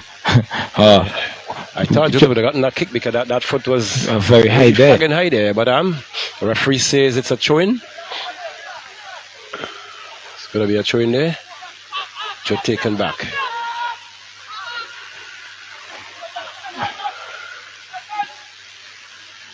And that's a foul. That should be called. It's come on. There was a foul there. And look who's there, marshalling that one. Joseph there. But I think the keeper was struck unfair. there. The keeper did win the advantage. He was pulled there, more or less out of the air by that player, and I don't know. These referees need to be looking at some serious reviews. Video reviews. Yeah, they need to look at some serious reviews because what I'm seeing here, it does not worth it. Just 5 minutes gone in the second half here of this match here between Hopes International and Associates combined. A free kick here, just a third outside of the 18 for the Hopes International youths here.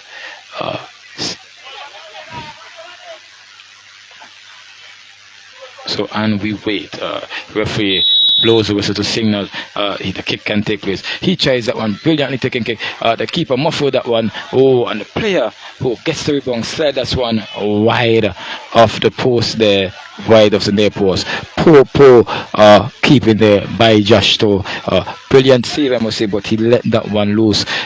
And there we see he plays it short to Tulan there, who takes a step, trying to work it out and sinks it deep there to Java Adane there on that right flank. Ball played back over the top to D'Souza. D'Souza flicks it to Adane. Adane plays it around that player, uses his pace to get around. He tries to cross that one, but a brilliant tackle there by that player from Hopes, and he plays that one out brilliantly fight there by that player. Go. It's Hopes now trying to attack now. A poor ball pass intercepted by Joseph, I must say. Brilliantly turned there, and again, Hopes looking for that long ball over the top to no success, but that player was caught sleeping there and it's a player bursting to for he tries to square that ball back to the player there, but poor square off a player for Associates Combine, and it's a corner kick there for Hopes International. Let's see. We were saying, Roger, Barber there, that right wing back for the team there, just being a bit lackluster, falling asleep with the ball at his feet, gave that ball away to Hopes International, almost causing an equalizer there. So now it's Copper here shouting at his keeper to release him, but the keeper just telling Copper here to relax and play the game in a relaxed manner. Long ball by the keeper to Copper, who tries to fix this one on. A headed ball there by the player, and it's an own goal there by the Hopes International player. The number 8, I believe, that was 8 or 9. the number 9 there, I believe, that was Williams there for Hopes International, headed that one back into his own net over his keeper. 2-0. And the whole team they are in trouble. 2-0 there to. They're in trouble. This is not expected of them, but a good showing here on the part. The Associates Combine. They're definitely in trouble, and it's a good showing here on the part of the Associates Combine. These guys are definitely putting the plug on Hope this evening. I think one of the observants here is that I'm seeing Hope bench, not in terms of the substitutes, but in terms of the management. Maybe it's too much conversations out here why the players are more or less like losing hope, not having maybe losing a bit of hope. But it's a throw in there. It's now with Associates Combine, get that one over to find his man who running on there, but it's the defender has it. He's shielding. Turns out, wins it in the process. See the Souza, not the Souza that one was. That was Crapper getting forward there. Hope try to get that one downfield. It bounces. And it's a clearance there by Toulon there. Brilliantly controlling the midfield there by Franklin, who tries to go down the wing here. Plays that one back to the number 16 there. Well, a bit lackluster there, stretching for that one. Get the ball, but here you see Joseph here taking control.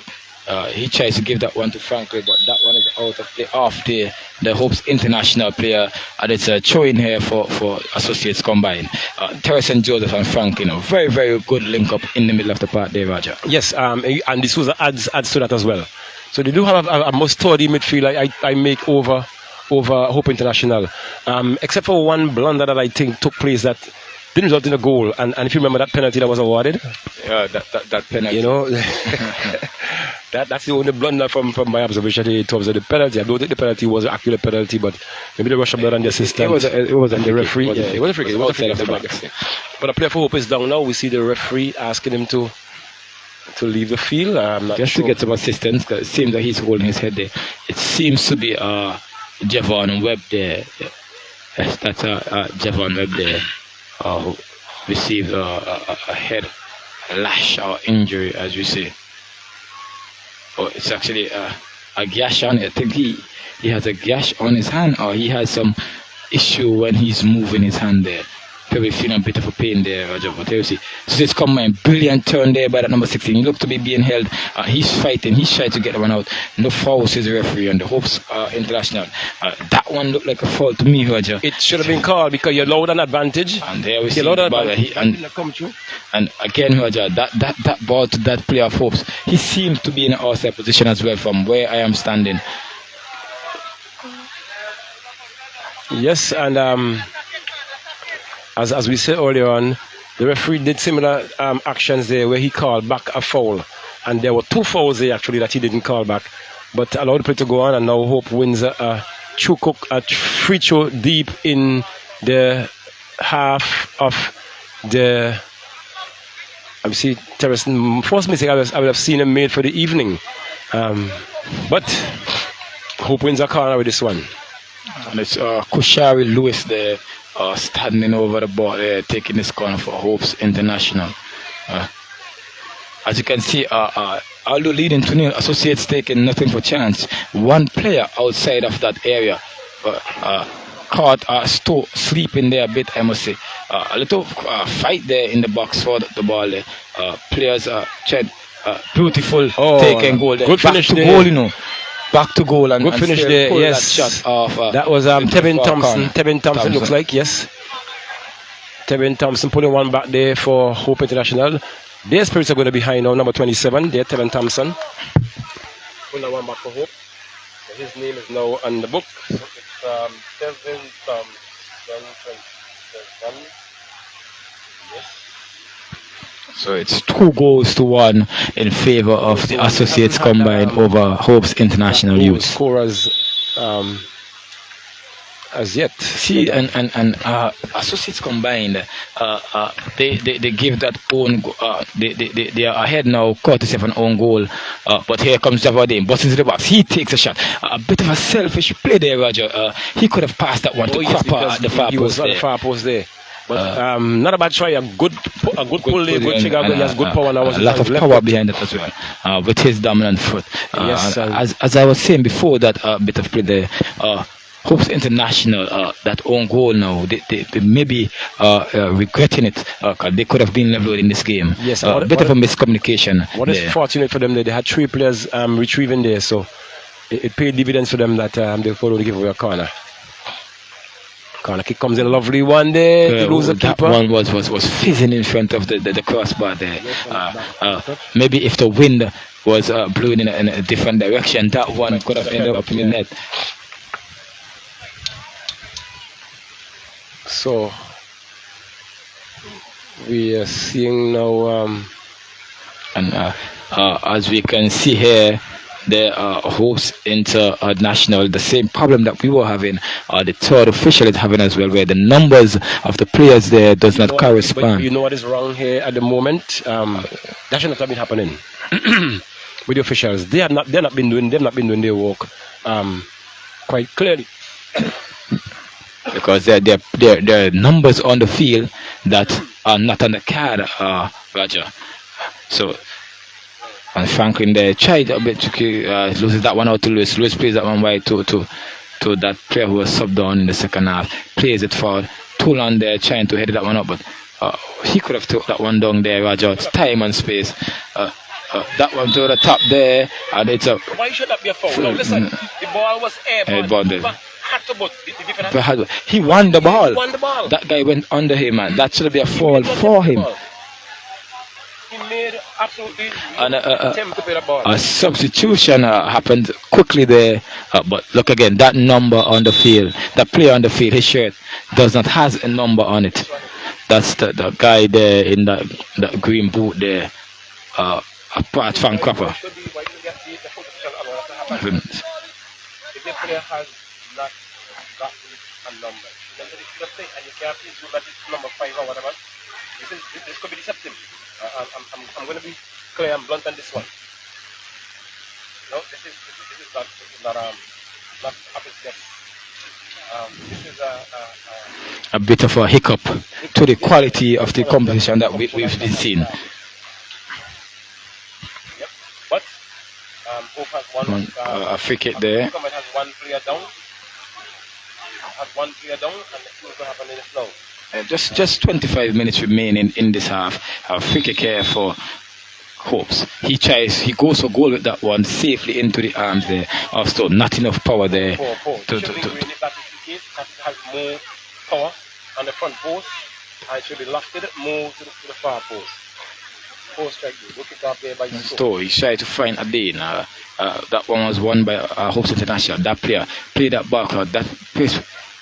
He has players joining him. He can pass this one. He's going to go. He passed Stowe there with a decisive touch there, Roger. But a defender, I think, was there. Joseph there and Lewis there. Two very, very good midfielders there in the battle there. And quickly taken by Joseph, and here goes at number 16 for Associates Combine. He's trying to twist and turn that play. He passes inside to Joseph. Joseph with a beautiful turn. He's been tugged and pulled there, foul there, and a quick play there by him trying to find Odin, but the referee calls that one back for a spot kick. Not sure if the ball was rolling or he. I think it probably wasn't. It doesn't mind the quick start, but I think it was rolling. And another quick play there by Joseph. to Crapper. Crapper with that one at his feet. Holding him out, showing his power there. Crapper plays that one to Franklin. Crapper was down there. Advantage played. Franklin going around his man. He turns back. He rolls that one. Goes past one. Tries to go past two. Lost that ball there, but the ball is back with Joseph. Joseph again. Back into that pocket there. They isolated. Went there and got back up. Beautiful played by Joseph. And maneuver those again. Yeah, that's a poor challenge there by Joseph. Very late there, and that player is feeling that tackle, and it seems to be Joseph here is going to receive a caution there. Actually, he went into downhill, overstretched leg there by Joseph. And the rest was on start over, but he has there were several other things that he could have seen as well. He didn't,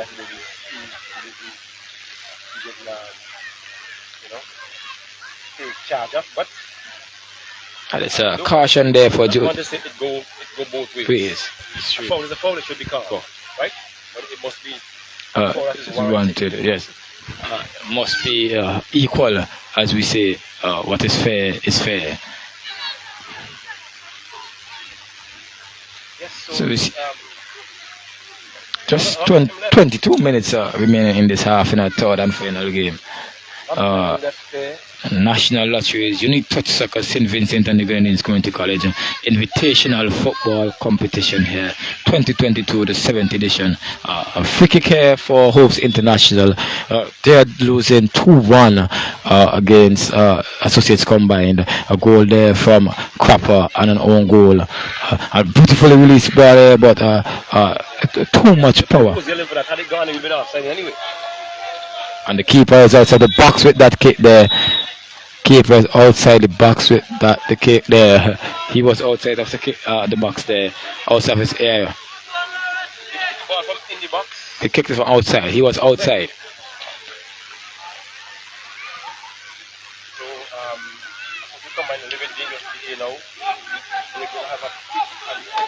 And again, look at Master here. Associates Combined taking no prisoners here. One man upfield. Everyone else in the box defending there, Roger. Well, they have to see how much cover they can make. This is a tight game. 2 goals to 1. The problem now has to be the kicker. The kicker has to be precise and definite. But living dangerously, at the Associates Combined. Their backing numbers, let's see what that is now. And here we see Toulon here, Amal Toulon making his return to full. That player was injured with 10 players there. Wow. And that's a bonus for he's one of their tallest players as well. It's a bonus for them. He should be in the wall there.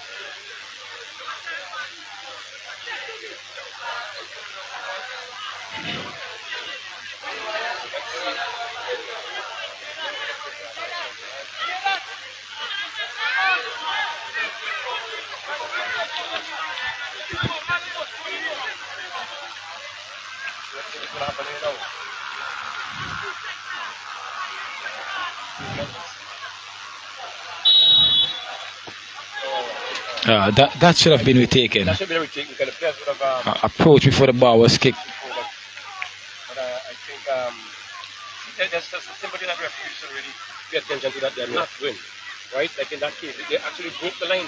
The whistle blew and because of before and the ball wasn't kicked. But maybe things happen for certain things. So there's who coming out playing with a lot of confidence. Ball to the Souza. Poor ball there by Toulon. Pass. You see that player was checking his run there. Taking that pass lot earlier. I think he had one touch too many. But for one part of the defender who came back in there, but still full. That one should have actually been going wide enough. Yeah, we see Franklin again. All across there, trying to find Odin. That's a foul. Yeah, tripped him up. Intentional, but yeah. It's all yeah. Good vision there as well by Franklin to see his player running on the outside there.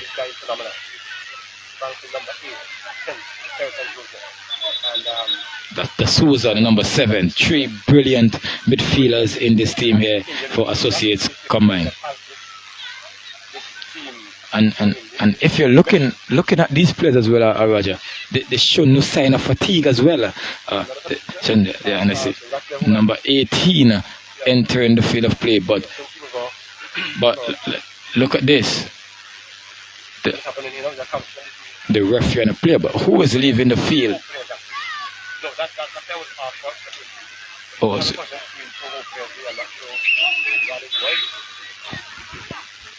probably something that they said. Not sure.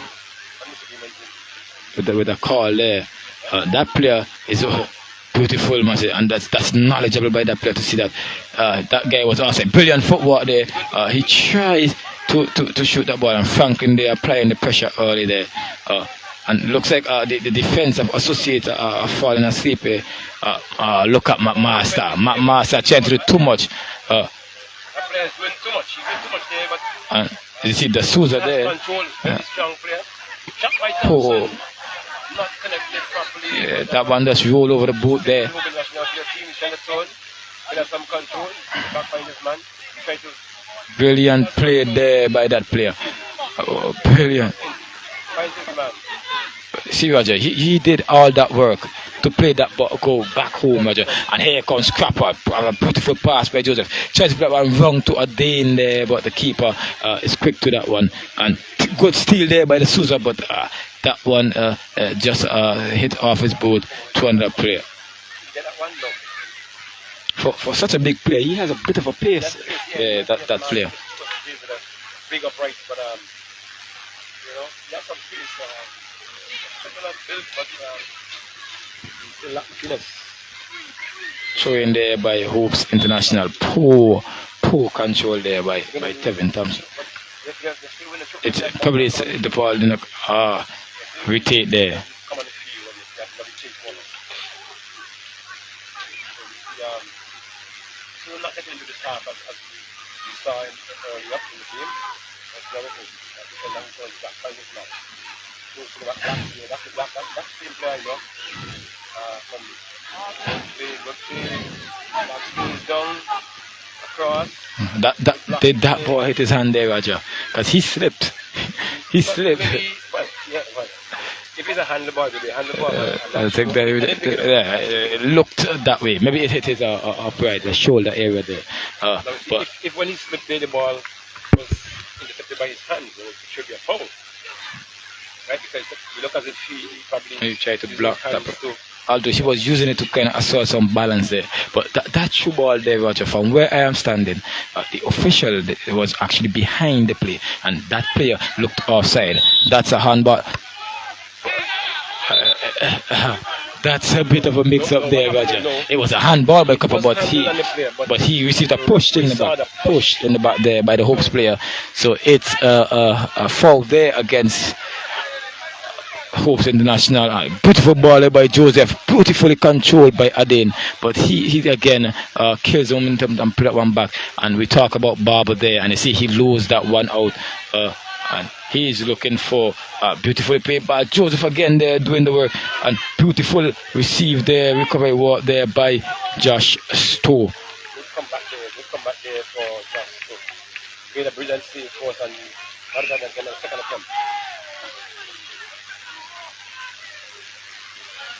And as you mentioned, that player seems to be the weak link, yeah. Barber there for beautiful dribbling there by Odin. He gets past one, gets past two, but he lost the ball there and ended up into a rash tackle. Just 15 minutes or so, Roger, remaining in this second period. Sundown, clouds out, the breeze is still blowing, lovely breeze here, Roger.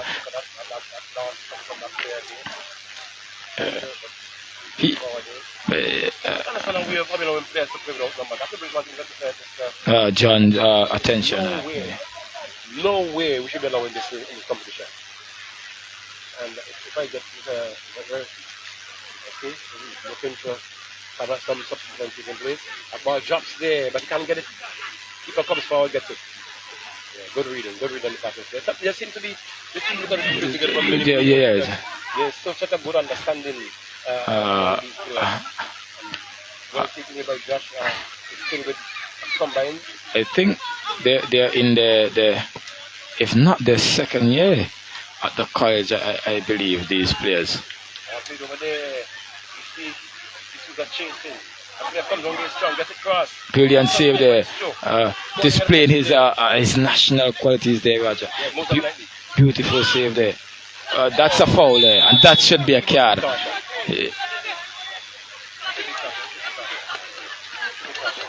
Good move in the part of number 16. Trying to get Mr. Jonathan something because I need to know why a player can feel on I must tell you, this team is actually the year ones and the year twos combined, Roger. So most players may have played each other.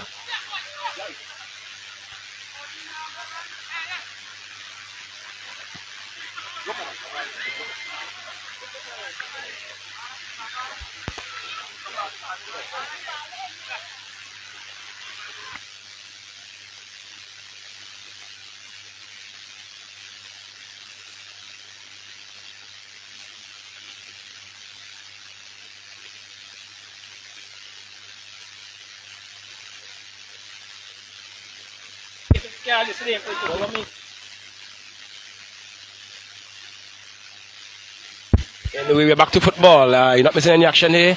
It has been a free kick there for a goal kick. Sorry for Hopes International. They're now trying to see if they can pull one back. The score is 2-1. And Joseph there running as if he just started the match there, doing some defensive work for his team there. Ball out of play, a throw in for the Svgcc combined. What we're seeing here, Roger, is Joseph has realized that number 6 there, Barber, not Barber, Bacchus, I must say, he has actually been Hopes International way in finding a way to get back into this game, and they are actually going at him. So Joseph is there, that's playing some cover, and it's ball played there. That ball should have been played wide there to that number 14 who was by himself, but Cropper there fighting and earns himself a foul there, a free kick there. And what I understand, I'm looking at 1, 2, that 3, area 4, there. 5, I'm looking at that area around the team there. Making an appeal here, and this is something that Mr. John will have to deal with it, talk to them about. Yeah, with the quality of competition that we're seeing over the years. There's a little bit of hiccups creeping in. So you have to, the crease, as we say, need to be ironed out. He has to leave the field to go and retrieve a ball that has gone behind. So that ball boys surely be needed in the next competition. It's out of the perimeters actually, so you need to retool. And it's now with Terrace and Joseph. Let's see what he's going to make up this one. Joseph strikes across field. And that number 14. That player was lacking there. Oh my word! That ball. He wasn't looking for. Every ball that Joseph plays, beautiful. It's quality, online technique. My word.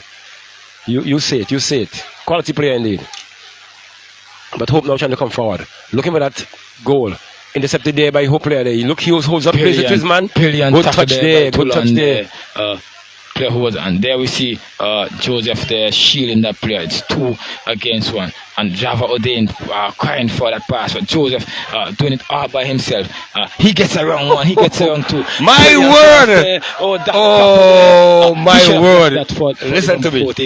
This guy, I love to.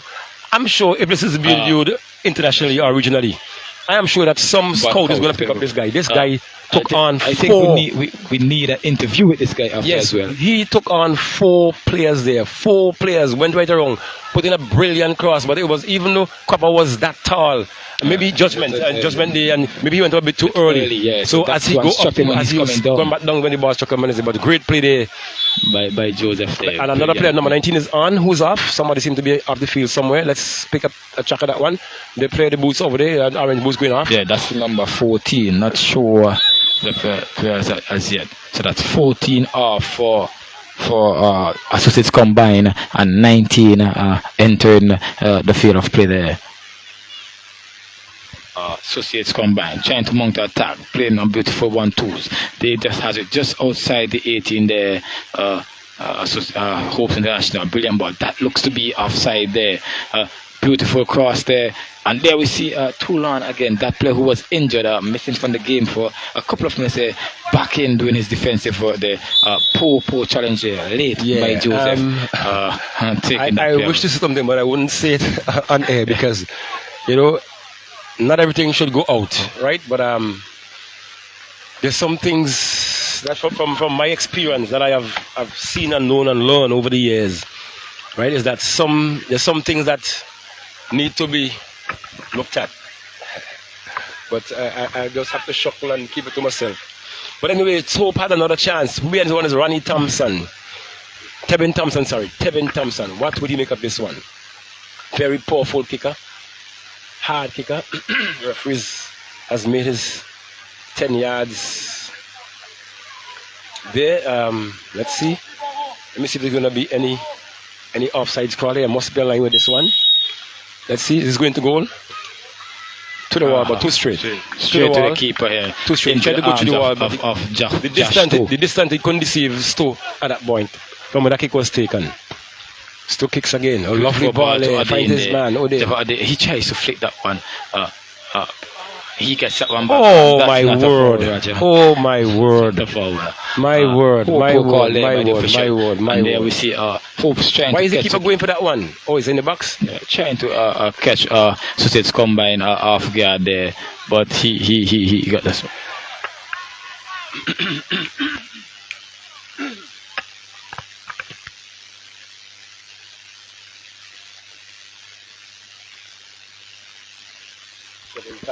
The Souza has faded out of this game a bit, Roger. Yes, the Souza has faded. Ball lobs over there. The little man has it. That's not a foul, Roger. No, That's not a foul. They are challenging for the ball. But we hear the appeal from the crowd. Even the bench thought it was not that because you didn't hear much from them. From the bench players. And here we see Copper with a pace in which we know he have tall, Was powerful. Copper an athlete? Not sure. We're gonna have to find that out from Mr. John there. Player there fouled. You know what he reminds me of? There's a player we had long ago. He runs something like a guy you call Andrew Ned, and there's another guy you call Maurice Harry. Maurice Harry lives in the US of now. Maurice had some. This could be dangerous, but it went straight to Stowe. Is he gonna go out? Yeah, brilliant ball, but the striker gave up on it. Yeah, the players was not waiting that one. Just 7 minutes for remaining in this game, Roger. It's now Look at that. never for. Under no pressure at all, but that player just chose to carry that one out. So it's. But like I say, number 9 player, I like his. What club team he plays for? Copper. I'm not sure. It's the first time I'm actually hearing the surname as well, Roger. Okay. I've never. And you know, we have an independent weekend camp with a lot of activities. You hear the bikes over there trying out there. There's going to be some race or something like that. And earlier on, we heard some cars doing some test drives because some speed race on. But we're back to football. Look at that beautiful play by Odin there. He went into 3 players, got out, found himself surrounded by another 3. Got that ball out, but was fouled there. You know, I'm convinced that we're not short of players in this country. We're not short of players. There are lots of talents, only to be sure why developed. Not and developed. Are they in the right place? In the right development structure?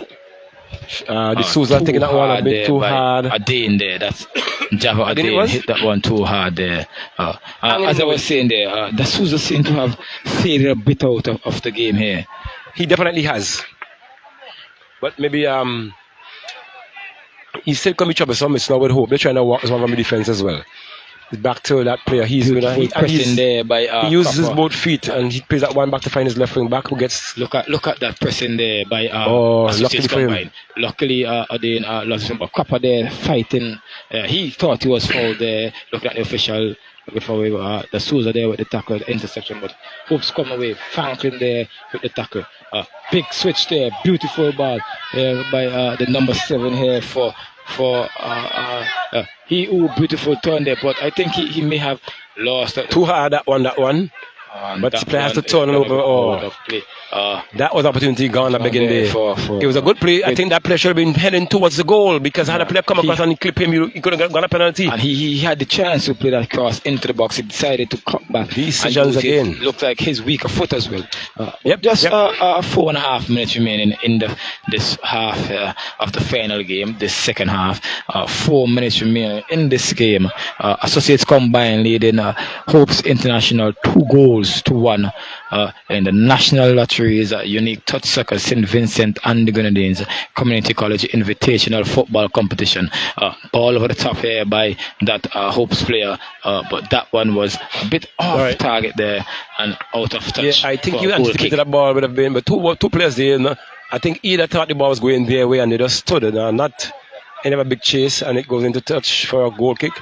Starts there, it's now with Hope International. Trying to go forward. See a bit of a drizzle here, Roger. Love the pass there to find the number 19, who just came in as giving some challenge there, but he loses it out. He wins it back. Beautiful play there. But don't get a call. A bit selfish there. You should have shared that one there. And we see this is coming there. Some urgency in the referee. First I've ever seen this referee run so much in a game. Actually, with the quality and the type of players in both teams, he has a lot of running to do in this game. Beautiful defense. As you see, Franklin and Joseph, they realized our wing backs, they're getting beaten a bit too easily, so they are filling in that gap for say providing cover there, Roger. Yes, you see Franklin again with a clear say, and it's Joseph. Both players that's doing the look at that, and he's not giving up on that. He's going for that. That's the trouble. I like to see Cropper in a national setup as well. He's not that technical player as you see with most of his teammates, but that fight and that hunger for goal there, Roger, in a striker that most teams will love to have. Cropper shows and balls with Adain there. He twists and turns. He goes through two players, but I think he runs into his own player, the Souza, and the Souza there. He was struck there by his own player. And then look at that number 6.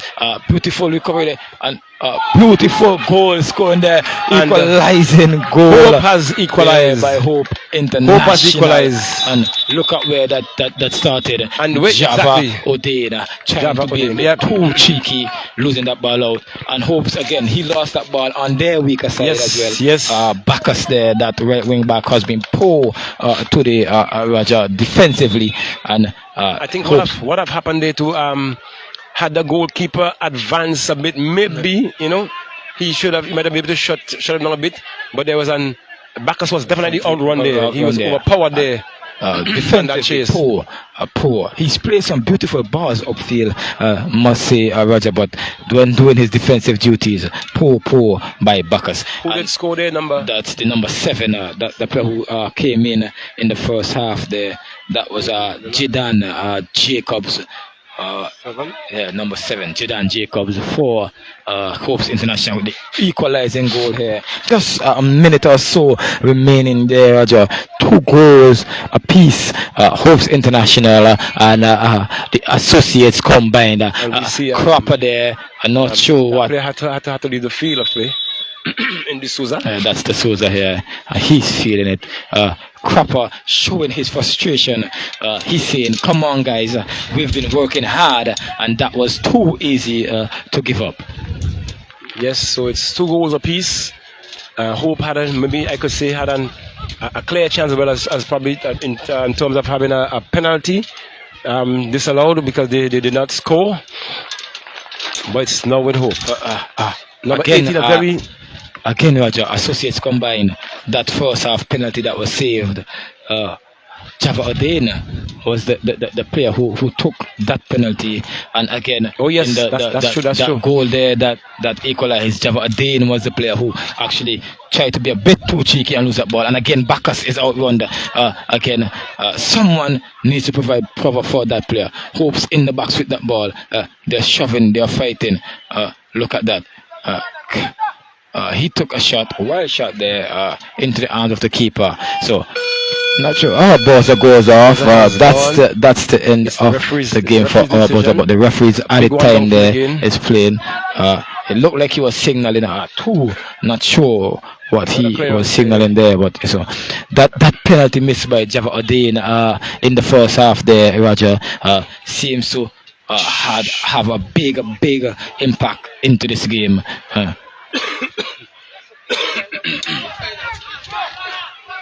And another counter attack here. Player with pace. Oh my God! Poor. He tells me he doesn't have a left foot. Come back, Kenya. And it's now with It's Odin. Joseph now. Odin, And long he's one trying to again. release, To find his man. Odin, beautiful play early ball there by Terson Joseph again. And there's Odin. He plays a crossing. They're trying to find Copper. Beautifully cleared there by that player. So throw in 4 associates combined. So in the penultimate minute, I would make it of this match. Referee has had a look at his watch. The combines are now playing with one man down still because the player's been left. And look, shielding going on. They win the free kick there now. It's going to be a free kick there. To this can be dangerous. This can be dangerous. Let's see. Albeit that the combines are down by.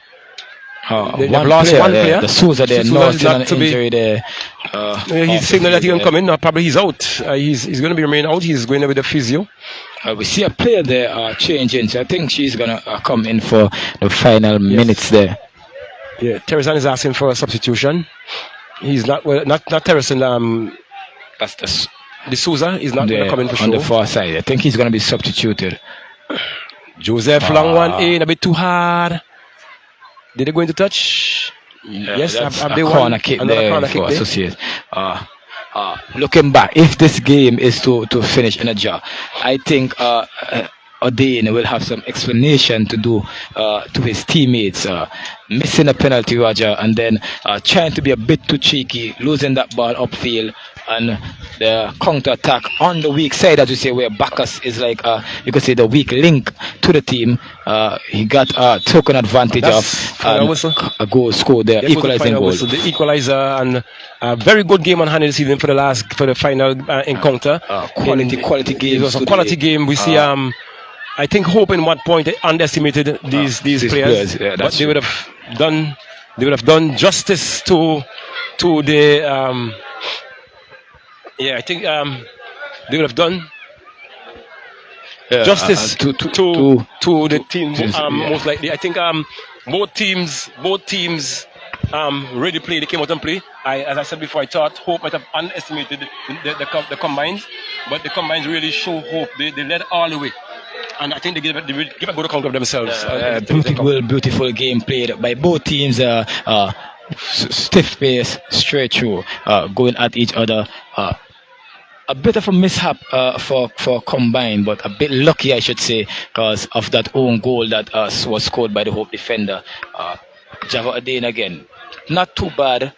A bit of but that midfield trio of associates combined, beautiful. Franklin, Joseph, and the Souza, beautiful players. Yes, a good combination there for the combines. They give me a hard feeling for the evening, and I can see them in any national setup because they are quality players for what I've seen here. And if they are to find themselves, I think if there are viewers online. Who has actually seen this game will definitely give some kudos to Ashai. I guess this player wants to be a player. I guess you want to be a player to represent St. Vincent Again. Again, you have done so in the past. I did see you play. I know you play for Jebels. I have seen you putting in some human work this afternoon.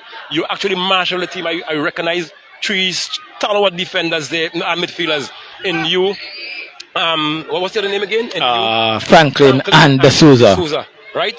You took that team to where they are this evening. And give me, what are your impressions after the game, and where do you hope to reach as a football player? You played national radio. What's the highest position you have to reach?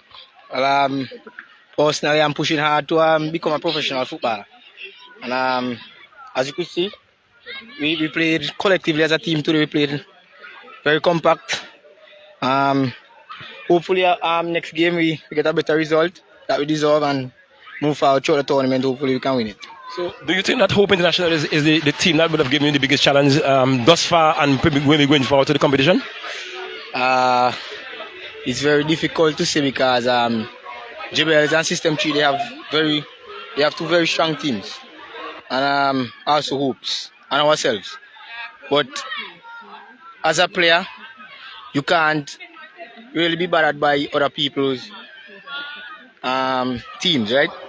You have to focus on yours and what you want to do and how you want to play.